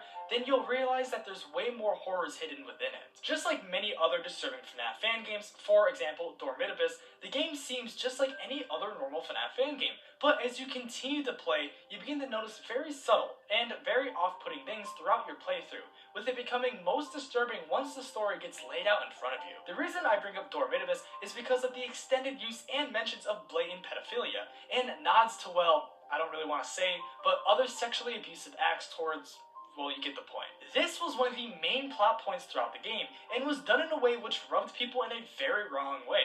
Especially since, in hindsight, the pedophilic character featured in the game seemed to be some sort of self-insert for the developer, which also doesn't help the fact that there were rumors that the developer of the game was also a pedophile and so on. Now, some things I said could have been wrong there. I've never actually played the games for those reasons, but, I mean, you get the point. The reason I bring this up is because Five Nights at Ronald's also has very disturbing elements for its main plot, which alone wouldn't be that bad, although a little distasteful, but is amplified to a whole nother depraved level due to its plot being based off of a real mass shooting at McDonald's, which took place in the mid-1980s. But where in the game's story is it mentioned or even referenced that it's based off of a real event like this? Well, when starting the game, you get a call from Phone Guy, which in most FNAF fan games serves as a tutorial of sorts and gives the player some exposition on what you see in the game and the story behind everything. But this game takes a very gruesome turn the second the phone gets answered on night 1. Hey there, if you're hearing this, it may be your first night as a security guard in the restaurant McDonald's. Great, isn't it? I know. Working here may be kind of scary. You'd be surprised of how disturbed an employee can get after 6 homicides took place. Look, the last security guard was angry with the manager because he got fired and really needed the money for his family. The next day, he returned and shot everyone at the place. Yeah, it was awful. After that day, people stopped coming. So, we needed to bring our clients back. And we did it with the same technique as always. Buying animatronics. The kids love them. So we got some animatronics that move and spend time with the kids. But they move at night too. And they are looking for someone. In this case, it's going to be you. You don't want them close to you. So that's why we got some doors to stop them. Lights to see them, and cameras to know where they are. You can't use them a lot because they consume energy. And if you run out of power, they will get you. And they will stuff you into an animatronic costume. And you know what happens next, right? Look, I've worked there before, and there's nothing to be afraid of. I swear. Well, that's it for today. Oh, I almost forgot. We once had an inflatable Ronald at the top of the restaurant, but it is now out of order and we stored him in a box. The thing is that the inflatable can move in dark rooms, so you may need to recharge the light of the room constantly. Well, good luck. Without any prior knowledge of this game being based off of a real computer, this call might just seem like any other phone call seen in other fan games with just a way darker undertone, but as the nights progress, they get increasingly worse. Hey there, welcome to your second day of work. I'm sure you haven't gotten into trouble in that office, right? Well, the animatronics do become more active each night that passes, so you may need to be more active too, alright? Also, you should keep an eye on the chicken animatronic. It may run to your door pretty quickly. Well, I don't have so much time left. I really need to go. My son is in the hospital, and I really need to see him. Well, that's all for today. Good luck! Night 2's call is way more tame than the last, with Phone Guy just telling you about another animatronic and mentioning that his son is in the hospital, but it only gets worse from here. Hey there. You remember yesterday when my son went to the hospital? Well, he got an infection, and I don't have any money for the treatments. I don't even know where I will get the cash. I guess I need to stay here. Well, you get back to work. Oh, and if you see the burger head animatronic in the cameras, you will be in big trouble. He will get inside the ventilation system in the office, and he will get you. So before he gets there, you should repel him with the flashing light we got for you. But try not to use it too much, since it does consume a lot of power, and it does take some time to cool down. Just be careful. Well, good luck. Again, Night 3 isn't that bad. Phone Guy just gives the player more advice on how to survive against the animatronics and so on. But again, he mentions how his son is in the hospital and that he needs money to pay for his treatment. And, well, Night 4 is where it all goes to hell. What do you expect from society when they just take what you really love? Forgiveness? That's not enough for me. My son could have been saved, but they just had to fire me. They only cared about the money, even though they already had enough. They never cared for people like me, not even for my son. Now I want revenge. I want everyone to feel what I'm feeling right now. Society had its chance. Society had its chance. The final words we hear from Phone Guy in this game. Night 4 begins with no help from Phone Guy, but instead a message filled with hate and anger. This call suggests many things, with one of those things being that the Phone Guy's child died in the hospital due to his infection, which Phone Guy couldn't treat because he just got fired and couldn't afford the medical bills. I mean, it's the only feasible explanation for such a radical change in tonality compared to the previous night's calls. But this different tone shown to us, along with what Phone Guy says, also seems to suggest some other very disturbing things regarding the game's story. Phone Guy's statements throughout Night 3 and 4 are strangely similar to what the former security guard did, which was murder 6 people in the McDonald's after losing his job because he too needed money for his family. These calls in a way suggest that Phone Guy might actually have been the same security guard that murdered all of those people, which is also supported by the ending cutscene, where we can see a gun next to a picture of a kid and his father. This ending could also suggest that the murders never happened, and that the Phone Guy was going to make them real, or that he was going to commit similar murders. This story, along with many other things seen and heard in game, have various similarities to one of America's most deadly mass shooters in history, with that being the San Isidro McDonald's massacre, which happened on July 18th, 1984, where the gunman, 41-year-old James Huberty, fatally shot 22 people, one of which was an unborn child, and wounded 19 others before being killed by a police sniper approximately 77 minutes after he had first opened fire. Warning, this is where the video gets extremely graphic and violent, so extreme viewer discretion is now advised. Now you might be thinking, well, how does this massacre have anything to do with Five Nights at Ronald's? The only thing consistent with that is that it took place in a McDonald's, and that's where I'd say you are wrong. Because the deeper you look into the story, the more and more similarities you'll begin to see to this game and this incident. James Oliver Huberty, born October 11th, 1942, was born in Canton, Ohio, and was the second of 2 children whose parents were Earl Vincent and Eichel Evelone Huberty. At the age of 8, James' family would move to a farm outside of Canton,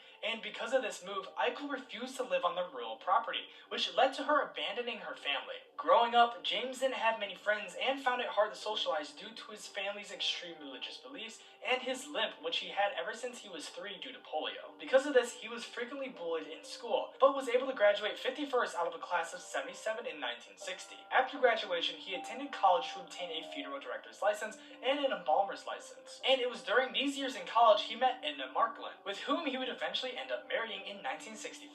After this, James would work his way up the corporate ladder, getting new and better paid jobs as the years passed, and was eventually making 25 to 30 grand a year, which due to inflation would be around roughly $142,000 to $170,000 a year. Then in 1972 and 1974, he and his wife had 2 daughters named Zelia and Cassandra. From the sounds of it, James had a seemingly very good life on the outside. He made a whole lot of money, had their own apartment complex, and even had 2 daughters. So what would eventually lead him to go on a killing spree almost a decade later? Well, Huberty had a history of domestic violence. Edna repeatedly attempted to persuade her husband to seek counseling to alleviate his sources of stress, although he refused to seek any form of therapy. In personal efforts to pacify her husband's temper, anxiety, and general paranoia, and to both influence and control his behavior, Edna took great efforts to minimize any possibility of agitating her husband. But this is when things began to get bad for the Huberty family. In November 1982, Huberty was laid off from his job, causing him to become despondent over his dire financial situation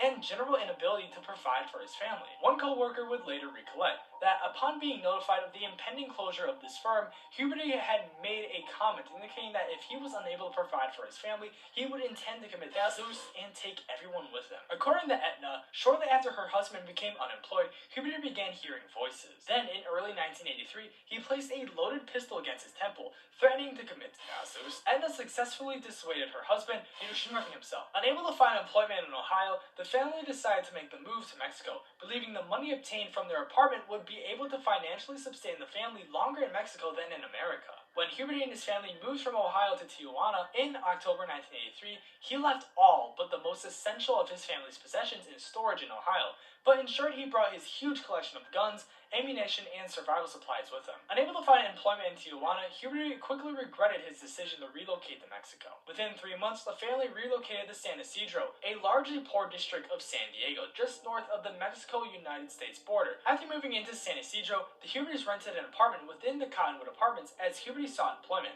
Then, shortly thereafter, Huberty applied to a newspaper advertisement offering security guard training in a federally funded program. He completed this course on April 12th and soon obtained employment with a security firm in Chula Vista, assigned with guarding a condominium complex. The money earned enabled the family to have their furniture shipped from Ohio, and the family relocated to a 2-bedroom apartment in Averill Road the same month. But when all began to look up, on July 10th, Huberty was dismissed from this job. His employers informed Huberty the reasons for his dismissal were his poor work performance and a noted general physical instability. Then, on Wednesday, July 18th, Huberty and his wife and children visited the San Diego Zoo. In the course of their walk through the zoo, Huberty told his wife of his belief that his life was effectively over. Referring to a phone call he made to a mental health clinic the previous day and their failure to return his phone call, he said, well, society had their chance. Afterwards, they ate lunch at a McDonald's restaurant in the Claire-Lamont neighborhood of San Diego. Then afterwards, the Huberty family returned home. But shortly afterwards, Huberty walked into his bedroom wearing a maroon t-shirt and green camouflage slacks as his wife lay relaxing upon their bed. He leaned toward Edna and said, I want to kiss you goodbye. Edna kissed her husband, then asked him where he was going. Huberty calmly replied, saying he was going hunting for humans. Holding a gun across his shoulder and carrying a box of ammunition and a bundle wrapped in a checkered blanket, Huberty glanced toward his elder daughter, Zelia, as he walked toward the front door of his family home and said goodbye, I won't be back. Then Huberty drove down San Isidro Boulevard. According to eyewitnesses, he drove first toward a Big Bear supermarket and then toward a post office before entering the parking lot of a McDonald's restaurant approximately 200 yards from his Averill Road apartment. Then after all of this, at approximately 3:56 p.m., Huberty brought a 9mm Browning HP semi-automatic pistol, a 9mm Uzi carbine, and a Winchester 1200 12-gauge pump-action shotgun, and a boxed and cloth bag filled with hundreds of rounds of ammunition for each weapon into said McDonald's, which had a total of 45 customers in it, and began his massacre. This incident, along with what led up to it, was the main inspiration for the story of Five Nights at Ronald's. While not taking the whole story and applying it to the game, there are very heavy mentions of it throughout the game's story, and even in some of its gameplay elements and so on. Enough to the point where it's definitely not a coincidence, but was 100% intentionally put there by the developer. With all this being said, personally, I think it's very distasteful to include such a horrific crime into your game, especially with the sheer amount of brutality that occurred during this massacre. Now, I know we already looked at the phone calls already, along with some other things regarding the story slightly, but I want to compare all these similarities from this case to these phone calls, while also looking at other things in the game and its story to show what exactly makes it based off of this massacre. Looking a bit deeper into the phone calls, there's mention of the fact that the old security guard was angry because he got fired, and in return, killed 6 people in the restaurant because he needed money for his family. Then as the nights progress, the calls begin to show Phone Guy's anger towards society and his boss for firing him, which was the reason for him not being able to save his son. Then at the very end of his last call, he directly quotes James Huberty by saying society had its chance. Society had its chance. Apart from the victim count, which was changed to 6 to fit the number of animatronics, and the Phone Guy's story about his son, these two stories show very clear indicators that the game took inspiration from James Huberty and the San Isidro Massacre, which is basically upright proven by Phone Guy's direct quote from Huberty himself. Then during the game, there are sounds you can hear throughout the nights, some of which include a baby and woman crying.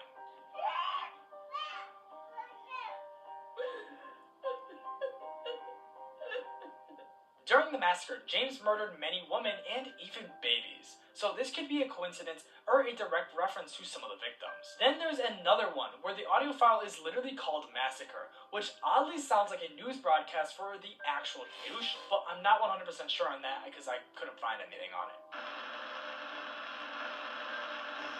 August forever. Open fire. But if one of you guys can prove that this did come from a news report from the actual incident, then that would be really interesting to see, because then that would 100% confirm that this game was based off of that incident. But then there's the ending of the game, which I feel is the final nail in the coffin for this. In the ending image, you can see a check, gun, and picture along with some toys. The picture shows a dad who looks to be wearing a security guard outfit, and his son in front of a McDonald's. The security guard element in this story can also be considered a coincidence, since both James and the gunman in-game were both security guards before getting fired and then subsequently committing the crime. Then next to the picture there is a gun, which is seemingly based off of a Browning P35 high-powered 9mm pistol, which was one of the exact weapons that Huberty used during his massacre. Then next to that, there is a check that goes out to the player, who is named John Hilbert, which sounds very close to James Huberty. At least the same initials are there, but I mean, you can kind of see the correlation. It's very close. Future Gavin here. I'm just finishing editing this video, and I looked at the check a little bit more closely to see if I can see any more additional information, and I noticed that the check looks to be dated for July 17th, and the year isn't shown. And, well, the massacre happened on July 18th, which also further proves that, well, you know, this could be related to the massacre. Now, I mean, say what you want to say about the game. Whether you find it unique or just mediocre, there's definitely a lot of thought put into its story if it did take inspiration from this massacre, as the comparisons and correlations to both stories have a lot of similarities. But, I mean, what do you guys think? Am I just overthinking this, or is there definitely some correlation here from this massacre and, you know, the game?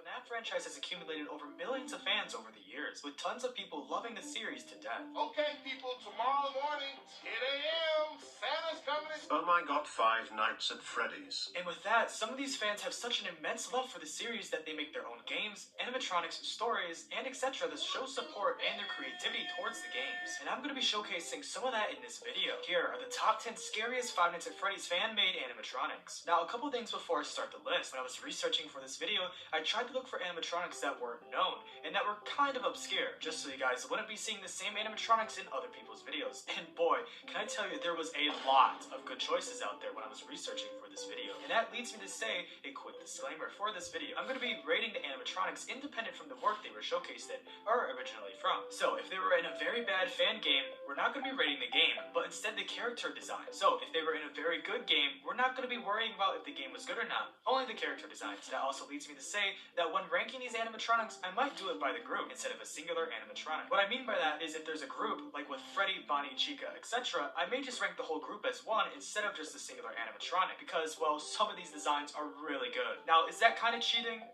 Yeah, but I don't want to make the creator of the animatronic slash characters feel like I'm disregarding some of their other characters slash work by doing so. Now, before I get into this list, you have to subscribe if you like Five Nights at Freddy's or enjoy the games. Here we go. Number 10.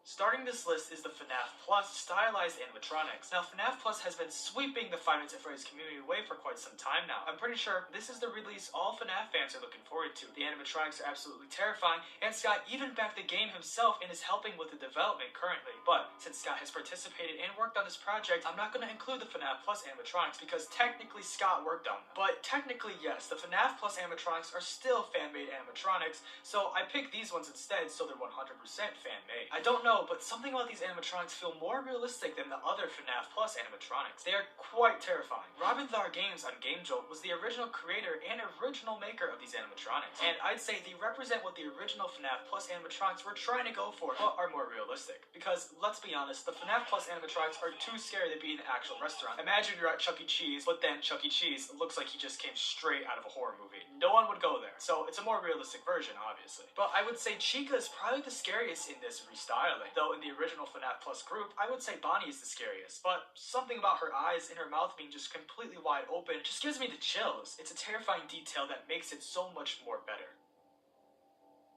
Number 9.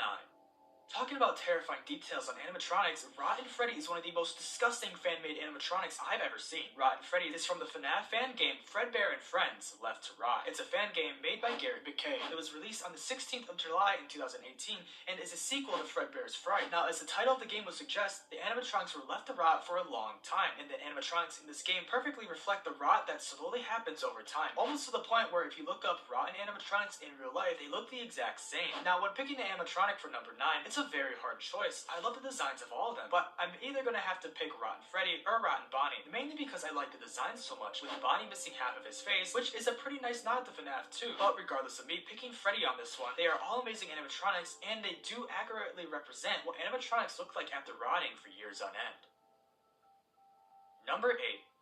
Going with the theme of old animatronics, only OGs are going to remember these animatronics, and those are the Drawkill animatronics. Now imagine this. It was a couple days right before FNAF 3 release, and a YouTuber named Golden Lane Studio releases a trailer featuring these characters, and said video plagues your recommendation feed. Now, even though Golden Lane didn't make these characters, these originated from a user on DeviantArt named Drawkill. Now to this day, they might not seem that scary, but back in 2015, when said YouTube video was all over everyone's recommendation feed, people thought that these were terrifying. And that's probably because there wasn't a lot of fan art at the time for Five Nights at Freddy's, since it was just a popular brand new horror game. If you remember, and if you were a fan, around that time of the year when the series started to blow up, you should know these animatronics. I would say these are considered forgotten, as I completely forgot about these until I did the research for this video, but personally, maybe I'm just dumb and forgot. I would say my favorite, and what I think is the scariest one, is Chica. There's just something about her long, skinny arms with the spikes coming out of them, and then you being able to see her ribcage that is exposed. I don't know about you, but I think these are all very creepy, but Chica is the most interesting and disturbing design-wise. I don't know, it's just something about those arms, it's just very disturbing. Number 7. Before I start, it was very hard to track down the creator of these animatronics, and I still do not know if this is the actual creator of the animatronics, so please correct me if I'm wrong in the comments. With that being said, number 7 is Demented Freddy, or the Demented animatronics. These animatronics are supposedly made by Real Feliz. I'm not too sure where the creator originally posted these animatronics from, but I will say that this is a terrifying animatronic that represents the nightmare animatronics from FNAF 4. But after looking at all of them, this is where things got tricky for me, as all of the animatronics are extremely well made, but my first choice for number 7 was originally Bonnie. Bonnie is absolutely terrifying, but I don't know if the actual creator is still Real Feliz, or if that would be me stealing artwork, so that's why I didn't pick Bonnie. But with that being said, these are all still terrifying animatronics, and I wouldn't want to see them in real life at all. But I still stand by my choice, with Demented Freddy being the scariest. Number 6. The Twisted Carnival is a FNAF fan game made by Galva_. It is yet to be released, but a demo for one of the various mini-games inside of that game was released and posted on February 1st, 2018. And more recently, a demo was released on January 17th, 2021. Now, I don't know if we are ever going to see this game hit the light of day, but it does seem like it's getting made slowly but surely. Now, ignoring how long the game is taking to be developed and released, the animatronics that were already showcased might be some of the most unique animatronics I've ever seen in a FNAF fan game. Now, for this FNAF fan game, all of the animatronics are uniquely created to represent the original ones from the FNAF series. The names are even different too. Instead of Freddy, Bonnie, Chica, and Foxy, they were renamed to Bear Hug, Bonzo, Foxtrot, and Trixie. But I'm gonna say Trixie takes the cake for being the scariest in this game. Even though all the other animatronic designs are absolutely incredible in this game, Trixie has a very unique outfit. She's wearing a cheerleading costume. She doesn't have a cupcake in this version, and well, she has a bomb in her hand. Now this is all fairly unique and never before seen in a FNAF fan game, and I like to see people try new things, with the character being terrifying and with the character trying something new. I have to keep that as number 6 on this list. Number 5.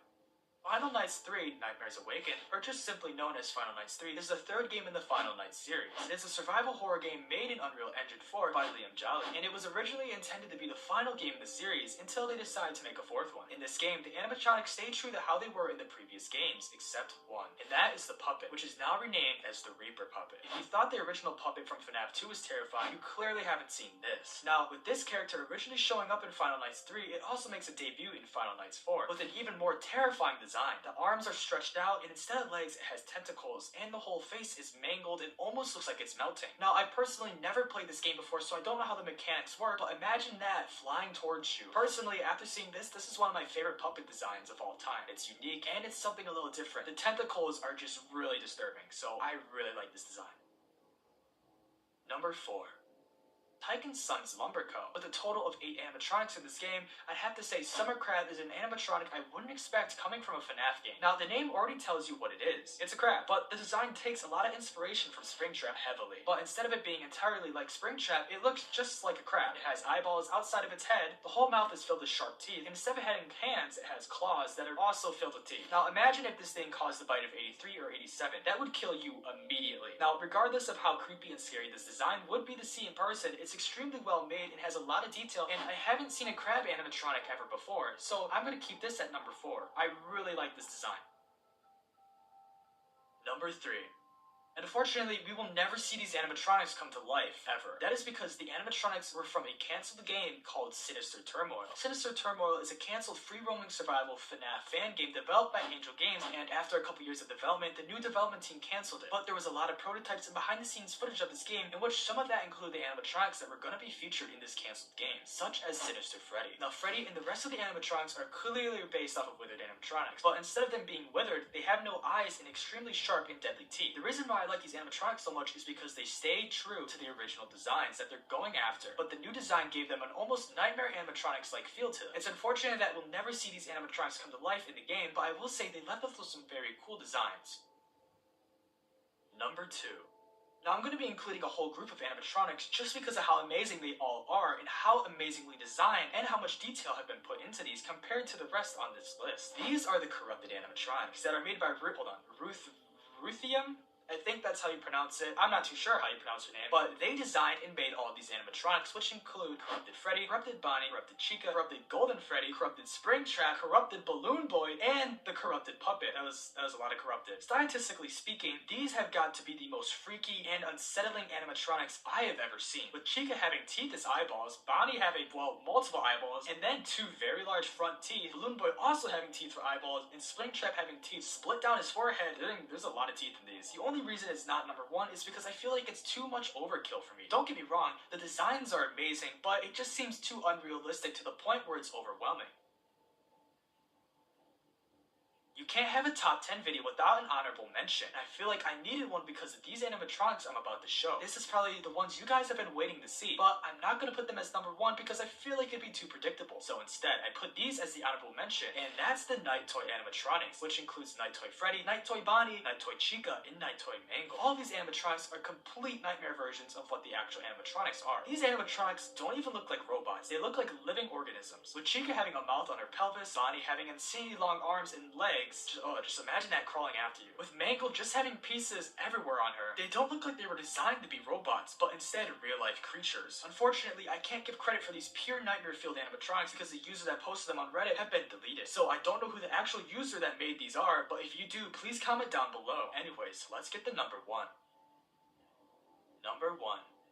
This game has taken the FNAF community by storm within the past year, and it's probably one of the most realistic FNAF fan games ever made. If you don't know what I'm talking about, it is Juniors. Juniors is a point-and-click survival game, just like all the other FNAFs, that take place during a paranormal investigation at Juniors. With the game originally being made by Romanov, I think that's how you say it, Romanov, there you go. Then released by Derek and a larger team of people, Juniors released in August 2022, and the game was an instant hit, with it becoming one of the most popular fan-made FNAF games ever. All of the character designs are very realistic and have a very uncanny valley feel to them in this game, but with how well designed all the characters are, they all could be put as number 1. But if you played the game or know about it, we all know which one is the scariest in this game. So drum roll, please. It's the Mangle. Now, let me tell you, how the Mangle appears in Juniors has got to be one of the most terrifying sequences in a horror game ever. As you sit there and watch your office screen, you watch all of the pieces go down the conveyor and get put into the Mangle, all while terrifyingly suspenseful music plays in the background. You sit there helpless, watching the Mangle be built right before your eyes. But that's not even the worst part. The Mangle is nothing like the FNAF 2 one. It's basically like a huge spider-like robot that is torn into pieces and looks like it was made by a mad scientist. Imagine like a robotic Frankenstein.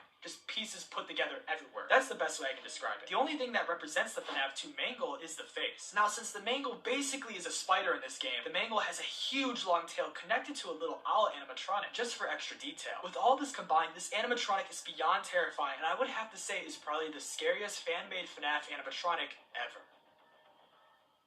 FNAF has a lot of fan-made animatronics. The main reason why being the fact that there is hundreds upon hundreds of fan-made FNAF games, and in said fan games, there is also hundreds of fan-made animatronics. So with there being a ton of fan-made FNAF animatronics, there is bound to be some absolutely terrifying ones found in said games, and that's exactly what we're going to be looking at in this video. So before we take a dive into some of the scariest fan-made FNAF animatronics, make sure to subscribe if you love Five Nights at Freddy's. Now before we take a look at these animatronics, I would like to mention that I will be showing these animatronics from least scary scary to most, so the first ones we will be looking at won't be as scary as some of the later ones seen in this video. Anyways, with that being said, the first ones that we are going to be looking at are the brand new Battington FNAF 1 animatronics from the fan game FNAF Battington Edition. These animatronics are a one-to-one recreation of the main ones from FNAF 1, and as you can see, they all have a very unique style, very reminiscent of the animatronics seen in Chuck E. Cheese. Literally side by side, they look almost the exact same. Taking a deeper look at them, we can clearly tell that they are made out of some softer substance such as cloth. Unlike how many of the animatronics we see in FNAF are made out of a hard metal and plastic material, and due to these softer materials that these animatronics are made out of,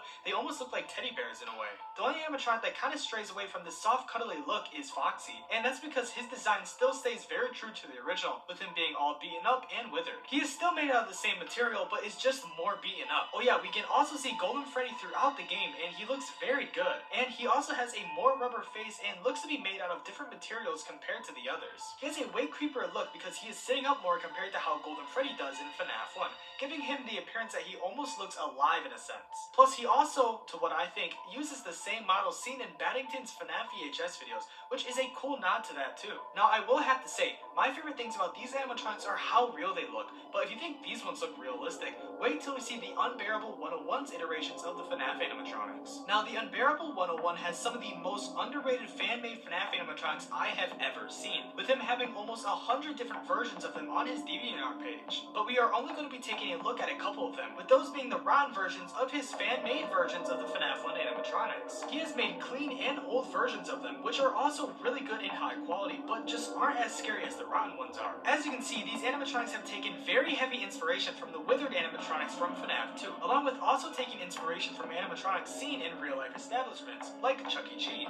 All of these animatronics are made out of the same furry material seen on the majority of real-life animatronics, and show off a very realistic rotting to the suits. These animatronics look like they have been sitting in a very damp back room and were forgotten about for years, which is shown through the dirtiness seen on their fur. Like, I can just smell how these animatronics look, and I know that sounds weird, but I do think that they would probably smell like wet dog and mildew along with a hint of black mold. I don't know, it's just hard to explain, but I don't think I've ever seen someone so accurately portray rot this well on animatronics. I also can't forget to mention all the stylized changes made to these characters, with Freddy wearing a red and black vest, along with his bow tie and top hat matching his accent colors. He also has very realistic paws and feet that match with his design very, very well. Bonnie also takes some inspiration from Freddy, wearing pants that act as overalls while also having his bow match the colors of him. He also has hands and feet that are very similar to Freddy's as well, and he also looks very good as it matches his style as well. Chica is a bit different from the rest, with her sporting a full apron instead of just a bib, which we can see is extremely dirtied and rotten. Even her cupcake is completely destroyed as well, which is a very nice detail to see that we usually don't see on a majority of fan-made animatronics. And Foxy, well, he is definitely the scariest out of the bunch, with him having bright orange eyes that look like they are staring directly into my soul. He is also the most withered of the bunch, like usual, with him missing the fur around his legs while also missing the fur on his hands and feet. Now, even though these animatronics are some of the most realistic ones I have ever seen, I will have to say that there are more unique iterations of these characters that are, in my opinion, more scary. And that brings me to show you guys Hush Puppy Art's terrifying versions of the FNAF animatronics. Now, even though Hush Puppy Art doesn't have very realistic fan-made animatronics, I will say they have some very disturbing versions of some of the characters, with the ones most disturbing being their iterations of the FNAF 4 Nightmare animatronics. Now, unfortunately, they do not have fan art of every animatronic from FNAF 4, but the ones that they do have, I think, is more than enough because they are pure nightmare fuel. They have made Nightmare Bonnie, Chica, Foxy, and Nightmare Fredbear, which I will save for last. Taking a look at these animatronics, we can immediately tell that there is a very specific type of art style shared between all images, and it is very unique and is unlike any other fan art I have ever seen for FNAF characters. Looking at Bonnie, we are immediately greeted with possibly one of the most terrifying smiles ever, with him having multiple rows of teeth and blood all around his mouth, and all over his body. He also seems to have hyper-realistic eyes, which is a trend for Hush Puppy's artworks. Bonnie is pretty tame compared to the rest we will be looking at, but the small details like his long claws, exposed endoskeleton, and so on are very nice details to see that are just very underappreciated with these animatronics. Anyways, looking at Chica now, I think we can immediately tell that this one is 10 times more disturbing than Bonnie, with her having a gigantic beak that, as we can see, is filled with a gummy-like tissue like how humans have in their mouth. We can also see saliva connected from the bottom to the top of her beak, which makes her look almost like a real-life organism and not an animatronic. She is also covered in blood and has very sharp endoskeleton claws, and even has a very disturbing version version of the cupcake. Yeah, not much else to say about that. Anyways, moving over to Foxy, we are immediately greeted with his huge jaw and sharp rows of teeth, and very snake-like tongue. He is pretty simple in design, with his mouth taking the majority of the detail in this image. He is also covered in blood and has his iconic hook, and there's not really much else to say about him. But anyways, we're gonna now move on to Nightmare Fredbear. But before we do take a look at him, make sure to pulverize that subscribe button if you love FNAF. Anyways, Nightmare Fredbear is by far the most disturbing of the bunch, with him having dozens of rows of teeth both in his mouth and on his stomach, which are both very bloody. We can also see that he has fluff inside of him, which is actually coming out, just like if he was a teddy bear. There isn't much to say about him, as I don't think I need to explain why he is absolutely terrifying. But if you think those fan-made versions of the FNAF 4 animatronics are bloody and gory, wait till you see these animatronics from the new FNAF 4 fan game titled When the Lights Go Dim. When the Lights Go Dim is a brand new FNAF fan game that has been very popular as of recent, and for good reason. The game was made by Fredinator and was just released less than a month ago, and due to the gameplay and the animatronics, it has blown up. Now, due to the game being brand new, there isn't really any in-depth looks at the characters, which kinda sucks because these have some of the most detail I have ever seen on fan-made animatronics. Looking at Nightmare Freddy, he looks very similar to his normal FNAF 4 counterpart, but as you will see with all these animatronics, they all have dead bodies in them, just like how Springtrap does. Freddy's mask also moves very similar to how the Fun Times mask open up, which is a very interesting detail. Nightmare Bonnie has way more detail than Freddy does, with him actually holding his mask in his hand, and he is also missing his left arm, so he looks very much like Withered Bonnie. We can also see that he has an exposed ribcage, and most importantly, we can take a detailed look at the corpse inside of him. Moving over to Chica, she too, just like Freddy, is very much so the same, but looking inside of her mouth, we can see the stretched out jaw of the body inside of her, which is very disturbing. She also seems to have different feet, but I'm not 100% sure of that. Anyways, moving over to Foxy, we can see he also looks the same for the most part, until you look closely at his mouth, where we can see another stretched out jaw, but with a sharp tongue sticking out of it instead. Now, this game does have more animatronics, but in my opinion, these ones look the best and the most scary. But moving away from FNAF 4 animatronics, we're going to be taking a step back to a fan-made version of an animatronic seen in FNAF 3, that being Chroma Knight Springtrap. This version of Springtrap is personally one of my favorites just because of the sheer amount of detail, blood, gore, and uniqueness it has. Plus, it was also on the thumbnail for this video. Looking at the full body render, we can clearly see, well, a lot. Looking at his design, we can see that the spring body suit was originally yellow, along with it having overalls on and a bow tie, and maybe even possibly having stars hanging off of its ears. Then looking more in depth, we can see the blood and organs from William Afton inside, even seeing his bones within the suit. There is even a render of the corpse without the suit, and we can see even more in depth the guts and bones that are actually inside of the suit. Just looking at William Afton's decayed face is completely disturbing, with his teeth all broken and his eyes being impaled from the suit's eyes. But looking even more in depth, there is a close-up render of Springtrap's face, which is even more disturbing, where we can see even more details that we weren't originally able to. We can even see that there's spider webs on the suit and that there's tons of wires coming out of the suit. Just looking at the design, it's personally one of my favorites of Springtrap ever. It is so bloody, it's so gory, and it's so disturbing. But surprisingly, there is still more bloody and gory animatronics than the last couple of ones we have seen, with arguably the most gory one on this list being the corpse. Now, this animatronic is actually of Michael Afton after he got scooped, and when he had all the animatronic pieces inside of him. So yes, technically he is still considered a animatronic. Now, there is a lot of renders of what Michael Afton looked like after he getting scooped, but I feel like this one is the scariest out of all of them. Taking a look at him, we can see he has an exposed stomach with a lot of his intestines sticking out, and he also has his very iconic purple skin. We also see wires sticking out of his chest, along with a lot of bruising and blemishes all over his body. But then finally looking at his face, he has no eyes or even anything inside of his mouth. He is just empty. Like, there's no better way to explain it. He literally is just a puppet, or like a skin suit, or whatever you would want to call it. And this render really shows how much of a puppet he is, and how much of his, I don't know, skin suit he looks like. Just the thought of having all of your insides scooped out and replaced with animatronic parts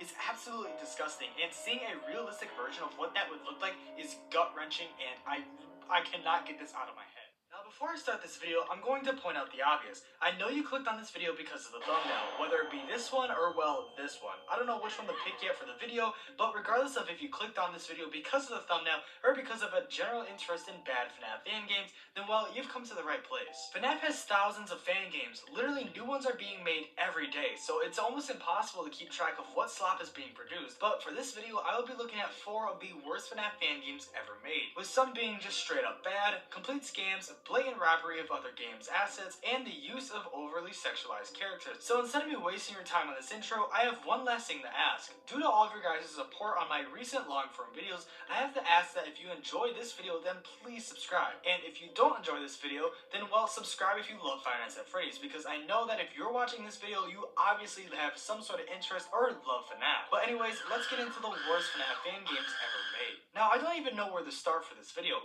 Each game we will be looking at has its own set of problems, but I guess we will look at one of the most popular worst FNAF fan games that you probably know about, but don't realize is a complete scam, with that being Candyland. Now, don't get me started on all the videos talking about this game, because trust me, I know there is a lot. But I want to say that before I talk about this game, my good friend Johnny the Night Guard made a full-length video discussing the game. Sorry, I meant NFT project, that will probably never be turned into a game. And he made it almost over a year ago, and he goes in more depth than I'll have time for in this video. So if you want more context to the game, I'll link it at the end of this video. Now yes, you heard me right, Candyland is an NFT project, but before I get into all of that, we need to take a step back and discuss the project's history before we get into the whole NFT scam part of it. Candyland is a game/animation series on YouTube created by Golden Lane Studios way back in 2022. The animations are insanely high quality and include characters that highly resemble the Funtime animatronics, with the showrunner of it all being Susie Snacktime. Wow, that's just so original.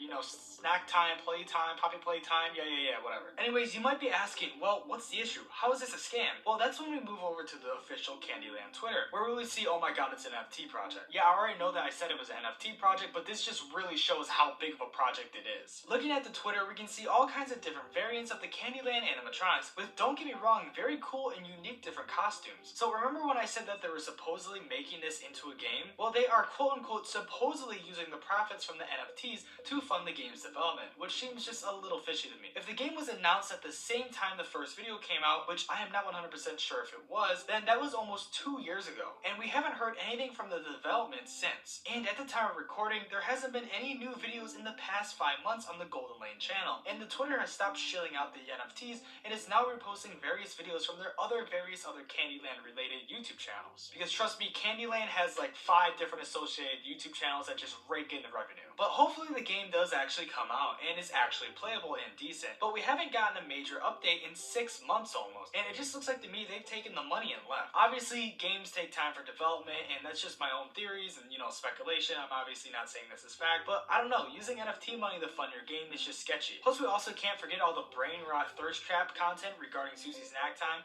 Like, what is this? Like, why are you guys making this? Like, I get it, the 5-year-olds are probably giving you, you know, hundreds of thousands of dollars by just rewatching this, but like, still, it just kind of hardens your, you know, game's reputation. But anyways, that's the overall synopsis of where the Candyland project is at now. But if you think that sexualization of Susie is bad, look no further to Five Nights in Anime. Now, there is a couple of Five Nights in Anime games, and we won't be talking about a specific one, just all of them combined. And before I do start talking about it, I would like to preface that the games aren't bad at all. Obviously, just like most other FNAF fan games, they are just recreations of FNAF with various changes, with the main and most notable, two most notable features being the characters and stylistic changes. What, did you think I was going to say something else? Yeah, of course you were, you dirty-minded freak. Anyways, yeah. Why would anyone make this? Now, as I said, the games are inherently bad, but just the concept is a little weird, at least for me. Looking at the FNAF lore, with the animatronics being stuffed with dead children, then making a game about sexualizing said characters to such an extreme is just a little sus. I don't know, I find it weird. Maybe I'm looking into it too much, which I probably am, but yeah. But don't worry, it gets worse though. Looking at the game's jump scares, they involve a lot of, moving around and showing of certain body parts that if shown in this video, I would instantly get demonetized and also probably traumatize a couple poor children that might have accidentally stumbled upon this video, so I won't show it just for those reasons. But it is on the wiki page that they have if you are curious. Don't tell anyone I said that. Now, the games have obviously had a bunch of effort and work put into them, and the designs are actually pretty decent. But yeah, the game isn't actually that bad. It's just, you know, a little weird, but I felt the need to include it anyways because first of all, I needed a good thumbnail, and plus I'd also know I'd get a ton of comments telling me I should have included it. So anyways, on to the the next FNAF fan game. Now the next game we'll be looking at is the Return to Freddy's Classic, or for my OG FNAF fans, better known as FNAF 3 Fan Made. FNAF 3 Fan Made came out just 1 month after FNAF 2 released, and shortly after its release, a lot of YouTubers played this game, and because of that, it garnered a lot of attention. But due to the game being named FNAF 3, it got the developer, Ponyatter Films, in trouble. He also got in trouble with the creator of Candy the Cat because Ponyatter stole the character without the creator's permission. And as you can see by the gameplay, it's literally just an amalgamation of the first 2 FNAF games poorly put together, and the game barely even works correctly. Everything has terrible shading and quality, and there is literally nothing original about this game because everything is stolen. There's 3 versions of this game with various small changes, those being FNAF 3, which is the one I was just talking about, that got banned by Scott Cawthon and is, illegal basically. FNAF 3 Fan Made, which is, still pretty illegal, but, at least it's not a one-on-one rip-off of, FNAF 3. And then the Return to Freddy's. Yet again, another YouTuber named Toadbub made an amazing full-length, in-depth video about these games, so I'll link it at the end of this video as well if you're interested, because trust me, there's a lot more information and, more in-depth stuff that I couldn't fit in this video that, well, they put in their video, so you can go check it out at the end of this one. Now, even though I gave FNAF 3 Fan Made a very quick rundown, that's because first of all, there isn't much to talk about when it comes to it, and second of all, I really want to get to the last FNAF fan game, with that being Five Nights at Buddy. Now, this game is quite literally so unknown that when I went to do research on it, I couldn't find any sort of information for it. The only reason I know about this game is because I played it as a kid, because my mom wouldn't buy the FNAF games for me. But luckily for me, there is a gameplay video of it on YouTube, so we will be looking at this video as this is the only proof of its existence. The game's description says this: can you survive nights at Buddy? Well, it's not even 5 nights anymore, it's just nights. Buddy will get you as he is back. You are a guard at a future science station. You are protecting the facility at night, blah blah blah blah blah, a bunch of more bad grammar and so on. The game released in January 2015, and it really shows, as most early FNAF fan games looked awful, with FNAF 3 Fan Made as a good example. This game had various different versions of it released, so it's hard to keep track of what was what and, so on. But the gameplay footage that you are seeing is the version I remember playing. As you can see, the game is, well, bad. The gameplay is the same as FNAF 1, check the cameras, and so on. The main character, Buddy, seems to be sort of, well, I don't know what he is, to be honest. Maybe an animal or something, I don't really know. But anyways, Buddy has some of the weirdest programming I have ever seen for a FNAF fan game. It seems that he doesn't have certain places where he can be seen, but instead he can freely move around wherever, because Bro can just be seen moving down the hallway and so on sometimes. I really don't know why that happens. Sometimes he can peek through the doors as well, and can also be seen on the cameras, but other than that, Bro just does what he wants. For some reason as well, the science station that you play in is definitely not themed like a science station, because we see a Celebrate poster in the office, and we also see on the cameras a possible party room. I wish this game had a wiki so I can give you guys more clear and concise information about this game, but I do know that there is an APK download I saw for this game when I searched it up and did research on it. Just make sure you don't get a virus or anything, because who knows. This fan-made Five Nights at Freddy's game got cancelled and taken down for the craziest reason that I bet you wouldn't even guess. And we're going to be talking about that in this video. And that game is LEGO Five Nights at Freddy's. Yes, there was a LEGO fan-made Five Nights at Freddy's game that did release but isn't available anymore. And the backstory behind this takedown is insane, and there's literally no other fan game that went through this kind of commotion ever before. Now geez, I don't even know where to start. LEGO Five Nights at Freddy's was a game developed by Sunken Studios. But before I get into the background information about this game and the whole takedown situation, I'm gonna tell you guys the basic synopsis of this game. It's literally just Five Nights at Freddy's 1, except it's all LEGO. Oh, really? I didn't know that. And if you guys have ever played the original older LEGO games, like the original LEGO Batman game, there's even little things you can buy with coins in these games. Or, well, studs, as they're called. Each night you complete, you can get studs, and you can unlock stuff and get upgradable things. So it's not an exact replica of Five Nights at Freddy's 1, but it's basically the same thing, just with extra stuff, and it's all LEGO. And it's an amazing game. And it's a really big shame that we can't play this anymore. Or, well, maybe we can. If you guys stick to the end of the video, I might be able to get you guys in on a little secret that no one knows about. So make sure to subscribe if you love Five Nights at Freddy's and if you like Five Nights at Freddy's content. Now we're gonna backtrack a second. You guys know how I said that the game had its own little currency system, but was other than that the exact same game and basically an exact replica? Well, this is where the game ran into its first set of problems. Now Scott has taken down games before in the past that have been just repos, games that have been remakes of the Five Nights at Freddy's games if they were too similar to the original, and things basically just like that. Scott will remove your game from condemn Game Jolt if it's very close to one of the original FNAF games. And he's been doing this for years, so this isn't anything new. In the announcement post on Game Jolt that Sunken Studios did for the DMC takedown of LEGO FNAF, they even mentioned that they thought the DMCA was gonna come from Scott himself. Which, why would you be making a game if you already think Scott is gonna take it down and waste all that hard work and time into something that you do know will be or might be taken down? Why did you continue development if you knew the game would get taken down?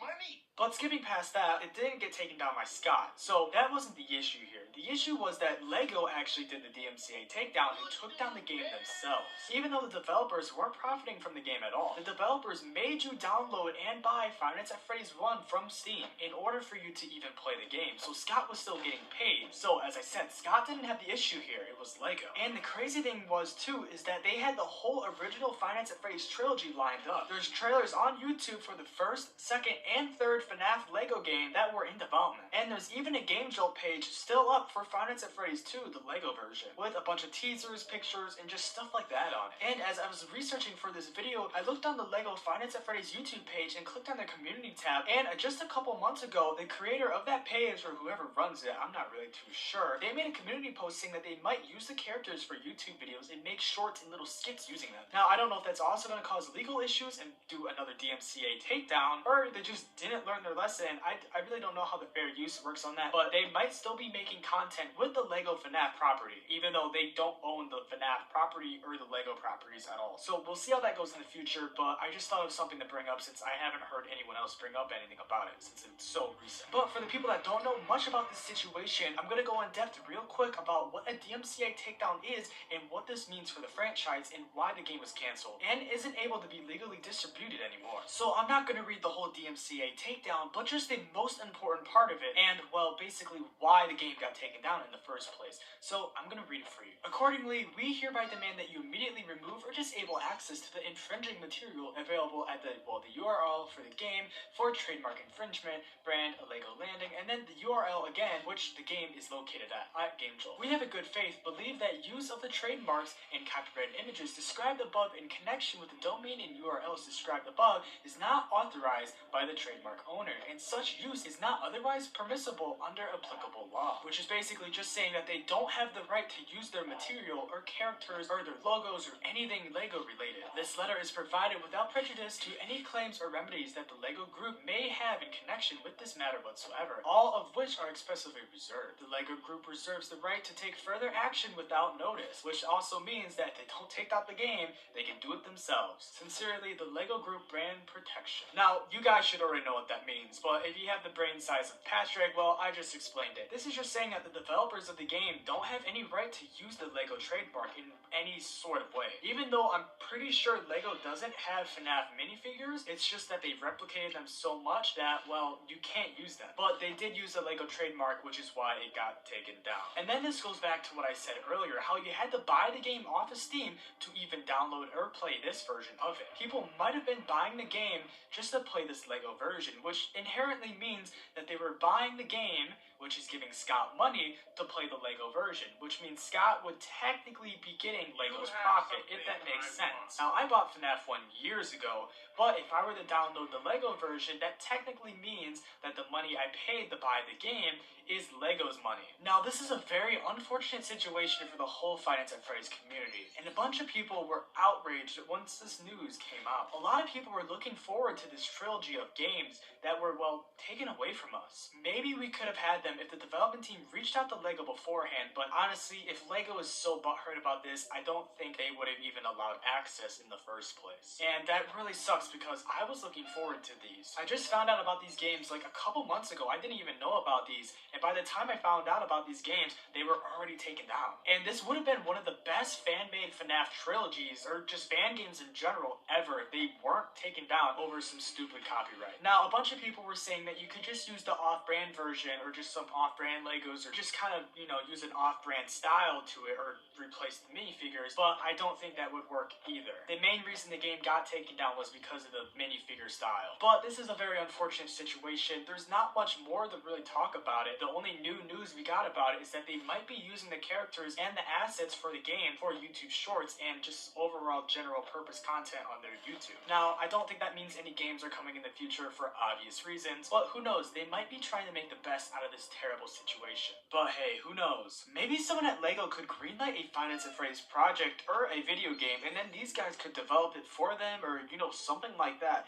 I'm very shocked that they have Minecraft sets, but they don't have Five Nights at Freddy's sets, which is also, you know, it's not a kid's game, but a bunch of kids do play it, kind of the same as Minecraft, and they could totally make a bunch of money off of it. So I don't know why they haven't even thought of it or even gone for it. But knowing the internet, someone might make a petition online to try and get it saved. You never know. But honestly, I don't think that's gonna happen, but it would be pretty cool to see the support for the game come back, because it's honestly died down. And since there's no news about this game, and the only news is the YouTube stuff, I really don't think we're gonna recover from this, which is really unfortunate.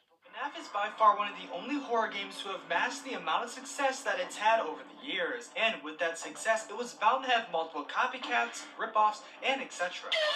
Okay! But it also had many fan games, and I mean literally thousands of fan games. Many are still being made today, 10 years after the first FNAF release. And due to there being so many fan games, we're going to take a look at some of the best, scary, underrated, and so on animatronics in those games. And we'll even look at some that were never featured in fan games as well. So welcome to the ultimate fan-made FNAF animatronic iceberg. Before we get into this video, make sure to subscribe if you love Five Nights at Freddy's. Now I'm sure many of you know how an iceberg video works, so I'm not going to bother explaining how it works. But a quick disclaimer, all credit to the creators of the animatronics are in the description, so please feel free to check out their other games, projects, or animatronics after this video.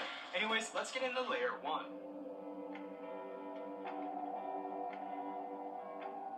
Baddington is a FNAF YouTuber known for his FNAF VHS videos that have high quality production. Many of his videos are recreations of other FNAF VHS videos, but instead are remade with his own custom animatronics. The animatronics are based off of the FNAF Plus animatronics, but are fused with the Rockafire explosion character element instead of the normal FNAF animatronics. Freddy has a more rubbery face, along with a bigger snout and sharper teeth. Freddy also has less visible joints and is also sporting a vest along with pants. Bonnie also has a vest and pants similar to Freddy, but this time Bonnie has a bigger face, along with rosy red cheeks and big beady eyes. Chica, on the other hand, has one eye broken, along with a more droopy beak. Everything is the same about her except for the pink bow tie and pants, with even the cupcake having a complete redesign. Foxy is probably the creepiest and the most human-like out of the bunch. Foxy has very realistic eyes that almost make him look human, and I think the rest can speak for itself in terms of how good these designs are.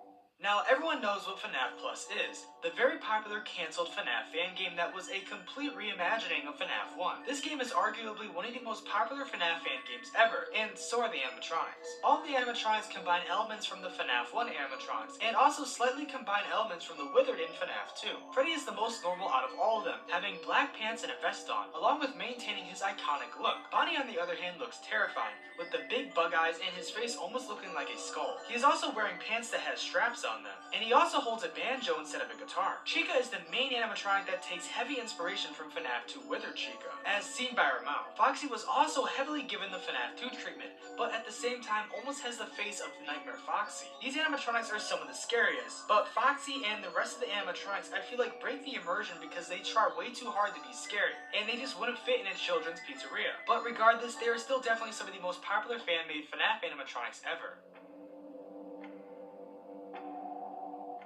Juniors is a FNAF fan game based off of the building we see in the Midnight Motorist minigame in FNAF Pizzeria Simulator. The game takes a more retro and stylized look to all the animatronics seen throughout the nights, with the game having a decent-sized roster of Freddy, Bonnie, Chica, Foxy, Balloon Baby, Marionette, while also having withered versions of all these characters as well. We also can't forget probably the most known out of the whole game, the Mangle. All of these characters are given a furry body, along with having more details that make them appeal to kids more, while also maintaining an uncanny valley feel from them. This goes the same for the Withered variants. They for the most part share the same features, but are just modeled to look more like the FNAF 2 versions instead. The only characters that stray away from these design choices are Mangle, Marionette, and Balloon Baby. Marionette and Balloon Baby share many features, the main one being that they look like porcelain dolls more than anything. And Mangle, well, he looks like a scorpion. It's massive in size, and has a little pet owl attached to its sea of parts, and it's probably one of my favorite animatronics ever. Pop Goes is a FNAF fan game series that takes place in an alternative universe, where only the first 3 FNAF games are canon, while also sharing a continuity with Five Nights at Candy's. Now, Pop Goes has a lot of animatronics throughout its many games, and cancelled games to look at. So we're going to take a look at some of the most popular from the series, with obviously the most popular one being Pop Goes the Weasel. The most well-known version of this character is the Pop Goes Evergreen version, most well known for his green attire. But then there was also the original versions from the earlier versions of the games, with Pop Goes having a way longer torso and also having no clothes on. The joy of creation is only really known for one thing, and that is the animatronics. The Ignited animatronics have been a fan favorite ever since the FNAF franchise started, with them blowing up in popularity after the game came out. The Ignited animatronics consist of Freddy, Bonnie, Chica, Foxy, Golden Freddy, Springtrap, and Creation. All of the animatronics are extremely broken down, and at times, burnt versions of the FNAF counterparts, with the only exception being Creation. It's no surprise these animatronics became infamous in the FNAF community, with them being unique recreations of the original FNAF designs, and with them also being terrifying in gameplay. Creation, on the other hand, is a combination of all of those animatronics, having 3 legs, 4 arms, with the head of Freddy. Plus, it also looks like a spider, so yeah.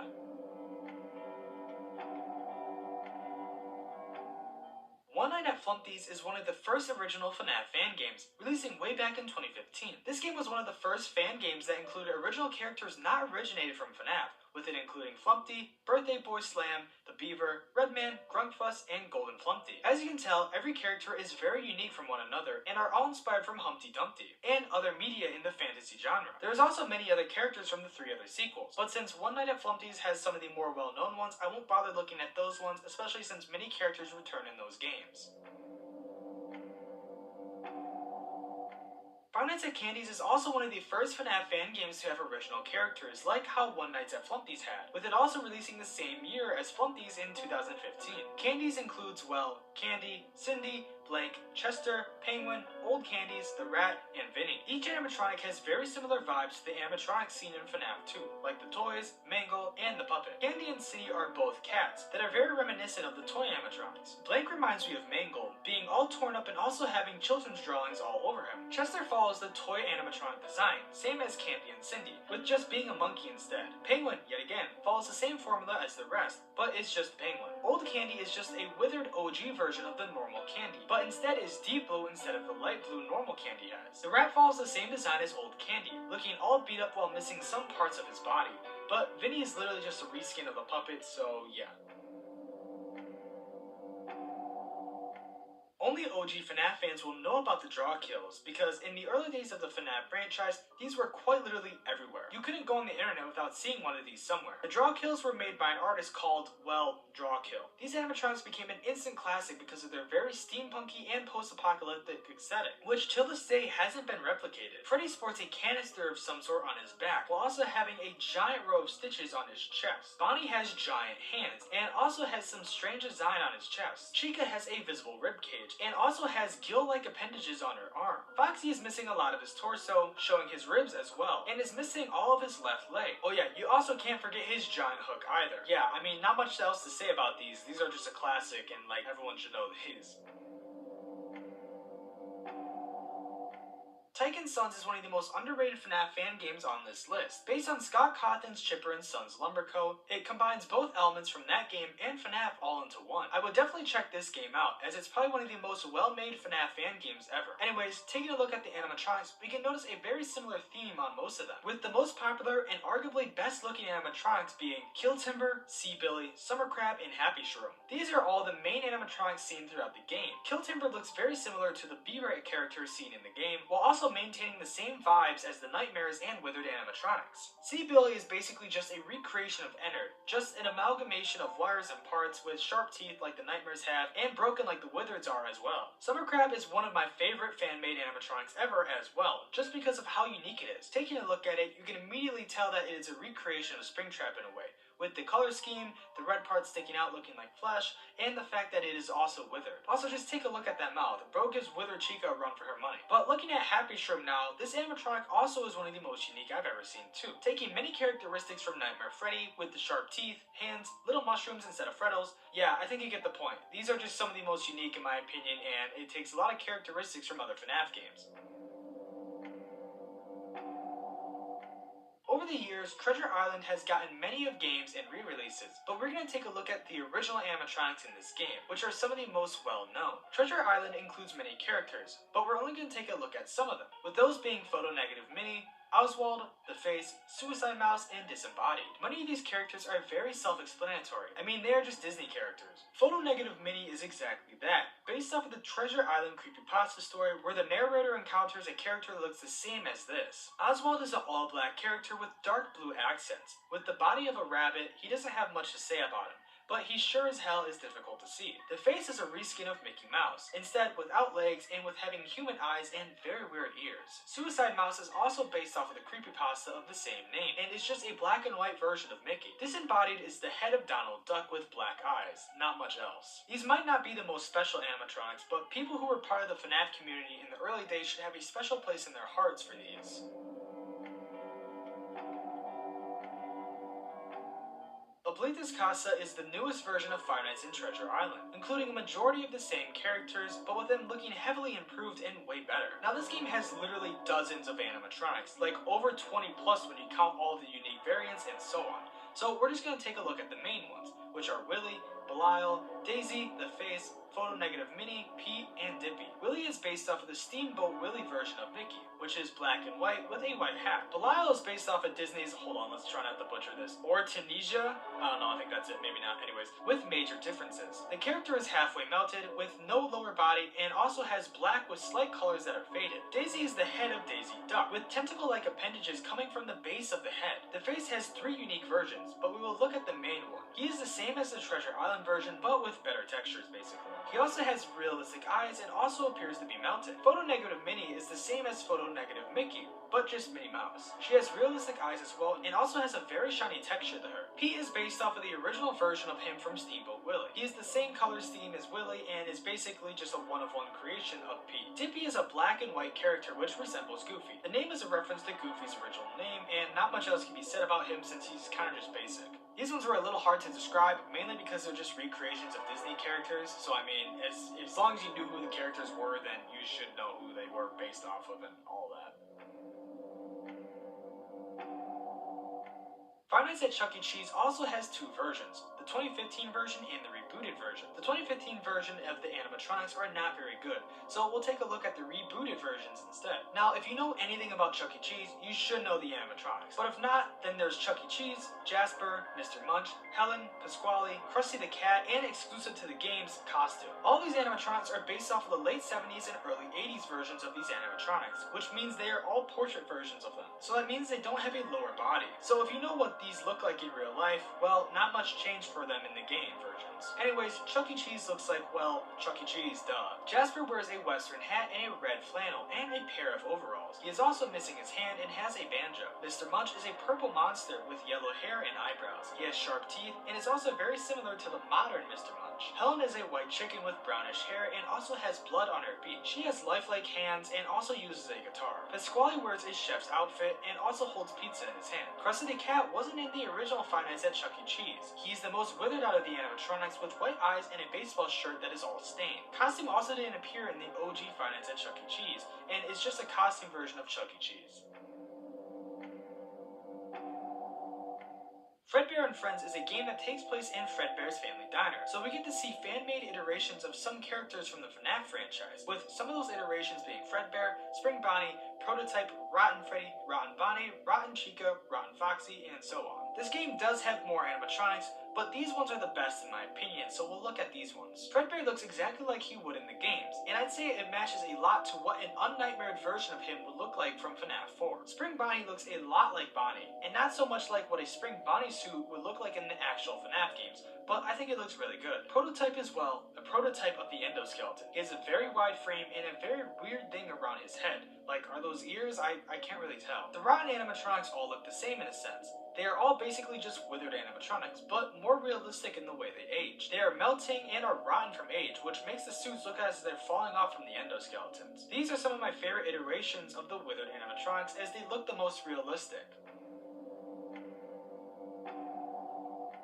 Five Nights at Wario's is one of the fan games of all time. Probably one of the most random fan games on this list, but it is a classic, so I couldn't skip it. This game includes Wario, Waluigi, Luigi, Mario, and Peach. Wario and Waluigi are completely normal looking, apart from the fact their eyes are white. Luigi is the same, apart from him just having black eyes. Same goes with Peach. She just has black eyes and a blacked out mouth, too. Mario is the only one who is semi-unique looking. He has no head, only a floating hat, mustache, and glowing white eyes. Yeah, these ones were quick to explain, but not all of them need super complex explanations on this list. These ones are just a classic and you can't forget these. Sinister Turmoil is a cancelled fan game that is very popular for how much of a letdown it was for being cancelled, but is also well known for its animatronics. The Sinister animatronics are recreations of the main 5 animatronics from FNAF, those being Freddy, Bonnie, Chica, Foxy, and Golden Freddy. They all have the same bodies as they do in FNAF 2, with some notable differences. Those being the sharp teeth they have, along with them also having no eyes. Bonnie also has his face still in this rendition of the animatronic. These animatronics are what I imagine a fuse of the Wither and the Nightmares would look like, and they look really high quality, so it's a shame that the game got cancelled. LEGO FNAF is exactly what it sounds like. It's FNAF but LEGO. So these animatronics are also very self-explanatory. The game was unfortunately pulled due to copyright reasons, but the first game can still be found online and played. We were originally going to get the first 3 games, but that'll never happen since the game got cancelled. Anyways, here's a look at the animatronics. As I said, it's literally just FNAF but Legos, but yeah. I'd say they look pretty much like Legos. Like, if these were real Legos, I think this is very, very good, and they probably would look like this in real life. Not much to explain, they're just Legos, and I think they are really cool looking. Five Nights at Krusty Krab is exactly what it sounds like. You spend 5 nights at the Krusty Krab while you try not to die. It's another one of the classic FNAF fan games and is very well known amongst the OG FNAF community. The game includes SpongeBob, Patrick, Sandy, Squidward, and Mr. Krabs. All the characters are designed as robots instead of them being based off of the actual characters. Do I really need to explain these ones? I mean, like, I will, but like, who doesn't know SpongeBob? Like, SpongeBob is a yellow sponge. Boom, he's explained. And Patrick is obviously a pink starfish, but in this iteration he has buck teeth for some reason. Like, I don't think he ever had buck teeth in the show. Sandy is a squirrel, and she's missing her glass helmet for some reason, but I guess she's a robot in this game, so it doesn't matter. Squidward is Squidward, obviously he's turquoise and whatnot, but for some reason in this game he is super thin and doesn't look the same as he does in the show. Like, his head is just a cylinder. I don't know why, but yeah. And then Mr. Krabs looks like, well, Mr. Krabs. Okay, next game, that's it. Don't need to explain these anymore.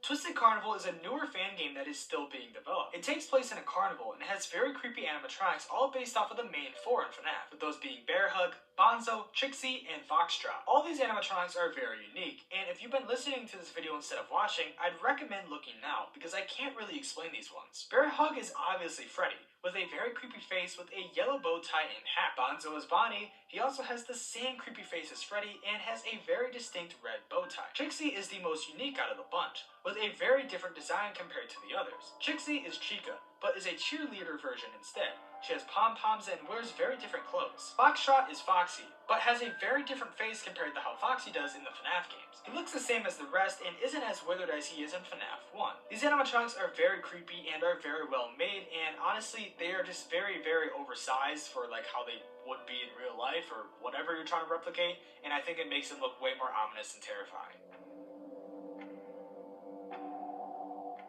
Shadow over Freddy's is a very interesting FNAF game. not because of the animatronics, but because of the gameplay. It's a point-and-click free roam game, unlike many other free roam FNAF games. This game has a very simple roster of characters: Freddy, Bonnie, Chica, Foxy, and the puppet. They are all one-to-one recreations with small minor different details compared to the originals. The main difference is that they are all black and white and have white eyes instead. The reason I included them is just because of the simplicity behind them. They aren't overdone or excessively creepy. They are just simple. And as you can see right now, they're just recreations. There's nothing really special about them. They're just kind of spooky looking.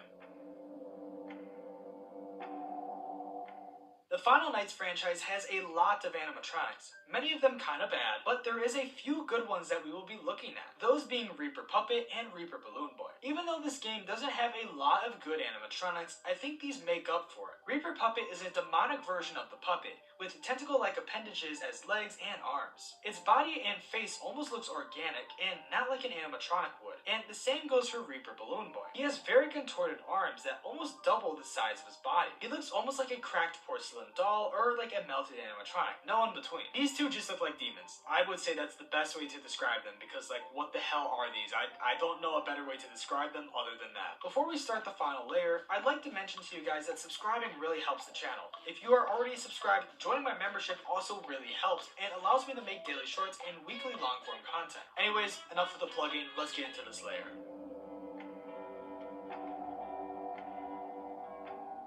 These animatronics don't come from the game, but rather a fan-made rendition of the FNAF Plus animatronics. Made by Ratas, these versions are a more realistic take on the animatronics from FNAF Plus, making them appear a little bit more kid-friendly than the FNAF Plus ones are. Freddy looks really good, still maintaining the same jacket and clothing while also having a toned-down face that isn't exaggerated. Bonnie isn't as terrifying. He still has a skull-shaped head and similar clothing, but at least his eyes aren't staring into my soul as much anymore. Chica is still broken-looking, but looks less broken than the original FNAF Plus version does. She still has a messed up jaw and eye, but the difference is noticeable. Foxy looks something straight out of a nightmare, but due to the excessive withering, I think this is to be expected. Even his endoskeleton parts have more detail than they would normally. Personally, I like these versions more than the normal FNAF Plus versions, but that's just my own personal opinion. I think these are a better and more realistic take than the FNAF Plus versions are.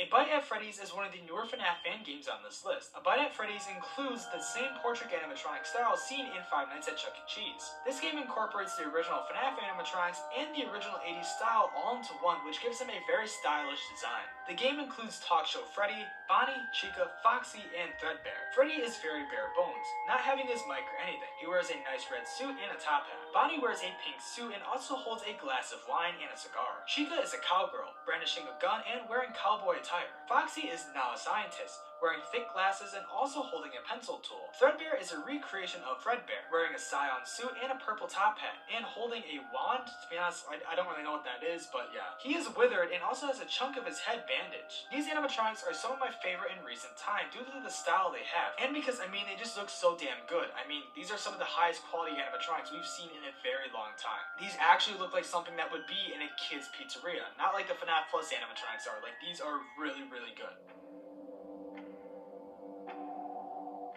So this game doesn't have a wiki page, meaning I don't know the info behind this game or how many animatronics are in it and so on, but I wanted to include it because of the couple animatronics I've seen from this game. I think the game has 4 animatronics, those being the Trickster, the Corpse, the Demon, and the Machine. The Trickster is a clown character with a huge mouth, white eyes, and I think we've also seen this in the FNAF franchise as well. The Corpse is what I think to be Michael Afton, but I might be wrong. He wears no shirt, has no eyes, and looks to be stuffed with animatronic parts. The Demon is a creature similar to Enter, and it's just a creepy looking endoskeleton. The Machine is just Scrap Baby, nothing else. I wish I had more information on this game because it looks very interesting and it has some good character designs in my opinion. The Night Toys are one of my favorite fan-made animatronics ever, just because of how underrated they are. I don't even think I need to explain these. Just look at them and you'll understand why these are on the list because, like, what are these, bro? These are terrifying. These animatronics literally look like nightmares. Actually, never mind. Scratch that. They look like they came out of a nightmare and came into the real world. They look like real-life organisms, not even animatronics. Yep, end the video now. These beat all the other animatronics. This is it. End the video now. Just kidding. And just kidding. The video's not over yet. We got one more to go. Okay, time to the final one. Let's go. Let's go to the final one. Tealerland is crazy in the amount of detail these animatronics have, along with how unique they are as well. I know I said that like 100 times in this video, but like, just look at these ones and you'll see what I mean. This game has a lot of animatronics as well, but we are only going to take a look at 3 of them. Those being Tealer, Frill, and Deter. Tealer is a dragon animatronic. I mean, just look at him. Like, bro is so cool. Like, we've never seen a dragon animatronic before until this, I think. He wears a jester hat and wears medieval clothing, which has the same color scheme as photo-negative Mickey. He also carries an axe, which might explain why he has blood on him. Frill is a lizard that dresses up like a knight. He carries a sword and has a very menacing look on his face. I mean, I don't know what else to say about him. He's a knight and he looks sweet. Deterrent is an amalgamation of almost every animatronic in this game, having characteristics seen on other characters. They are dragon creatures, one holding an axe while the other holds a sharp blade attached to their arm. As you can see, they do share many details seen in the animatronics we just looked at, and it blends them together very well. This game is super underrated, and so are the animatronics from it, so hopefully this video will show some appreciation towards it and its characters. Five Nights at Freddy, also known as Five FNAF Games at CW, or Five Nights at Fred Eddie's, is one of the best FNAF games ever made. I mean, just look at this Game Jolt page for it. I mean, many people seem to agree with me, with some people saying this about the game: pretty funny.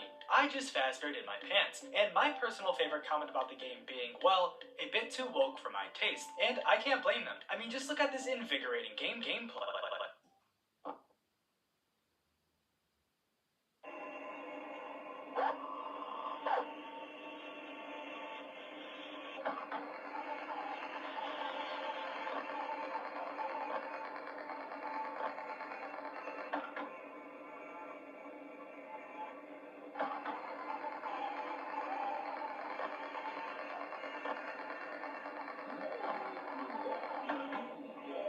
So, I just lied to you guys. This game, Five Nights at Freddy, isn't just any ordinary FNAF fan game, and for a matter of fact, it's one of the most disturbing ones to ever exist, even though the developer and the game itself technically don't exist. From when you start the game, to the main menu, to the gameplay, this game is one of the most disturbing FNAF games I've ever come across, and it doesn't help the fact that if you search this game up online, along with its developer, you'll find no trace of either ever existing. If you search up the game on Google, it won't come up. If you search up the developer online, they won't come up. If you try reverse searching the images in-game, nothing comes up. The only way to find this game is by searching for it using its link, or by searching a very specific name. And even then, you can't find those two things anywhere online. So how did I stumble upon it if neither the game nor developer technically exist? Sure, the game does exist and is real, but with how abnormally rare it is to find online, I mean, how could someone like me stumble upon something like this?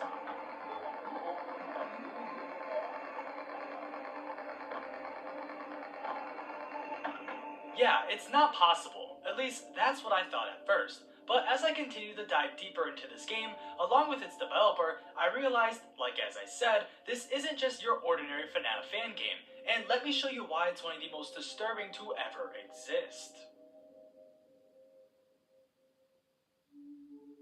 Upon starting the game, you will be greeted with 1 out of 5 completely random warning messages for the player. The one that seems to pop up the most though is this one. Warning, Games at CW encourages to only play this game if you are the bravest. If you are not the bravest, cover your eyes for the duration of your playthrough. Thanks. The next warning I got the most was this one. Warning, a guy named Scott had nightmares about the bunny. Don't be like Scott. Play safe. Games at CW. For anyone unfamiliar with FNAF, or anyone who doesn't know too much about its creator, Scott Cawthon, Scott has stated on record multiple times that during the creation of FNAF 1, he had nightmares about one of the characters, with that being Bonnie, who is a bunny. He stated that this character is one of the scariest to him, which is why he had nightmares about Bonnie. This warning states to us not to be like Scott, and to play safe, almost subtly warning us about the bunny, even if it's not as direct as the last warning was. Then the next warning I got wasn't a warning at all, as well, but instead was this. Please leave 5 stars. This obviously isn't a warning, but is instead an incentive for the game to be rated 5 stars, which doesn't make sense. This game was posted on the Game Jolt, and Game Jolt doesn't have a star rating system like what this warning suggests. Game Jolt only has a like or dislike system, and a comment section for players to leave thoughts and criticisms, so what does this mean? Is this just another translation error, or something deeper? Well, I have a theory about this that I'll get back to later in this video, so keep this in mind as we continue, as it's very important for the context of this game and its developer. The next warning I got was way more disturbing and unsettling compared to the last three, because this one felt extremely out of place, even compared to the last couple. Don't you have unfinished business? This one truly disturbed me, and made me realize that this wasn't just some low-quality fan game, but instead that there was something deeper behind this game, and that something wasn't right. But this still didn't deter me, as what can a Game Jolt game do? It's gotta be safe, right? Well, that's what I kept telling myself, so I decided to see if there were any more warning screens, and that's when I stumbled upon the last one, where all it says is scary game. This one immediately stood up.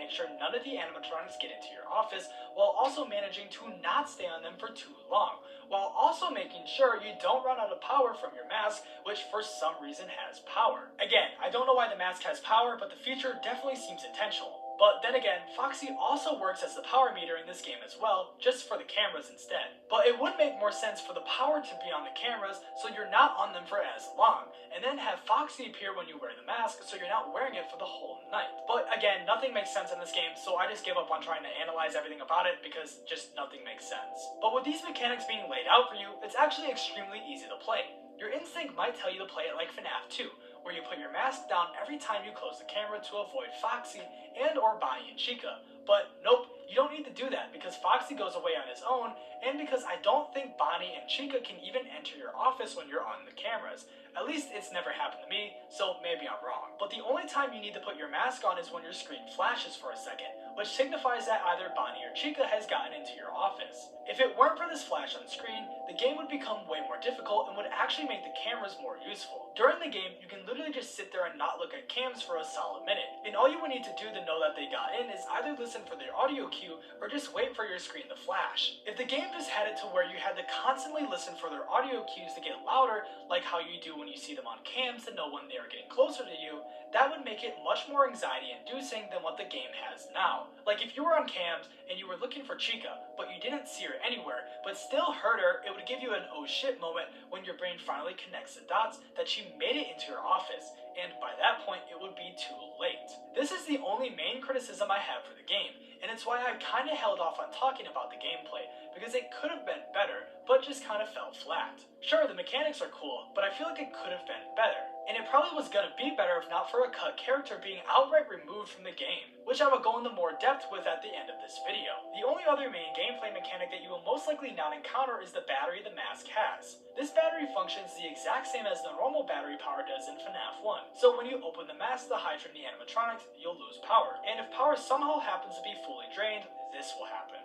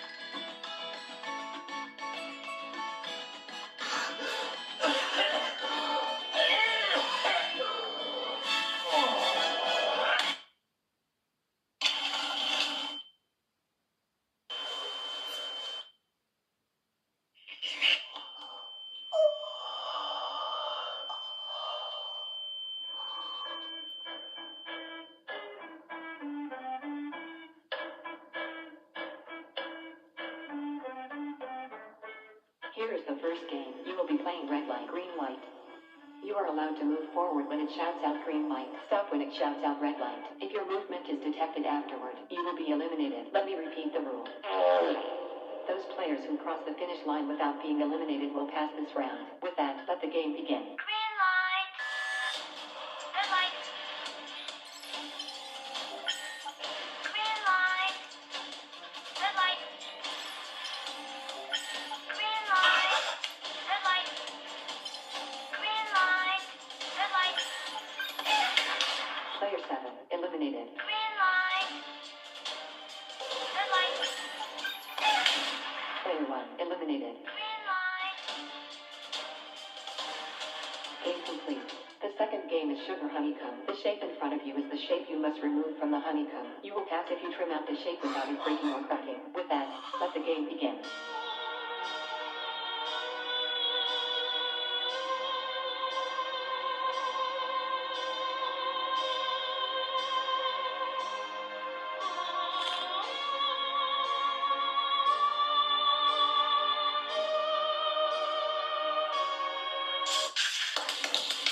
Player 12 cast. Player 4 cast. Player 5 eliminated. Player 8 eliminated. Player 2 eliminated. Player 3 eliminated. Player 6 eliminated. Game complete. The third game is Tug of War. You will pass if you pull your opponent over the red line. With that, let the game begin.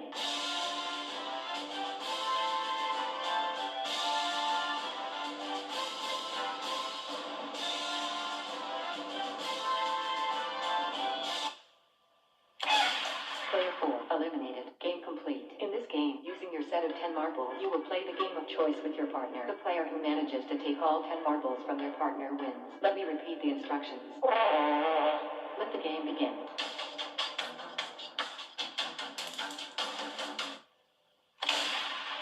Game complete. The fifth game is Egg Stepping Stones. The 8 cartons in front of you are either filled with eggs or are empty. For this game, you will guess which one of the next 2 cartons is filled with eggs, and only step on those across 5 pairs of cartons. And now, with that, let the game begin.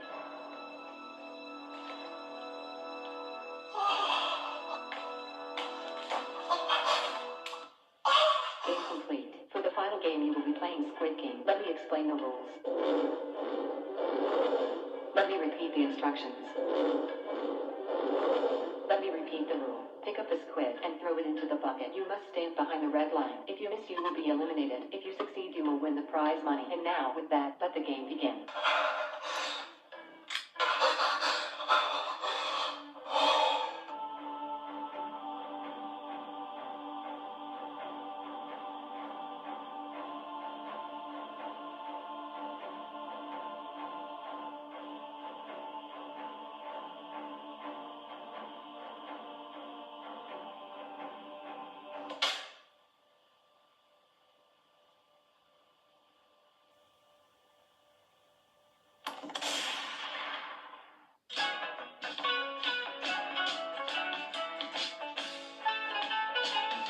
How to clean a stained mattress. This works on all types of mattresses and all types of stains. All you need is baking soda, dishwashing liquid, hydrogen peroxide, and white vinegar. In a large mixing bowl, add the following: 1/4 cup of dishwashing liquid, 1/4 cup of hydrogen peroxide, half a cup of white vinegar, and 1 tablespoon of baking soda. Thoroughly mix it all together. Leave the mixture to rest for a couple of minutes until all the bubbles have disappeared. Transfer the mixture into a spray bottle. Start by spraying a generous amount of the cleaning agent directly onto the stain. Ensure you cover the whole stain thoroughly. Then use a scrubbing brush to scrub the stain. Still stained? Don't worry. Severe stains will require multiple treatments. Simply go over it again. Still stained? Simply go over it again. Still stained? Go over it again. Still stained? Go over it again. Still stained? Go over it again. Still stained? Go over it again. Still stained? Go over it again. Still go over it again. Still stained? Go over it again.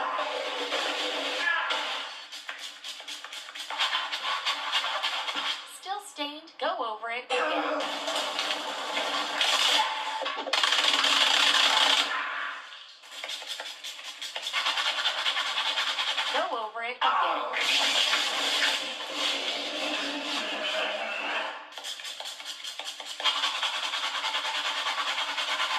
over it again.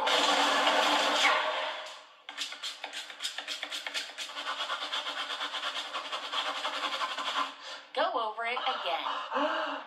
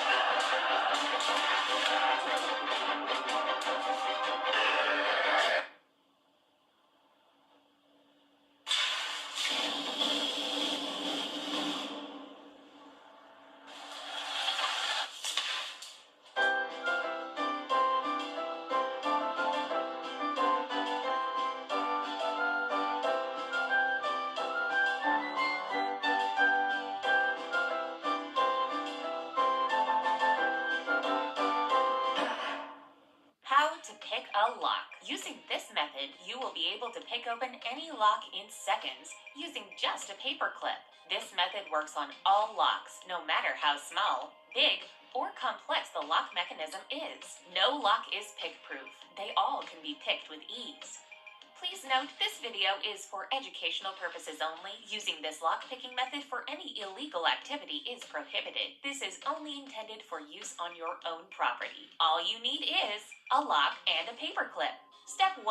Prepare the paperclip. Unfold one side of the paperclip and extend it fully out. Try to make it as straight as possible. This will greatly reduce the time it takes to pick the lock. Step 2. Picking the lock. Insert the unfolded paperclip into the bottom end of the lock. Push it in as far as it will go. Begin turning the paperclip in a clockwise, circular motion. Keep turning for approximately 20 seconds and the lock will crack open.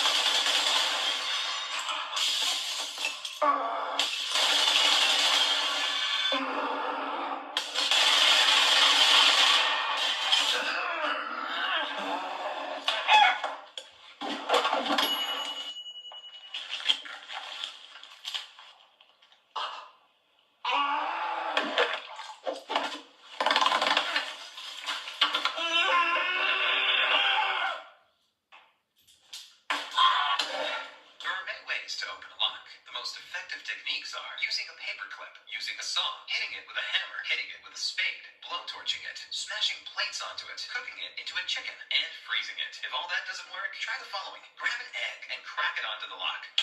Perfect. It's now unlocked.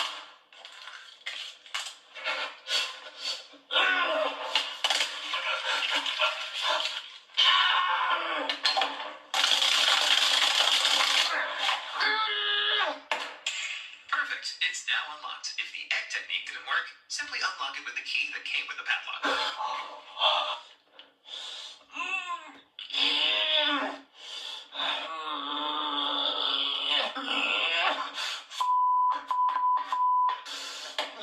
Simply unlock it with the key that came with the padlock. If that didn't work, you're Thanks for watching.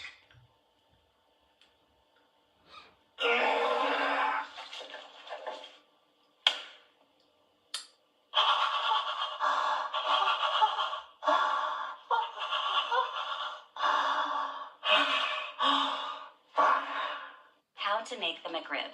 You will need half a rack of pork ribs, salt, pepper, barbecue sauce, pickles, onion, and a bread roll. Step 1. Season the ribs with salt and pepper. Apply a generous amount of salt and pepper to the pork ribs. Step 2. Coat the ribs in barbecue sauce. Using a soft brush, evenly spread around the barbecue sauce. Ensure the pork ribs are thoroughly covered in the sauce. Step 3. Delicately remove all the bones from the half rack of ribs. To do this, all you need is a sturdy fork and a hammer.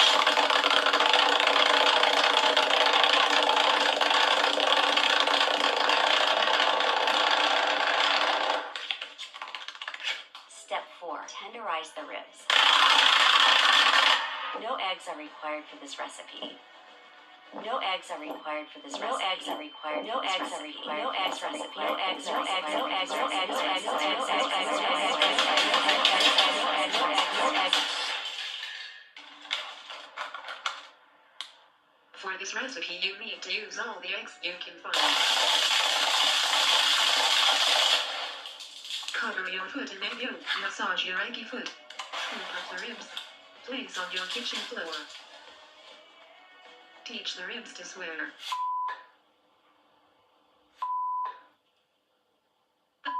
Scoop up the rim.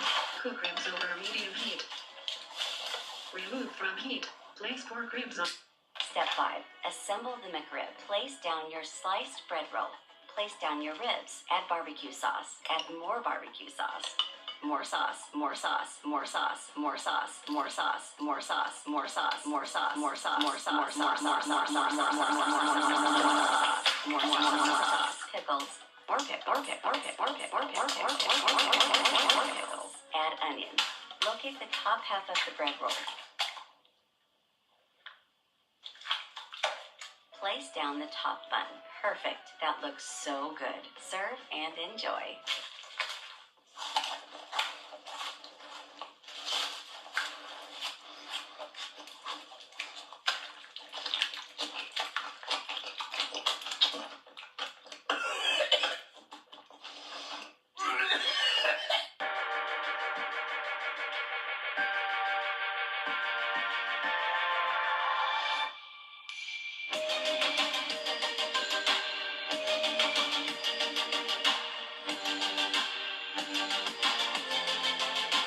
How to fly a drone.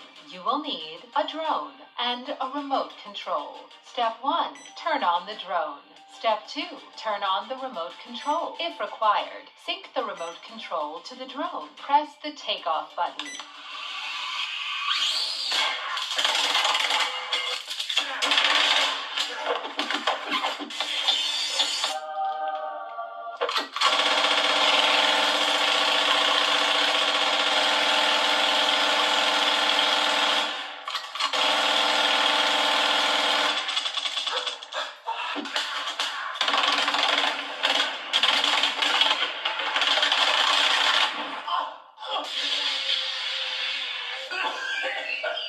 Scoop up the drone. Place the drone into a frying pan over medium heat. Melt 3 tablespoons of unsalted butter in the frying pan. Add 1 large chopped onion, 2 diced garlic cloves, 3 diced celery stalks, 3 diced carrots, 1/3 cup all-purpose flour. Cook, stirring constantly for 2 minutes.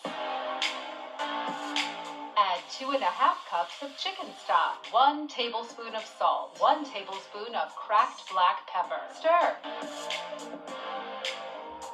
Add ½ cup of heavy cream, 4 cups of shredded cooked chicken, 1 cup of frozen peas, 1 tablespoon of chopped fresh thyme. Stir until thoroughly combined together. Remove from heat. Transfer the drone into a large pie dish. Place 1 sheet of puff pastry over the top of the drone. Pierce the puff pastry with a sharp knife. Set the oven to 200 degrees Celsius, fan forward. Place the drone in the oven. Bake the drone for 30 minutes. Remove drone from oven. Place on bench top. Turn on the drone. Turn on the remote control. Sync the remote control to the drone. Press the takeoff button.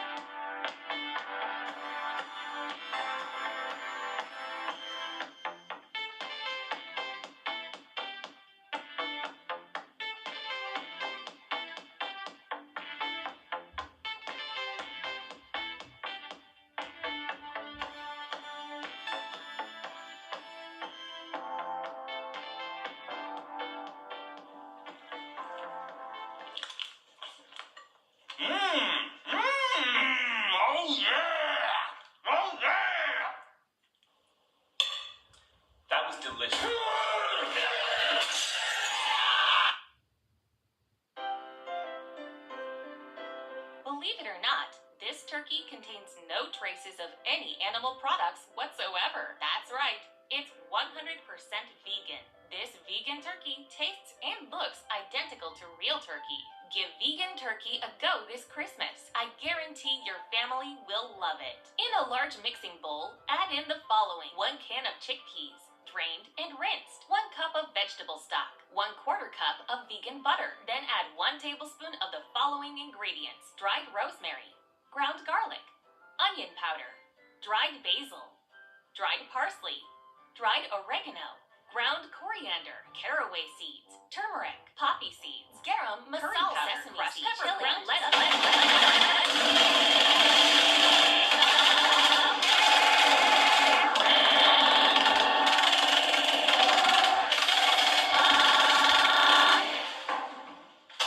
Step 2. Add eggs. Step 3. Add eggs. Step 4. Add eggs.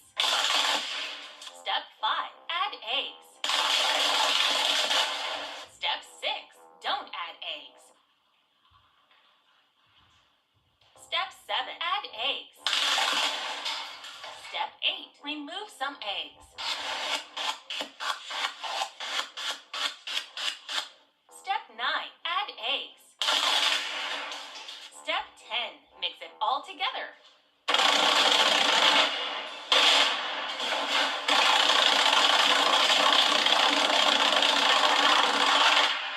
Step 11. Add eggs. Step 12. Mix by hand.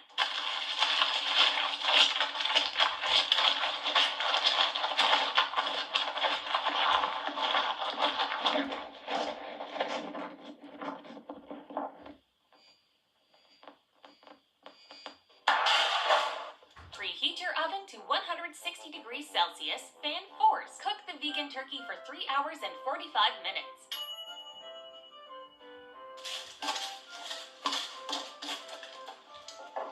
Serve and enjoy.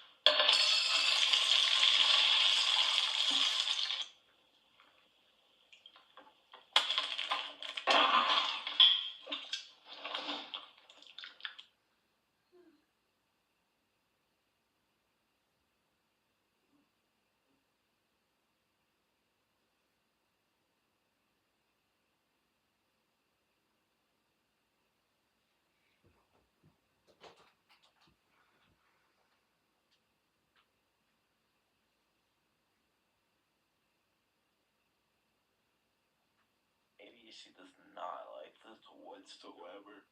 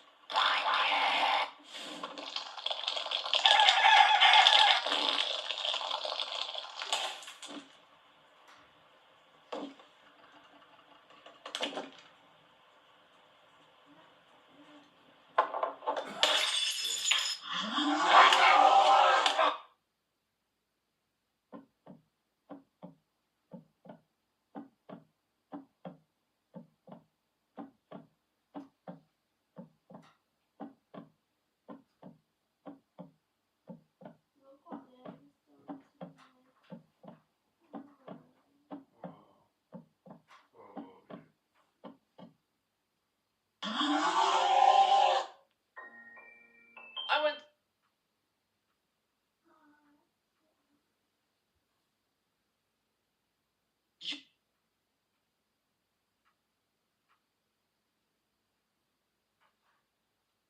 It's one thing drawing two-dimensionally with a pencil, which is great. That is creative. My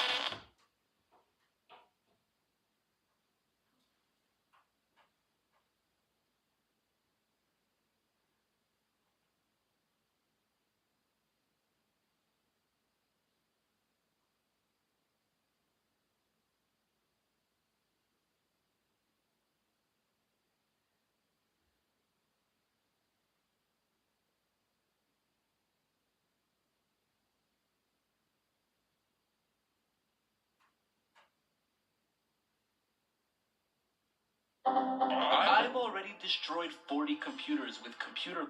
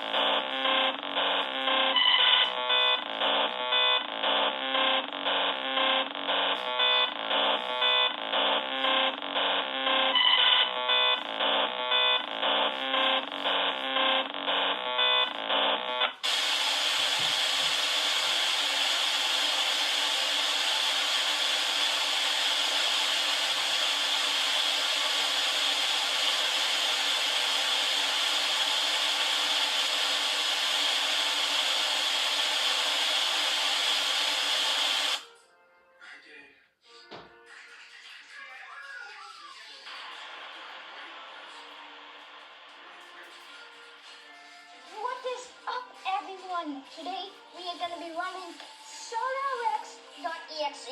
So we're going to zoom it in for you. Alright, zoom out. So this virus is I'm going to turn off.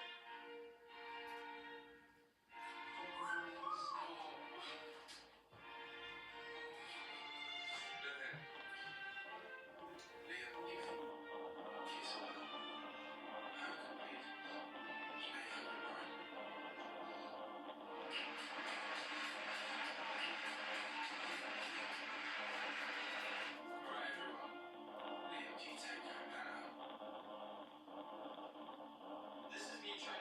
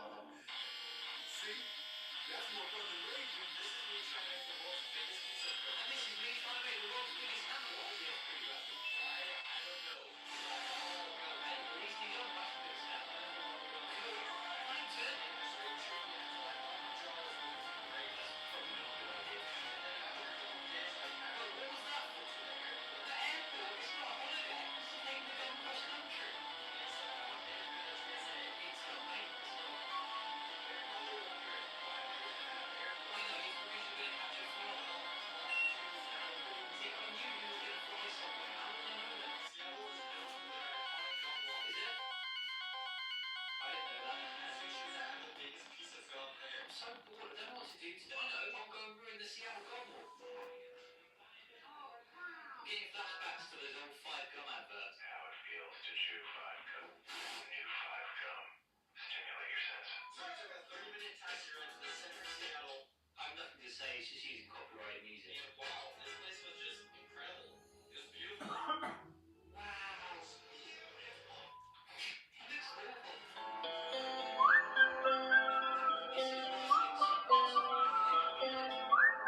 Say, can't bake a pie without losing a dozen men. That was horrible! Your wish is horrible! You're horrible. You're an irredeemable monster! Whoa, what took you so long? You stupid Nick. Imagine going back to visit your gum and that is over. This is me trying to make the world's biggest. You think you're better than me? I wear Ariana Grande perfume. Dude, are you trying to risk me now? You know, I do be liking a candlelit dinner with some flowers and stuff, but no, you can't be rizzing me, Mike.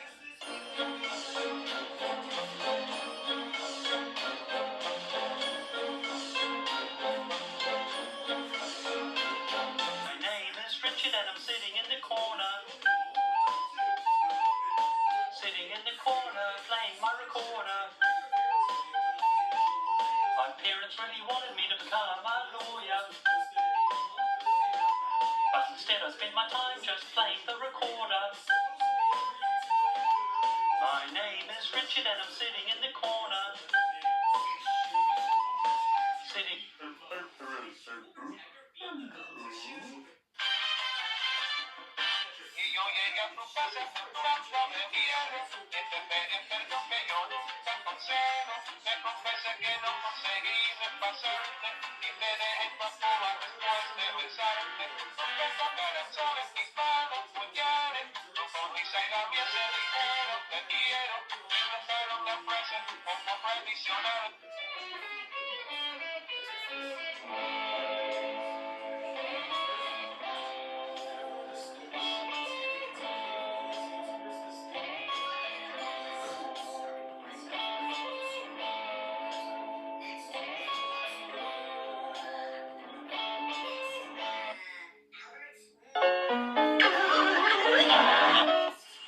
How does anyone find that funny? I mean, seriously, how does anyone find that funny? If you laughed at it, there's something seriously wrong with you.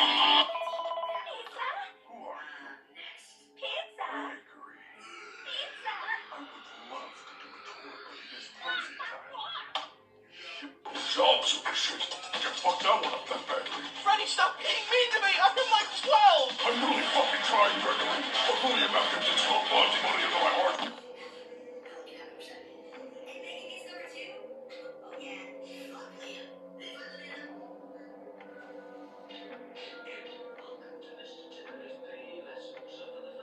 This is my friend Bonbon. Say hi, Bonbon.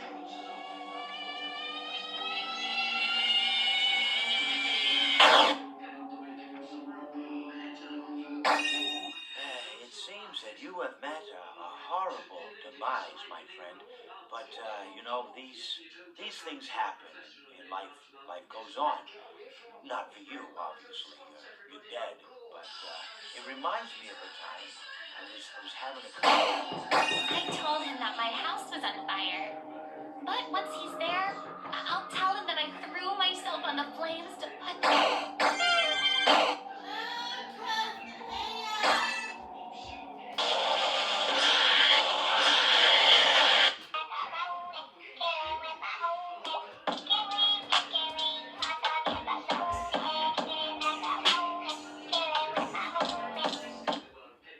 Freddy, you're supposed to be on lockdown. Shut your mouth. I'm listening to music. Don't be shy, girl. Copenhagen's house. Shake the violin. Belly got a sack.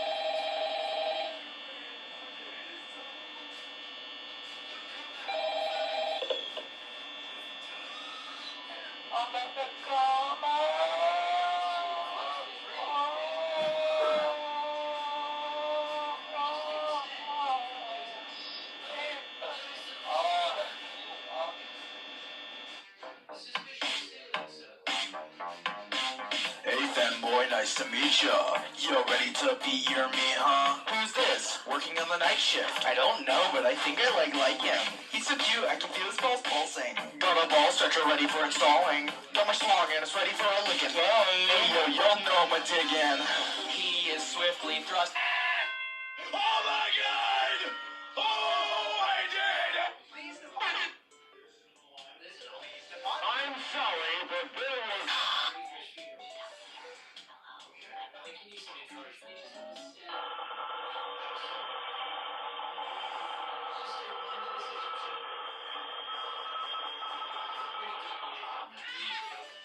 I always come back. Daddy?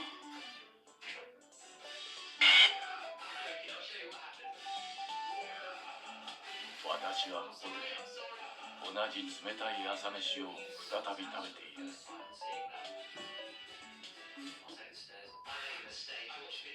Have just received word that the President of the United States has arrived and will attempt to make first contact. Hello, everybody. My name is Markiplier, and welcome. I'm building. Hey, yo, hold up. Bro, you good? Yeah, something's wrong with my mic.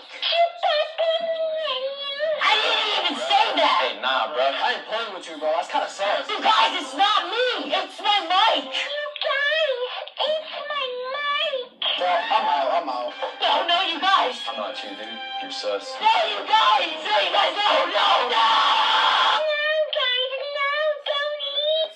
I shit you not, Mike. He turns himself into a pickle. His name is Pickle Rick. Funniest shit I've ever seen. What do you mean it wasn't funny?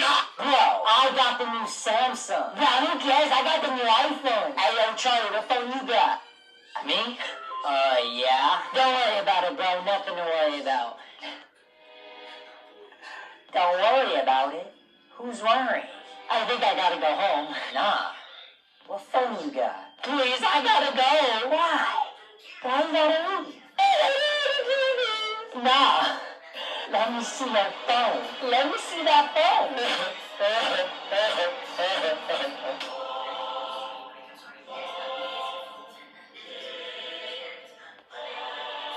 That's a whole ass potato.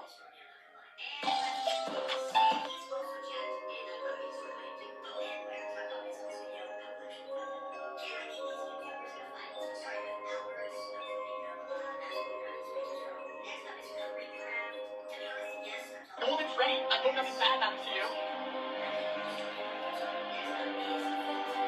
What do you want? I always come back.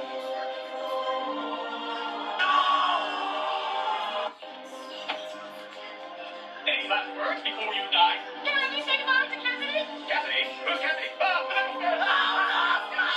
Now that Alfie is dead, we can finally be free. But I always come back. Nothing bad's going to happen. It's okay. We must go. Any last words before you die? Can we say goodbye to Cassidy's? Cassidy? Who's Cassidy? Cassidy's not in your face. Funny joke. Cassidy? Golden Freddy, I've loved you for so long. Will you marry me?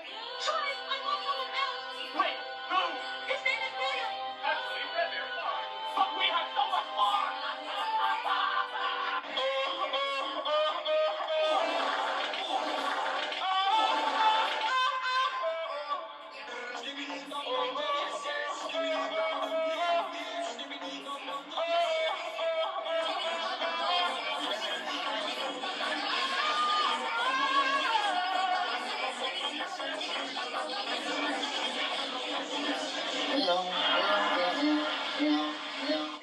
I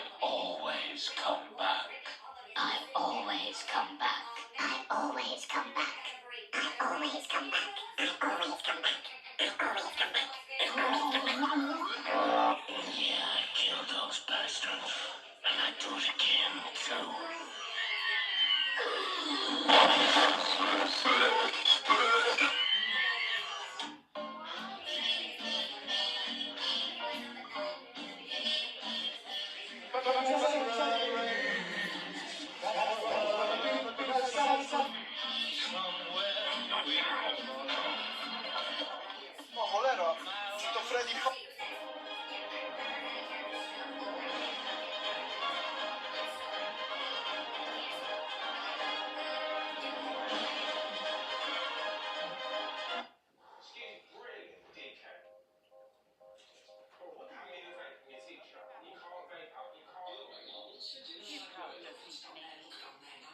Margot.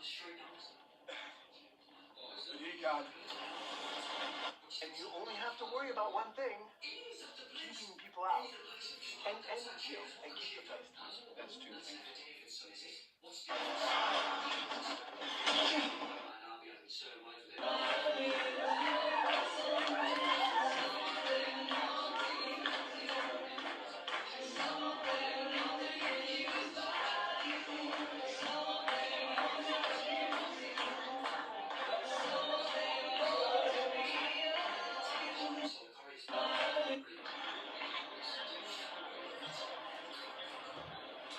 Just something spooky.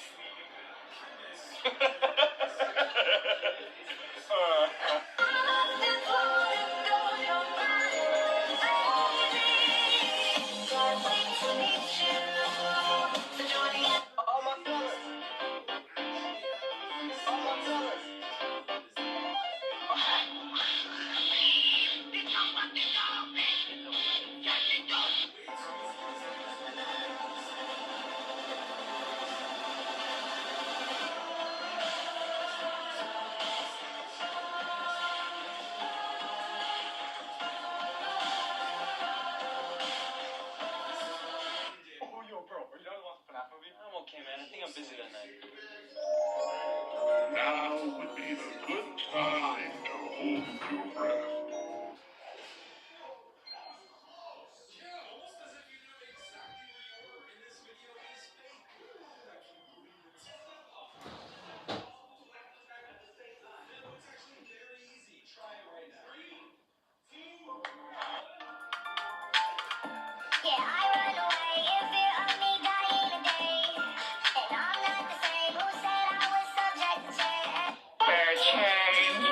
Spare change, ma'am. Squidward? Squidward, is that you?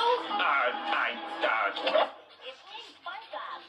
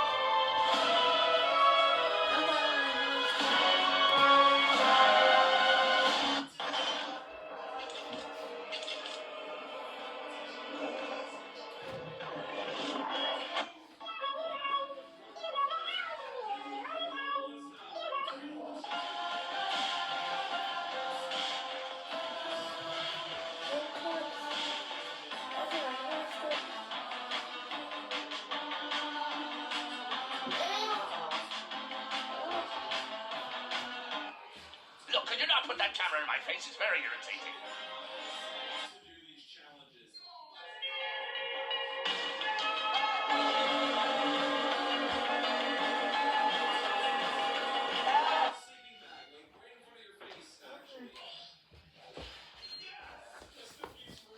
Yes.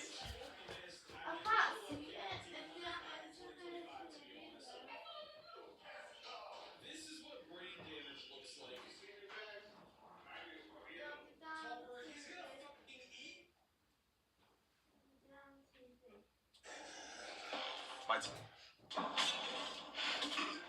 What the fuck? Hey. Yeah. What will I do with this? Run!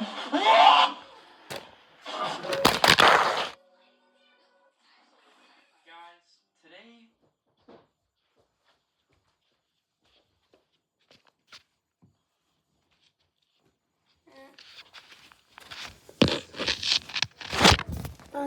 The wire's bended.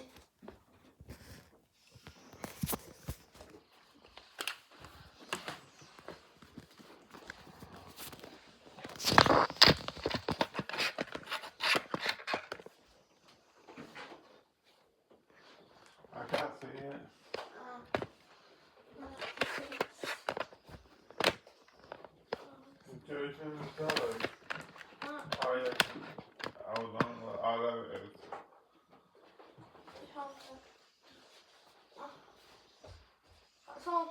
Don't put that on there. Look forward again. Bad day.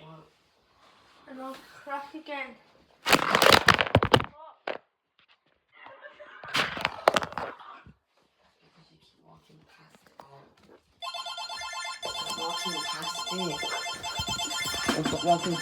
Walk past the other, walk to the other side.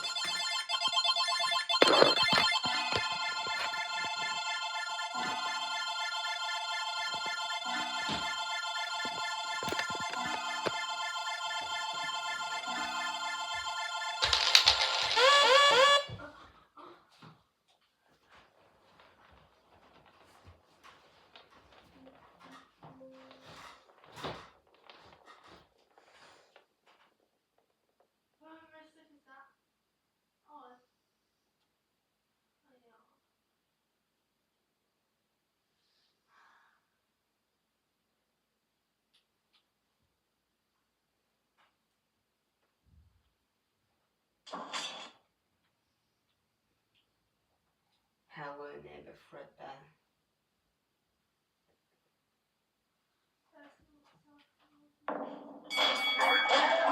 What the? What?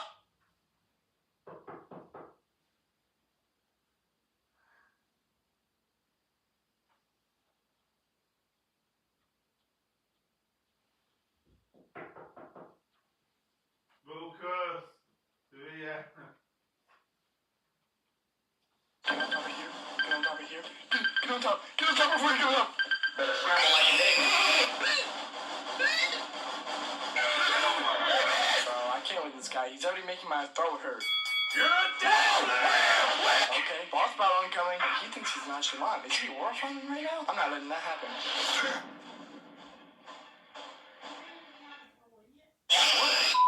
I found it. I found the greatest Hello Neighbor mod of all time. I think it's #1. It's truly Bear 5. So as you already know by the thumbnail and title, we are See my hero in that comment. I see how it is. Greetings, comrade. Did he just... What is he doing? Yo, does he have a knife? Did they really give him a knife? Look at him. Where'd he go? Holy crap. Grab this. Wait, what the heck? He's broken! Oh my gosh! He sounds like an absolute helicopter. Now, why he's broken, this is pretty much a freebie. Wait, hold up.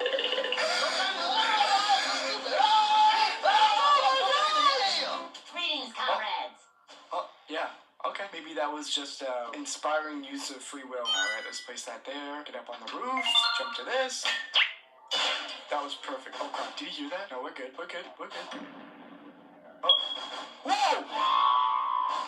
How high can this man jump? Okay, let's get in here. Grab this painting. Grab the key. Perfect. Unlock this. Flip the switch. Whatever that does. Grab the key to the car. Perfect. Unlock this. Perfect. Hey. I keep getting E and F confused. Now we parkour and grab the key. That one's... It's not working. It's not working.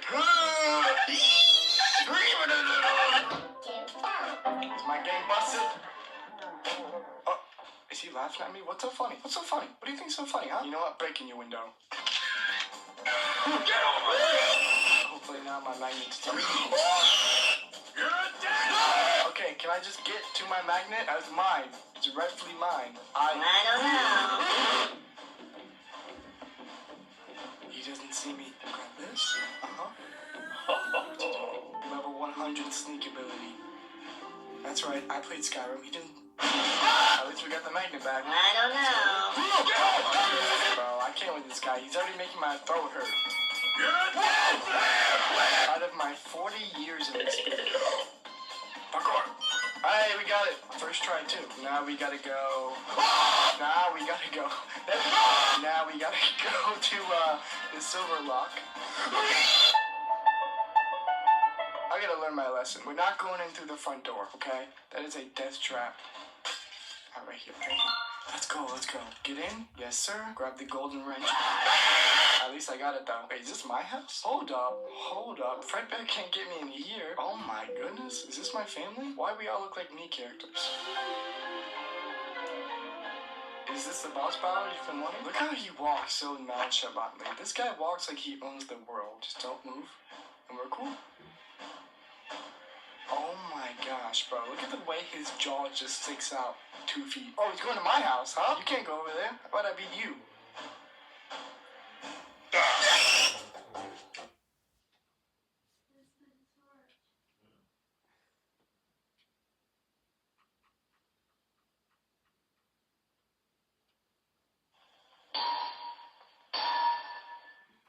Hi, I'm gonna have to exclude you.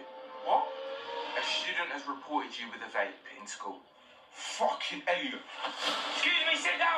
Oh, fuck. Pop your finger on Elliot. I need every member of the SLT to the canteen now, please. Already here, miss, we're all good. Fuck, man. Yo, what happened? Canteen, I'ma smoke this Elliot, you. What? No way. Elliot, what are you saying, snitch? What are you saying? Got me excluded, yeah, because you want to snitch on people all the time. Jets, pack it in. What are you saying now, though, big man? Oh, shit. Where you going? Oh, man, they're cool. Miss, let me in, please. Meg. What are you telling me? Please, bro. Please. Miss, let me in. I'm going to get beaten up. Miss, I'm going to get beaten. I don't know how you didn't see this coming, my guy. You snitch on the whole year and you don't think I'm gonna come after you. What? Miss, I can't find Elliot. Miss, I repeat, I can't find Elliot. Please reply. What I'm about to do to your ugly face, not even your parents will recognize it. Allow me, man. Where you running to? What? You snitched on me for drinking alcohol a couple weeks back. Pussy. Get him. Where you going?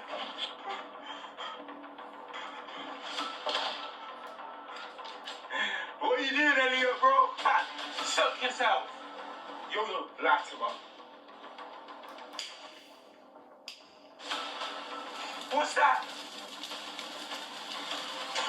Let's go. Fire, help! Man, you snitch. We got him. That's what snitches get. Let's go.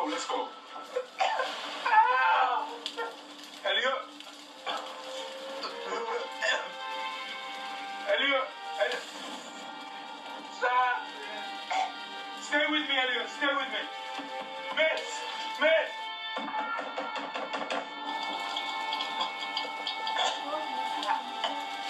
I need backup. Elliot, stay with me. Please. Elliot.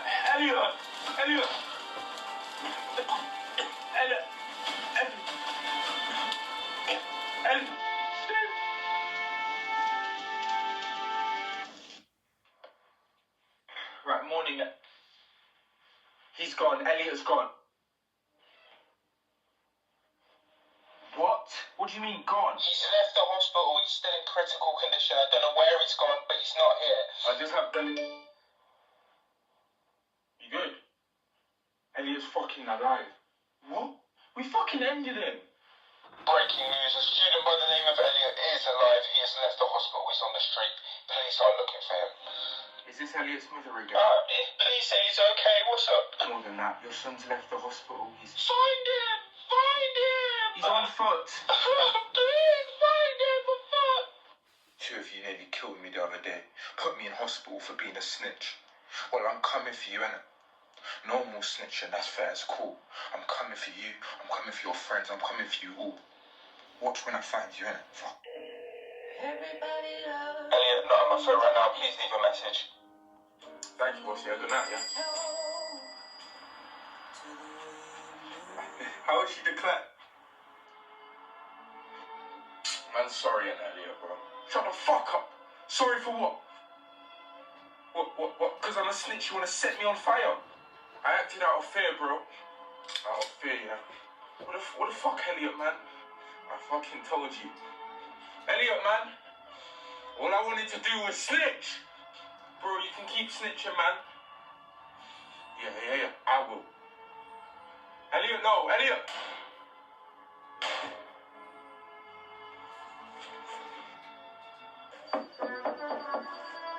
Sorry, miss, to interrupt. Everyone look at me, please, now. It's come to my attention that some of you in here have friendship group chats, right? Oh, for fuck's sake. I have a girl crying in my office because some of the stuff that is discussed in these chats is disgusting.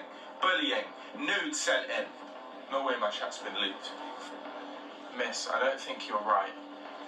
Is that so? Oh, it is right. Some of your group chats in here have been leaked. Yeah, I've had access to some of them. Someone's come to me and showed me. Oh, shit, blood. Yo. Let me show you guys some of the videos that you guys have been sending in, the voice notes, the messages. I have some screenshots here, in fact. Connect to that whiteboard. Are you talking about a specific person or what? Your group's one of them, Emily. You have a little group chat with 14 girls on Snapchat, don't you? Called Rush Girlies Heaven, yeah? I've seen what's going on in here. What? Who the fuck? Let me show you guys. Look at the board. So everyone look at the board. I'll show you what's been shown to me from your guys' group chat. Guys, this is the girl who reported one of the girls' group chats in here to me. Sophia, you snitch. I'm not a snitch, Emily. What happens in girls' group chats is nasty. Sophia, explain to everyone what you told me. I was in a group chat with like 10 girls from the school. Emily, you're one of them. Oh, shit. And then everyone just switched on me all of a sudden. Everyone just switched on me and sent my nudes in and sent voice notes attacking me and kicked me out. For fuck's sake, why are you getting the school involved? But before I was kicked, I screen recorded and screenshotted everything and showed me. So, and yes, she screenshotted everything, all the voice notes, stickers, snaps. And this is why I've said from day one, year 9s, what you put in your group chats at home, it will always come back to the school, you know. So everyone look at the board here. I've connected my iPad. I'm going to show you a few things that were sent into the group chat of her. Everyone look.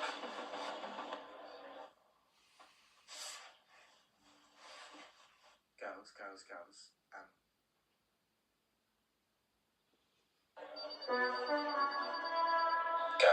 Girls. You see Sophia in this chat, she's a fucking bitch. Let me even send you something. Her news that one of the boys sent me, look. And obviously I can't show you the stickers that have been sent in.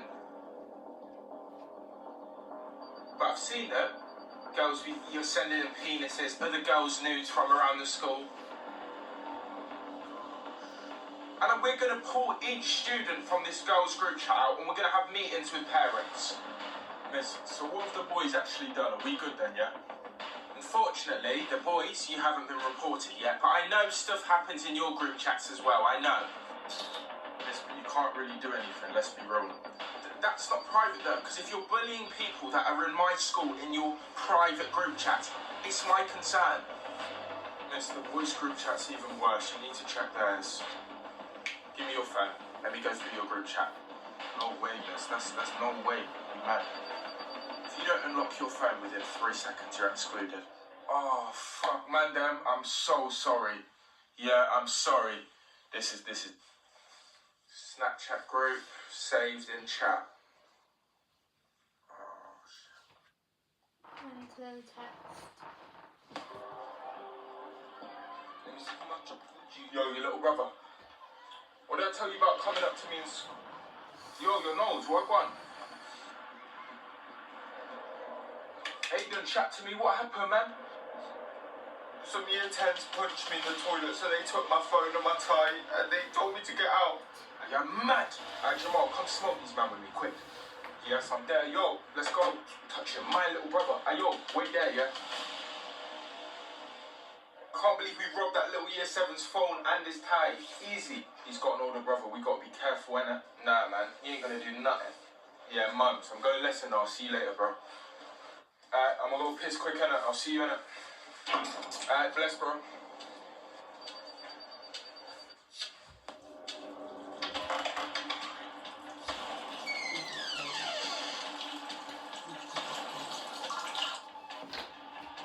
Yo, Oscar, is that you, bro? Open this fucking cubicle, brother. You Who's that? You know who the fuck this is? Don't touch my young brother. You're mad. Open the door. Open this cubicle now. bro. My little brother's come to me saying you've been bullying him, so I'm just here to resolve that. Come outside now. Okay, I'm coming out. Just let's talk first, please.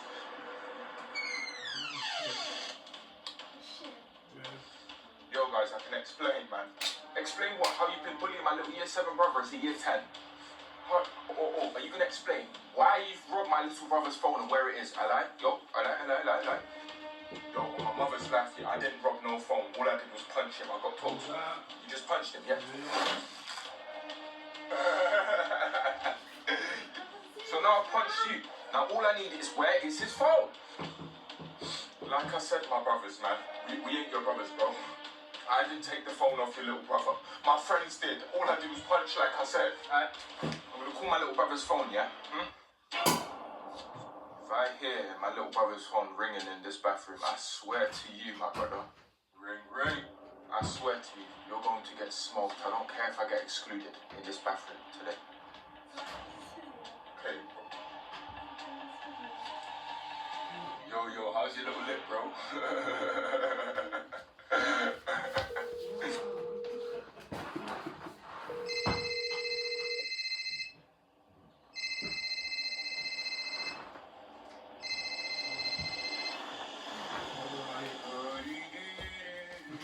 Lucas, what the line? Don't put that on there. No. I'm sorry, guys. It wasn't just me. You think you can bully my little brother, yeah? Go lick the rim of the toilet now. What? That's... No. Okay, please. I'm sorry, Anna. Okay. Yo, go look for my little brother. Bring him to the toilet. Hurry up, lick. Say nothing, bro. Say nothing. I am.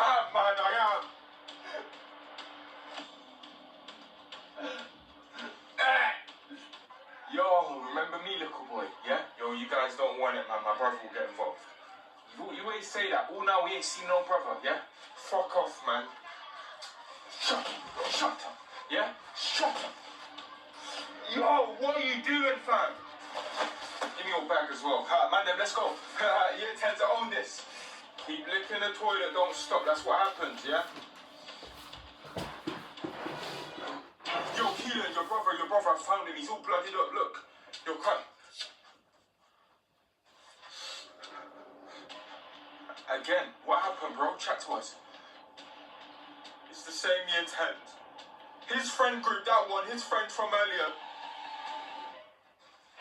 It might be my friends Oscar and that. They don't know that you guys are getting mad. Where can I find them? Oscar. Where can I fucking find them, bro? Science. Guess we're going science. I can't spill with me, yeah? Say no. Hey, miss, how do I turn this Bunsen burner? Sorry, miss, to interrupt. I'm looking for a kid called Oscar in here. Now! Sorry to interrupt, miss. I'm looking for a kid in here called Oscar. Now! Excuse me, why? Been bullying my little brother. Punched him up today, so I'm gonna fuck him up in this room right now. Where's Oscar? Yo! Excuse me, I can't let this happen in my classroom. I'm getting the head teacher. You ain't going nowhere, miss. Nowhere. Which one of you are Oscar, bro? One of you are, innit? Me? Keelan. Oscar's that one at the back, bro. I know him. Him. Leave him alone, please. Yo, allow it, man. Shit, then. Touch my little brother, yeah? Fuck. Oh, fuck. I'm sorry. Stop. Fuck him up, Keelan. No. Yeah? One sec. I'm sorry for bullying your little bro on mums. That's a fucking Bunsen burner. Open your mouth. Put this in your mouth now. No, man. Open your mouth, brother. Now. One thing you need to understand. No one touches my brother. You know that, innit? Shut up. Turn the gas on now, miss. No way. Miss, turn the fucking gas on now. He's about to put gas in his mouth. I can't watch. You ready, brother? 3, 2, 1.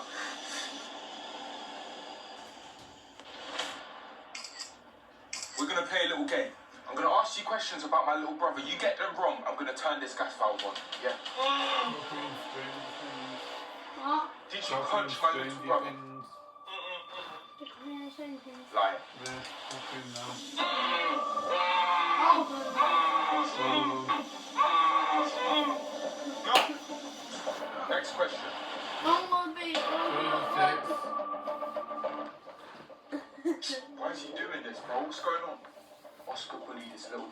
said What do I go first? There was one more person that was bullying my little brother. There's a group of three. I've already got two of you. Who's the other one? Is he in this I'll room? come up and a good girl. Good, you're telling the truth. Now, no more gas. Now, who is it? Because I need to punish them too. Out there, please! There's 16 boys in this room. Point at him now. Your friend. Alright, Oscar, just tell the truth. Tell him what he wants and then you can go. You're gonna get hurt. Welcome to science, kids. You know what happens when gas touches fire, right? Can someone answer it for him, please? I don't know what happens when fire touches gas, but it is bad, I think. Anyone know? Point to the last bully now. Bro, I will light your head. 3, 2, 1. Oh my gosh, you dumb guy. Fire touches gas. He's gonna set his mouth on fire. Oh my gosh. This is what happens when you bully my little brother. Burn, pussy.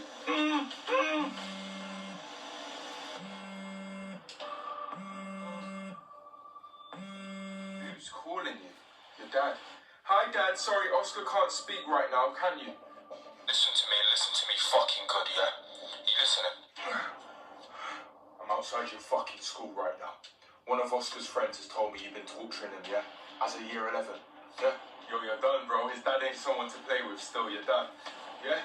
But he's been bullying my little brother, so man dealt with it, innit? Yeah? I understand that, and I'll deal with Oscar for that in all due respect. But how dare you torture my son with a Bunsen burner? Yeah? Either you come out here and settle it, or I'll come in that school and find you, yeah? Shut up, man. I ain't scared of you. Yo, what's your password? Guess you're fucked now, innit? Yo, who's your dad, bro? Ex-army, 3 badges, front line, veteran. Yo, Keelan, we gotta go. I ain't trying to fight no army, man, bro. Let's go. Keelan, his dad's coming, bro. Did you not hear him? Let's go. I ain't going nowhere. His dad ain't on nothing. He's bluffing, bro. Cool, fuck you then. Stay here, innit? There you are. What? Keelan is here, bro. He's here.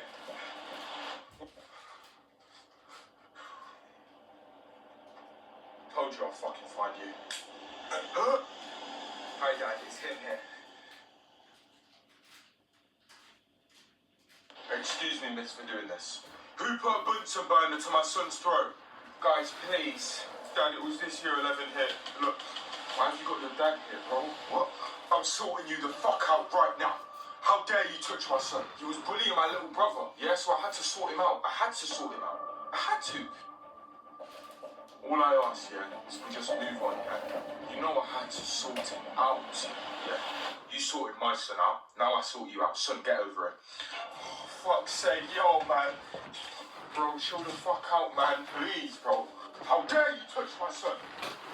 Yo, I'm sorry, I had to, man. Lich. Drink this now. This is acid, bro, what do you mean? Yes, you put a Bunsen burner to my son's throat. Drink the acetone now. Gee, this will burn my tonsils and my intestines. Okay. Excuse me, guys, do you know the dangers of acetone? Leave this, yeah? If you don't drink it, I beat him to the ground. Oh, shit, I can't see. Oh my gosh. I can't see. Dad, I can't see. Yo, let's go, bro. Let's go, man. I can't see. Yo, don't ever mess with the year 11s, are you mad? 1-0. Yo, lunchtime football's back. You ready? Yeah. What you saying, little man? Little man, we're the year 11s, you know. And I'm little man, who are you talking to? Cool, we get kick-off. No, we don't. Let's play, man, then. Let's go. You not hear it? We get kick-off. Shut up. Everybody knows the older year gets kick-off. Whoever does more headers out of us two gets kick-off, or are you shook? Cool, let's run it then. Come. Let's go.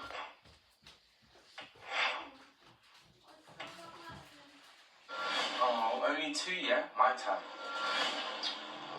For the year 7s. Looking right into your eyes while I do it. yeah. Already more. Three! Don't give me chat, I got more. I'll kick off, let's go. Come on. I'm coming for your legs, what?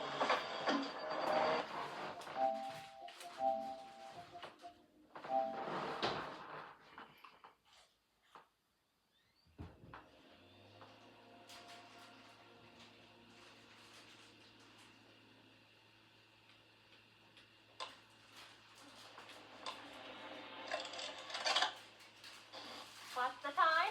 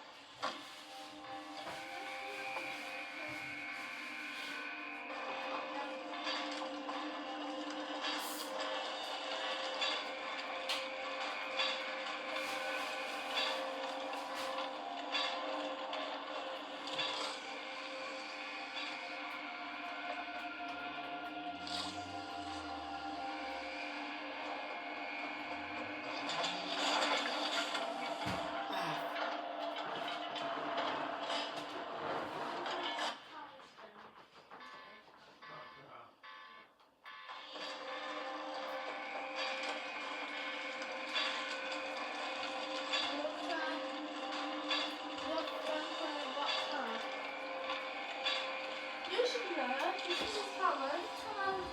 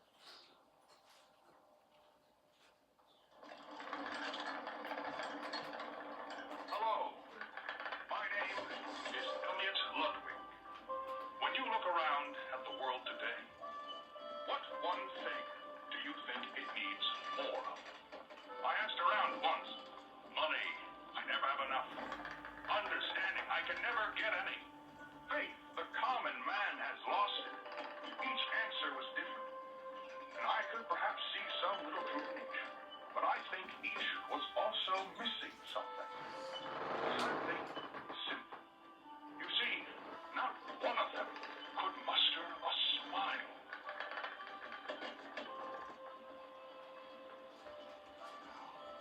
A smile is hope. A smile is love.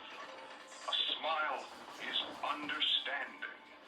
And there is nothing more gratifying to my soul than being the reason for a child's smile. To be the spark that ignites all their hopes and dreams. For it is only through hopes and dreams that we may create a better world. One where our children need not be afraid.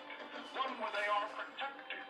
After all, this company and its toys are nothing without them.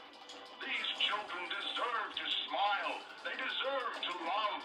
And they deserve a safe home. That is why it is with enormous pleasure that as the founder of Playtime Co., I announce Playcare, our very own on-site orphanage. But it's not only that. It's a school, a playhouse, a place to belong.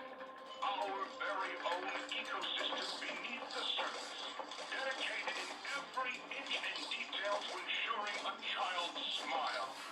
Its teachers and counselors, mothers and fathers, until such a time they have all of that in view. May Playcare bring joy, inspiration, and smiles to all who enter these doors.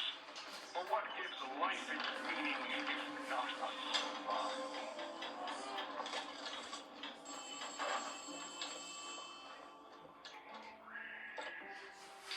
Me again, Ollie. Cool place, right? The kids used to live here. Now look at it. Anyways, do you see that statue in the middle of the room? Take the stairs that go under it. There's a really cool room in there that powers literally all of Playcare. I could give you a key down there.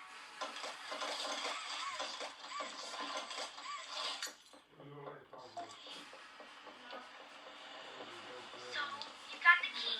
Now the question you're probably asking yourself is, where does it go? Well, head back out, and you should find a door just to the left of the cable car you took down here.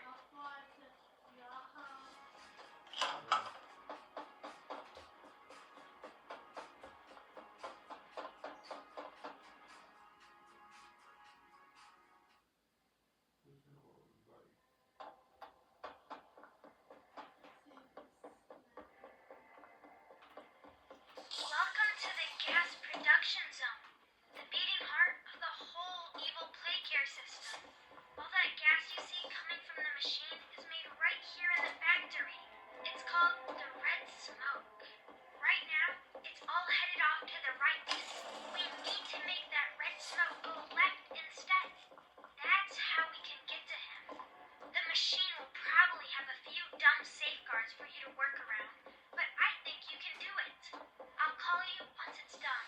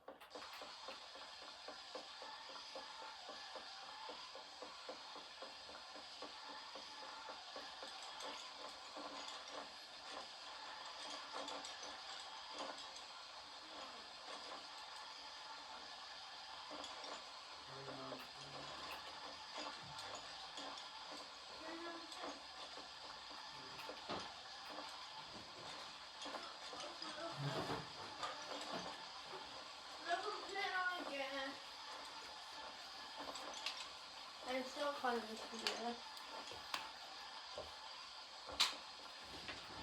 Oh, I'm not Stranger Things.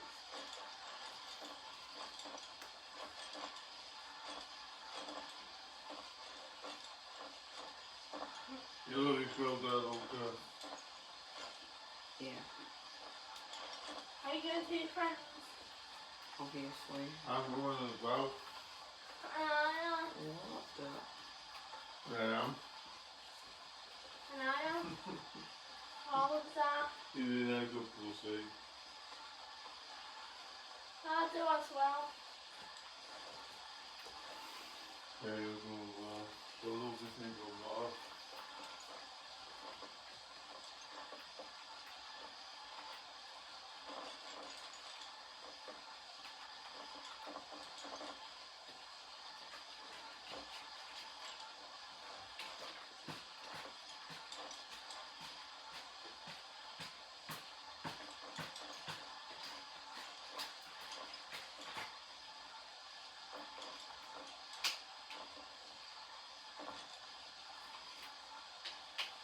Well, that's one way to get lunch for you, no matter full fast. I don't care about that.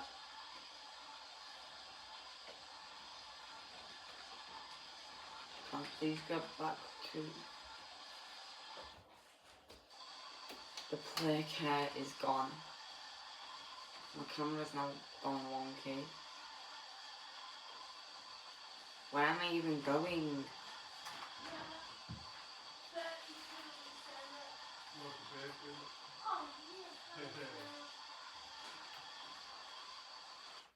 Yeah, I might have to reload. Yeah, I definitely not getting down anytime soon. I like flipping through some. Did you have to... Did you deload me through the dock?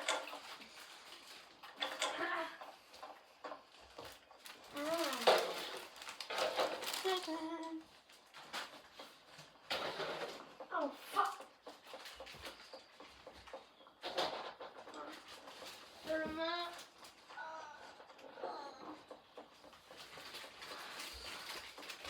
I was in Final Destination 6 and then I had to go to sleep. That's why I paused it, because it was too loud when I was doing a live stream. Yeah, I played it again when I went up. What? I played it again when I went up. How am I not here when I'm still asleep? You were still lit. You should turn it down like that, I didn't say. Why did you not turn it down? I know. Oh well. That's good. Okay. It's not even punishing if it don't work, just... I like Stranger Things. In an exchange home. What? Okay, done. There's another game. That's why I'm coming for you. So now my ball's gone, so I guess we get another ball. This is the last ball. We can pick this one up for some reason. Look, we're gonna pick this one up person. Right.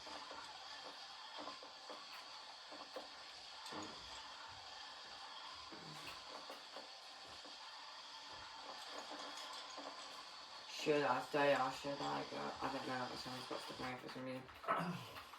No! We got stuck up here. Please can I go to bed? No, you can't go back down, obviously. Please tell me not reload the checkpoint. No. That did not reload the checkpoint right, guys.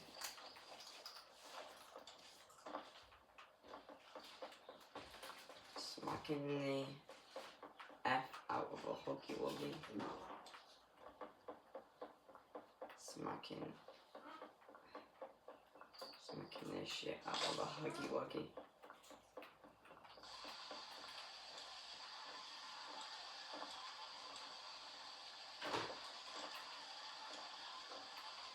Yeah. Smacking this shit out of a Huggy Wuggy is crazy.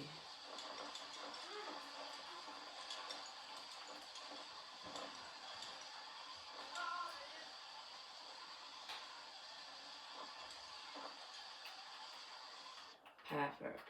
Perfect. Perfect.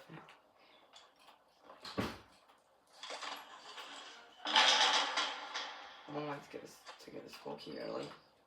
Just go into the guest production and grab it. And then you can all do this early.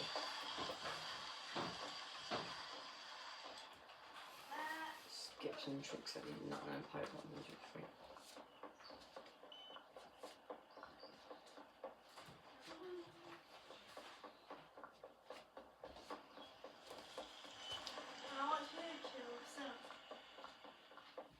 Double up, so. Awesome! Look at that! Remember That generator you turned on inside of Home Sweet Home? Well, that was a backup generator. Now we have for the school. just that building. Yeah, it's And easy. every building should have one. Now you've just taken Home Sweet Home's backup power and routed it here. We're already halfway done. But where to go next? Everywhere is pretty dangerous around here. That playhouse especially. Yuck. So, your best bet is probably the school. Catnap usually leaves that place alone. Sending you the key now.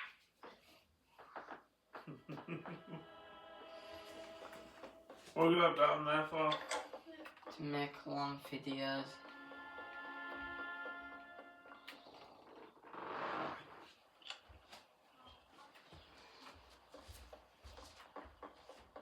Okay, I'm going right, am I?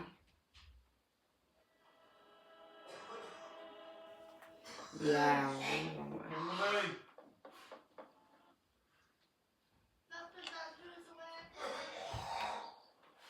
Where's Kimberly asleep, Jack? I downloaded that movie for her. I downloaded that movie for her. No, that.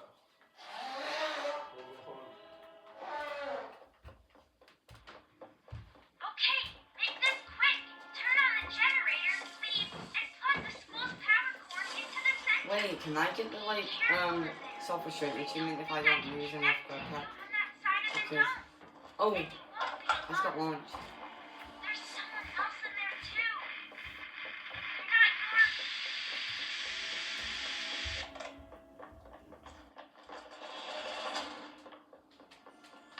Wait, I recognize you. Yes, this is Miss Delight speaking. Please excuse the interruption. Students, remain in your seat until the bell has rung. And no going in the halls without a hall pass.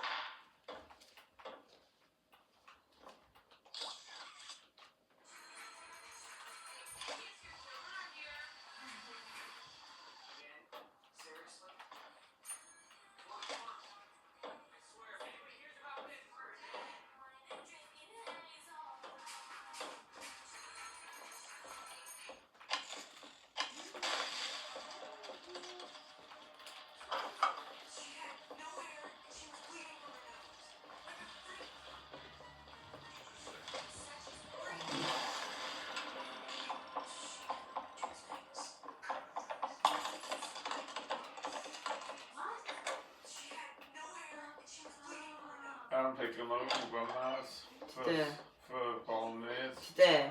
Yeah. Okay. I was going to take you over if I just remembered you're going to move and see. No.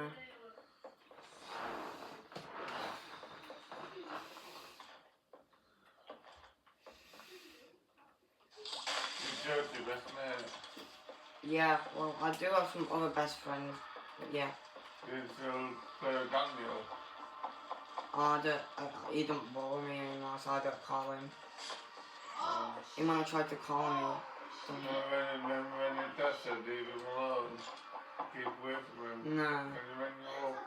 No. Can we ring you up? No, it was you. No, it wasn't me. It was. No, I'm not. Never. Keep away from Daniel. Well, I do You know that? What? Yeah, now you can't get the self-restraint achievement. If that happens, that's just bullshit, that.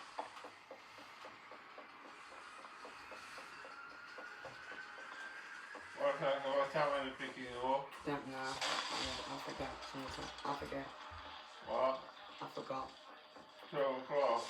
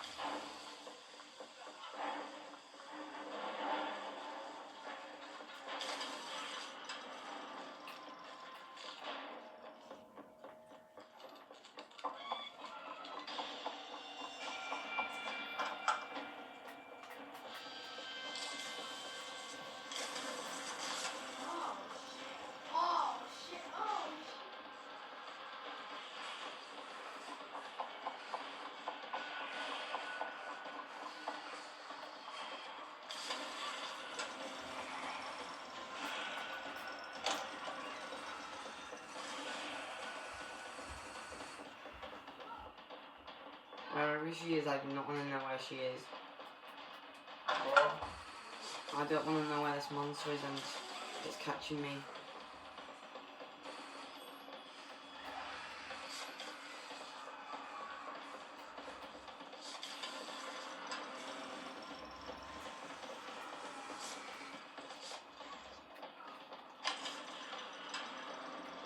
Is she bugged? It's not catching me. It's got to be bugged. Oh no, she's here. Look.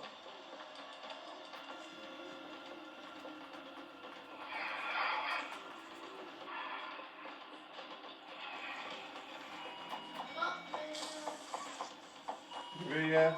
You here?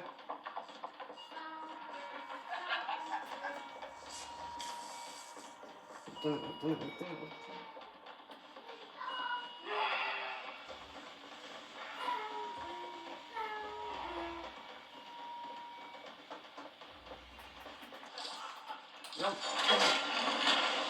Easy. It was easy, it was easy, it was easy.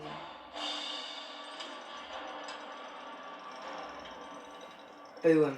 Just like that.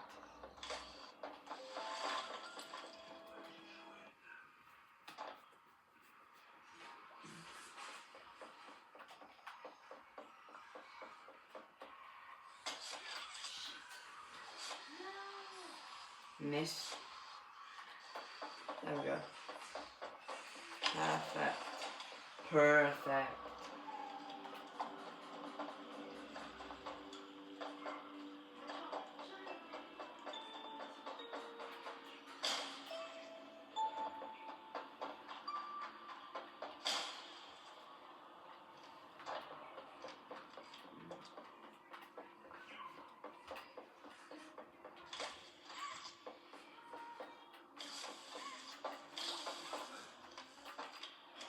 Come on.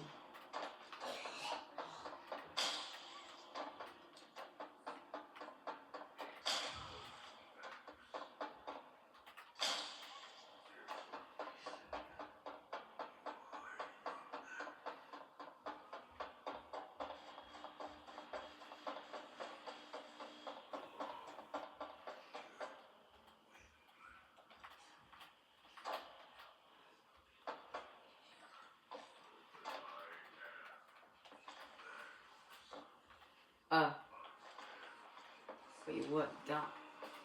Wait, I was trying to test something from our stream later tonight.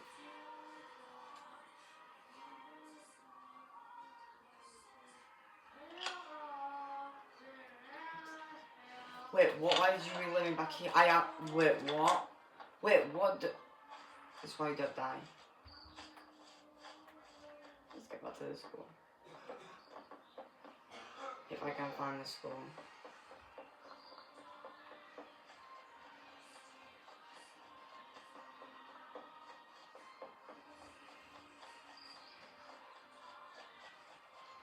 Love it.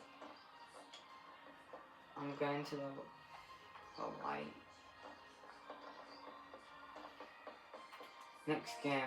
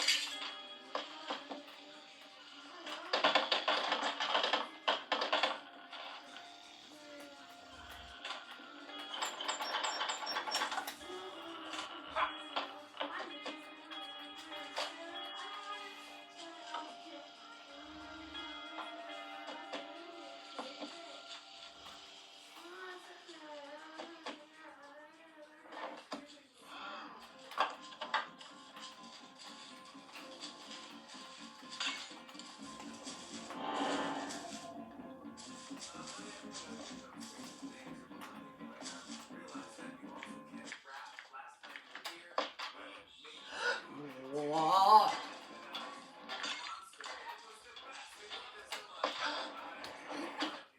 I'm not playing. I'm not playing anymore. I need to find.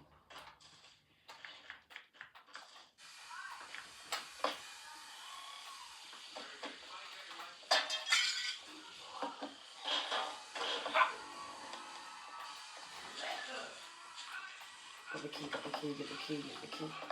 Key. Oh, she's me. Oh, she's me.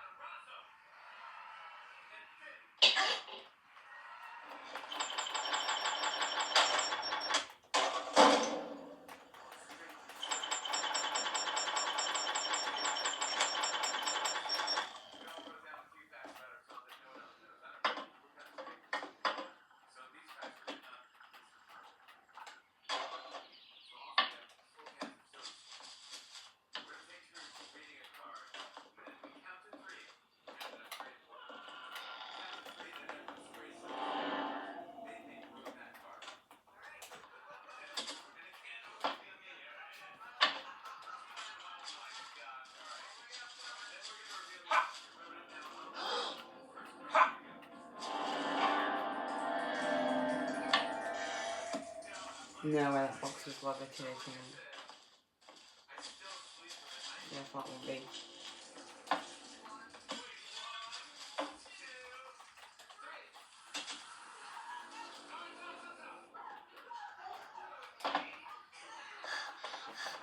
That was easy.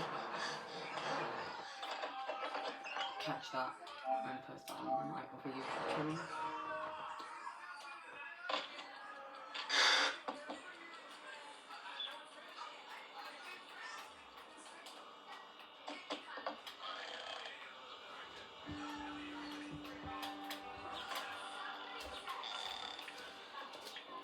Well, y'all know Mosley. You moving? I haven't seen anything with y'all.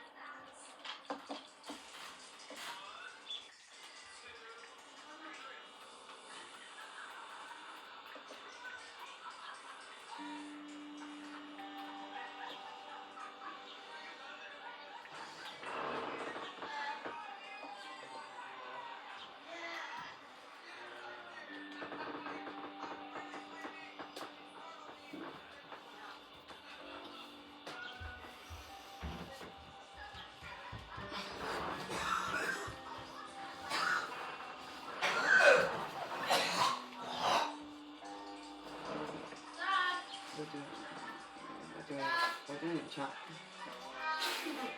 Just...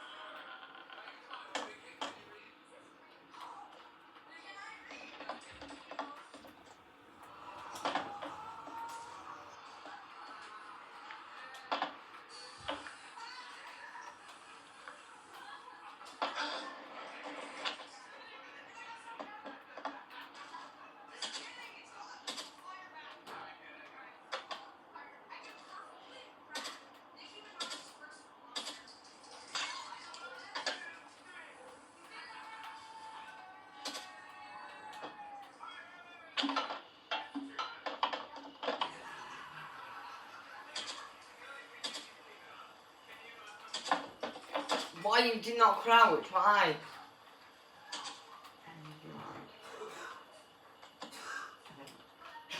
You can't, yeah, again.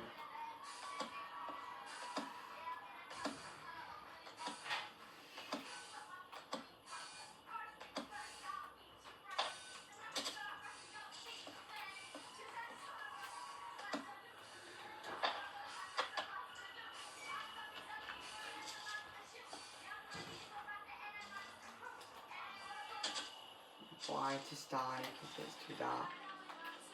Wait, how did he? Yeah, there we go.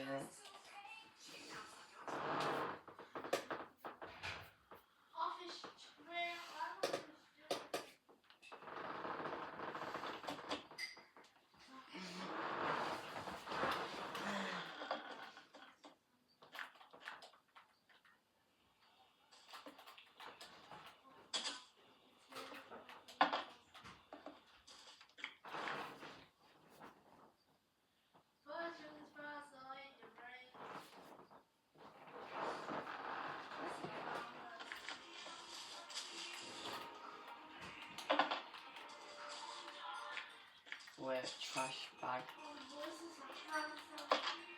Oh! What?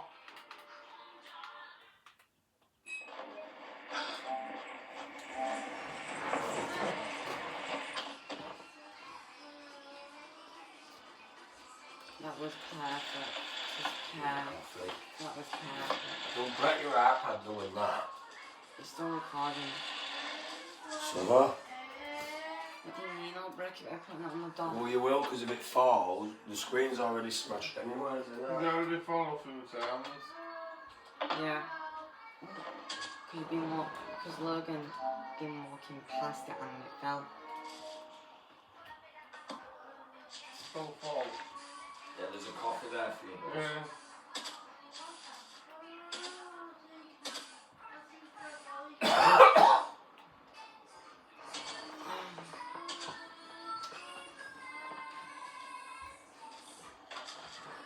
You ain't forgot what, yeah.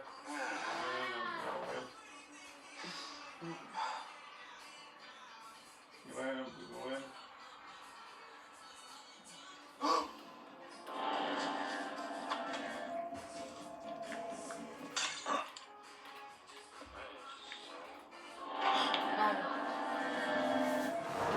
Next game.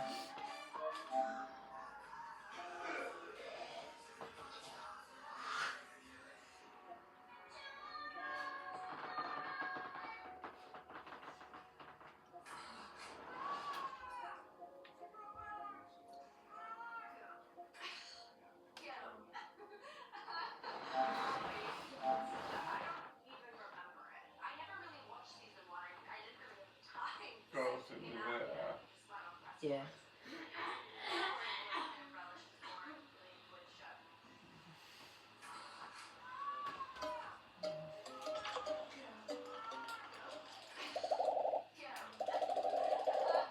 You can press the play button on it.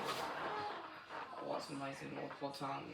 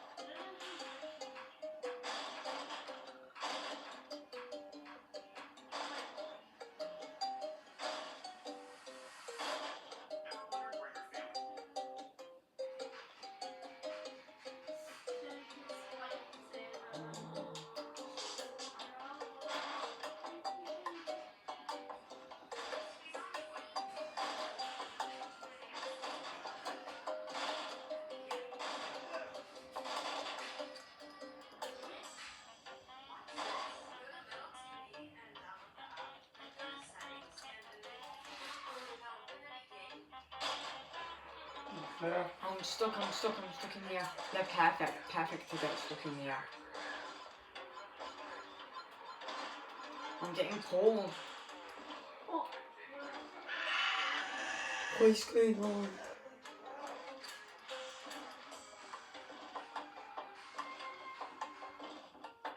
I'm getting pushed against walls multiple times. What the hell is going on?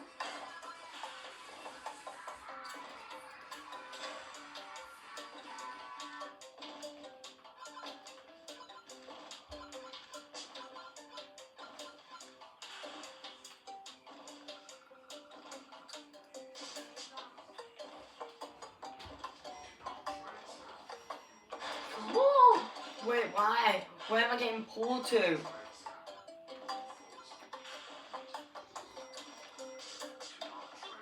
I getting bored.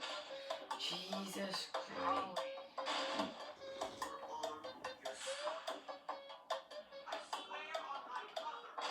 Yeah.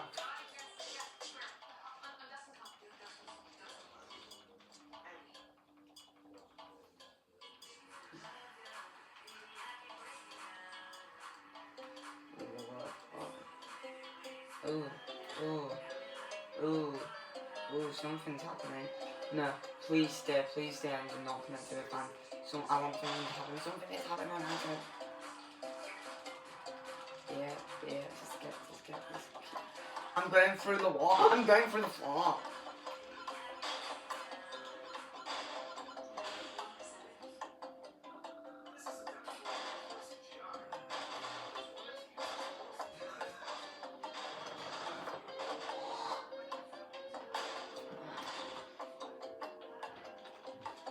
Really cool, but yeah. What? Really cool. Yeah. God. Yeah.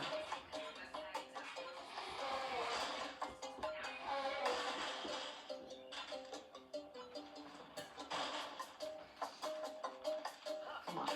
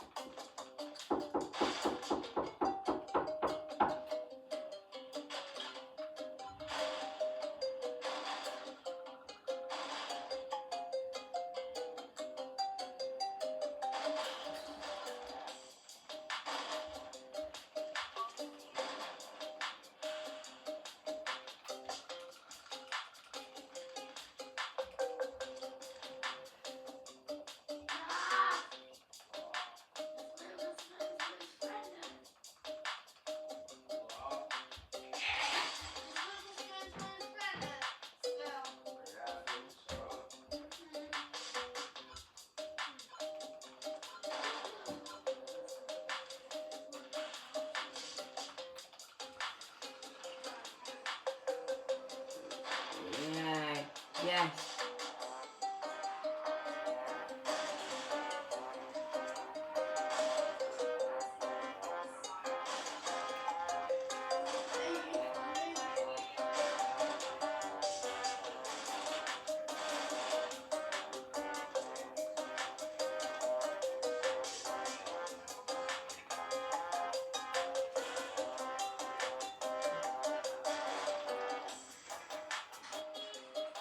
Yeah, get stretched across the entire map. Yes. Please stay. No, please stay. Please stay. Please stay. Please stay. Okay.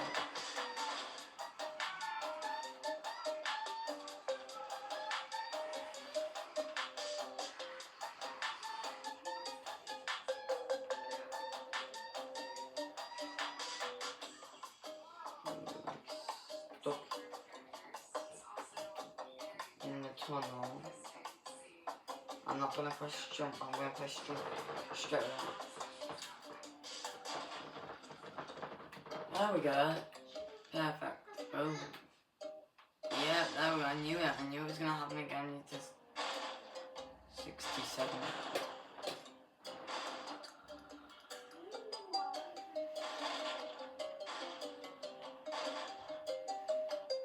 Gets me like very master is glitchy.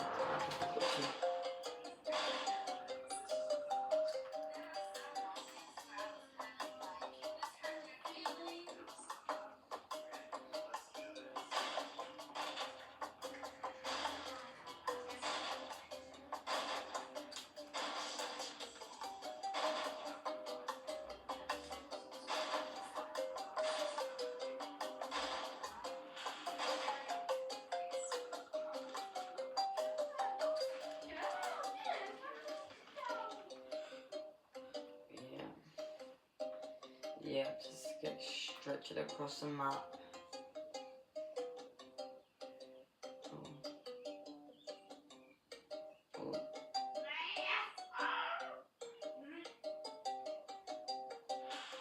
No. Yep, jump. There we go, perfect.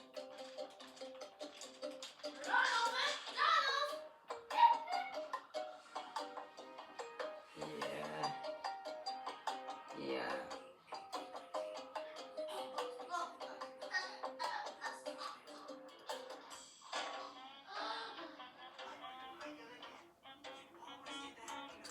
What?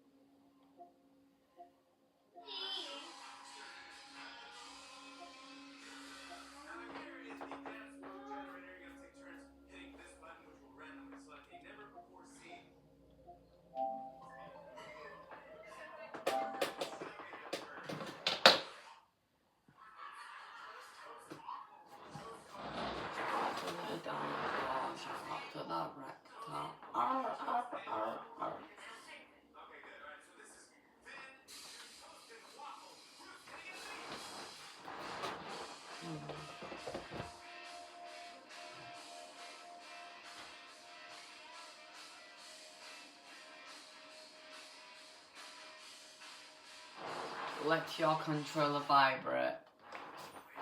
Okay. What?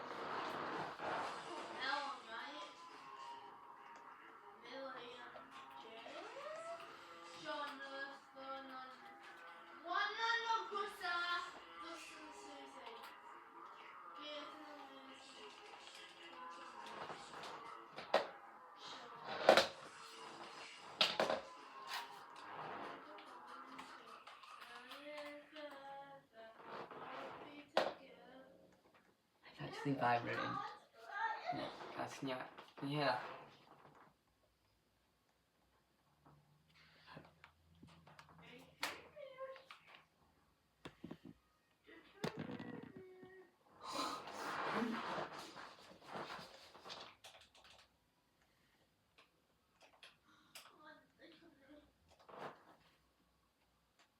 It's literally vibrating.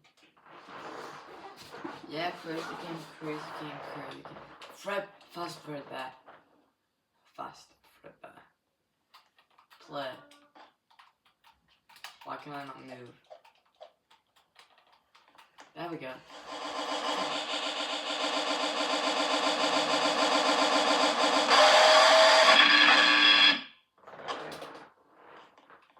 You mean Freddy? Run.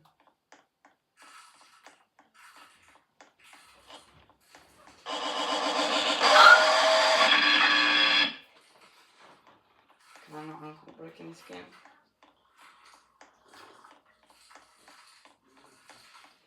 Everything.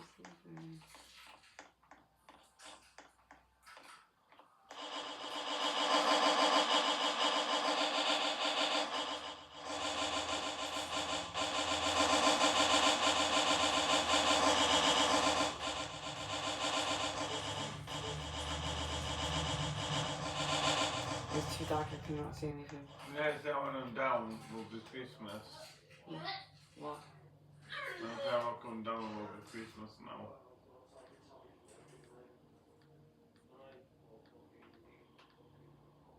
You're going to mine in August. Wait, I'm coming to yours in August. Yeah.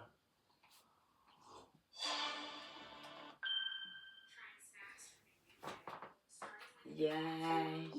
I've already played this before. That's the way you but it's all one. Alright. You want me to do now? Yeah, I've already seen them.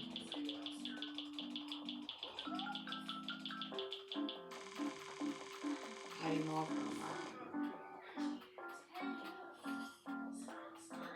By the way, I do this. Yeah, they got keys. Get more casters, yeah. Get a couple of batteries, get a couple of mines, get a couple of fans, get there we go. Perfect.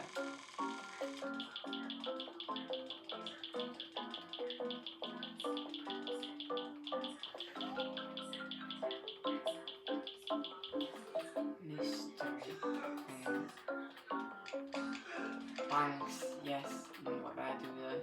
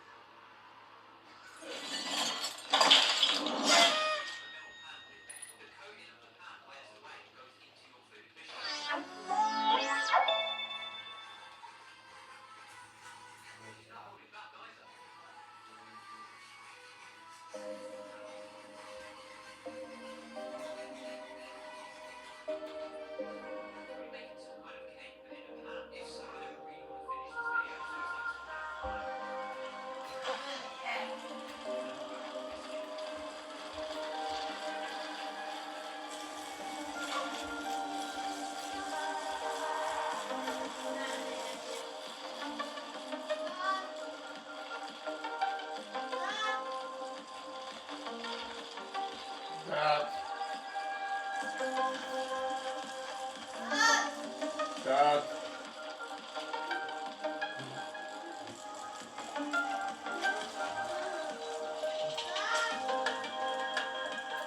Dad.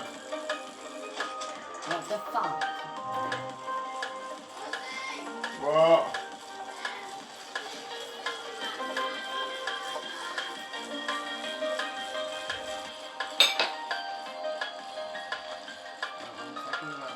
What?